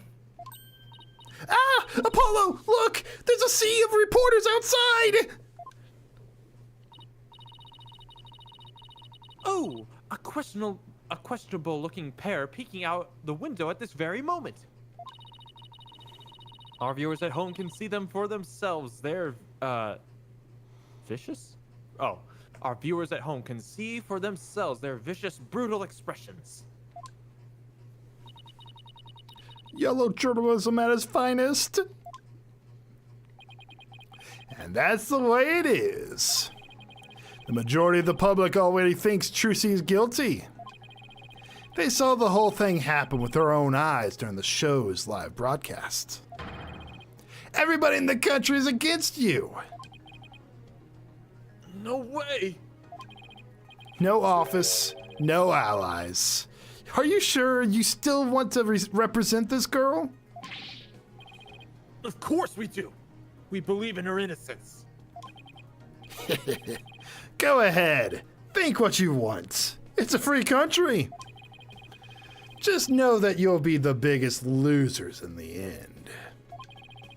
In the meantime, feel free to keep on flopping around like the dying fish you are. Now then, you gotta get out of here by tomorrow. Take in this cozy little office tonight while you still can. Hang loose, baby.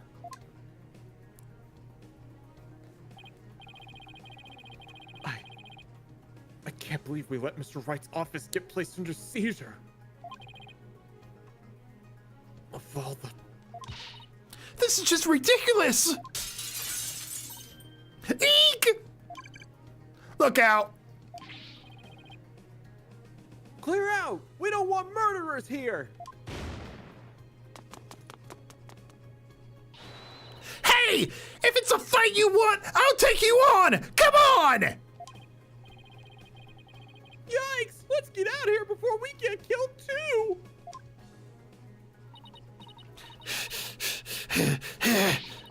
I can't believe this is happening! I was gonna offer, do you want to borrow one of my guns, Athena?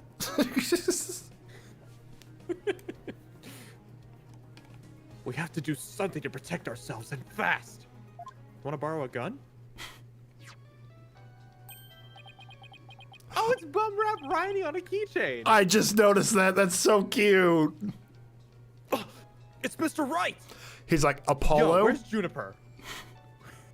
He's like, Apollo? What is this on the TV I'm seeing? I can explain. You got 30 seconds, Apollo.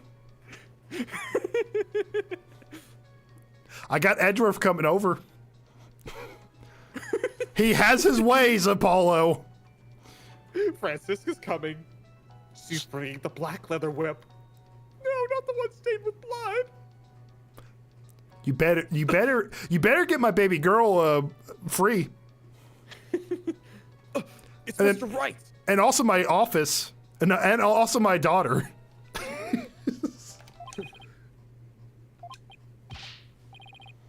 Apollo! I got your messages. How is she? Is Trucy okay? She's not crying, is she? Does she have a lawyer?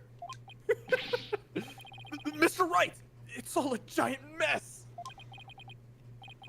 Poor Trucy. And the office! Our office! Apollo, okay, we'd better both take a deep breath.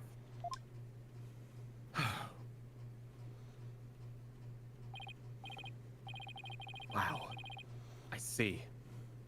And he's saying you have to be out by tomorrow? I'm so sorry, Mr. Wright. I wish there was something I could have done. Can we get Edgeworth to prosecute him for, Yeah, I guess we don't have enough evidence. This is quite the mess, isn't it? Even if I left right now, I wouldn't be there in time for the trial tomorrow. Sorry, Apollo. But I need you to handle this for me. Of course. We'll handle the defense. But the office... It's too soon to give up on that. What do you mean? Contract only addresses Trucy's liability if she causes the show to be canceled. So you just have to prove in court tomorrow that it wasn't Trucy's fault. Oh. Hey, you're right. So everything depends on you winning that trial tomorrow. Leave it to a lawyer to figure out a way out of contract. Fair point. When my grandma passed away, we had possession. My parents had possession of her car, but technically it wasn't in the will for them to be for it to be passed over. Like some kind of a verbiage just prevented it from being transferred over. Okay. However, since my mom was the owner of the estate, she was able to in order to keep it from being sold off. The lawyer that was reviewing is like, well, technically speaking, in the case of a sale, you could change who owns it, and so he basically just said, just sell it to your husband for $1, and that takes care of that's a sale right there. So my mom sold it to my dad for $1 so they could have it in their name, and we still have the car. That's nice. Leave it to a lawyer; they will figure out a way around a contract. Trucy's fate, and the fate of our office. It's all riding on your shoulders, Apollo. I know. It'll be fine, right? Apollo. I've been watching you grow over these past 2 years. That's why I can say with absolute confidence, yet you'll be fine. Really? I've seen you earn victory after victory in some pretty dicey situations. And guide Athena, helping her along her way too. That's why I know you're ready. Why I know I can leave Trucy and the office to you. I believe in you, Apollo. Thank you, Mr. Wright. Good luck tomorrow.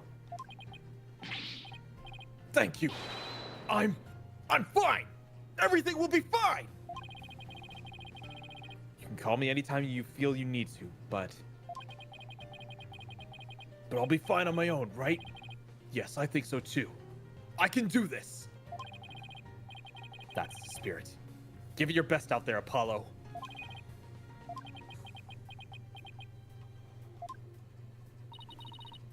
What is it, Apollo? What are you smiling about? Who? Me? It's nothing. Mr. Wright believes in me. I just realized, dude, they put a repossession on Charlie the plant. Oh my gosh, they did. We gotta do this for Charlie. How is he still alive? I didn't think most plants lived past a few years. Oh, you can have a plant live for a while. Huh. I guess my family just sucks at growing plants. I can't let him down. We have to win the trial, Athena. I couldn't agree more, and I'll do everything in my power to help. Our opponent tomorrow, prosecutor Shamadhi. I don't know. Why now of all times? Still, I don't care who it is. Can't afford to let my guard down for anyone.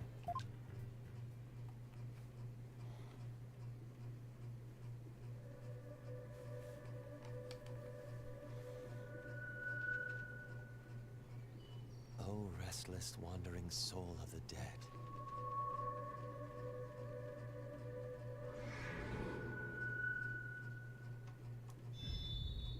Prosecutor Sadmadhi. Oh. Sorry to disturb you, but I figured I should tell you. The lead attorney's been decided. It's Apollo Justice. Apollo Justice.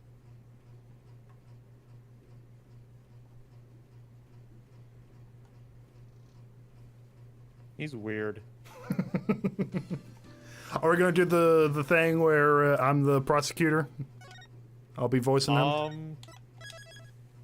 I guess so. Well, let's see. If you want to, I guess. Yeah, we'll figure it out. We'll figure it out at the time. All right. All right, that was a long investigation. That was huge. Let me check the stream and see. Yeah, we're just under 5 hours.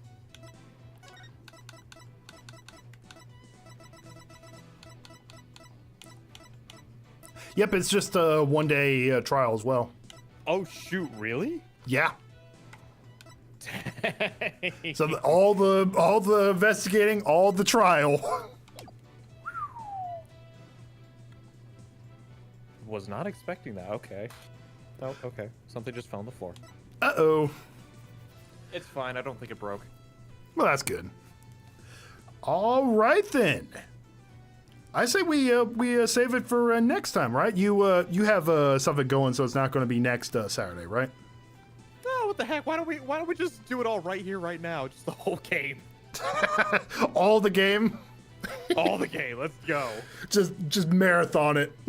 Exactly. Energy drinks exist for a reason.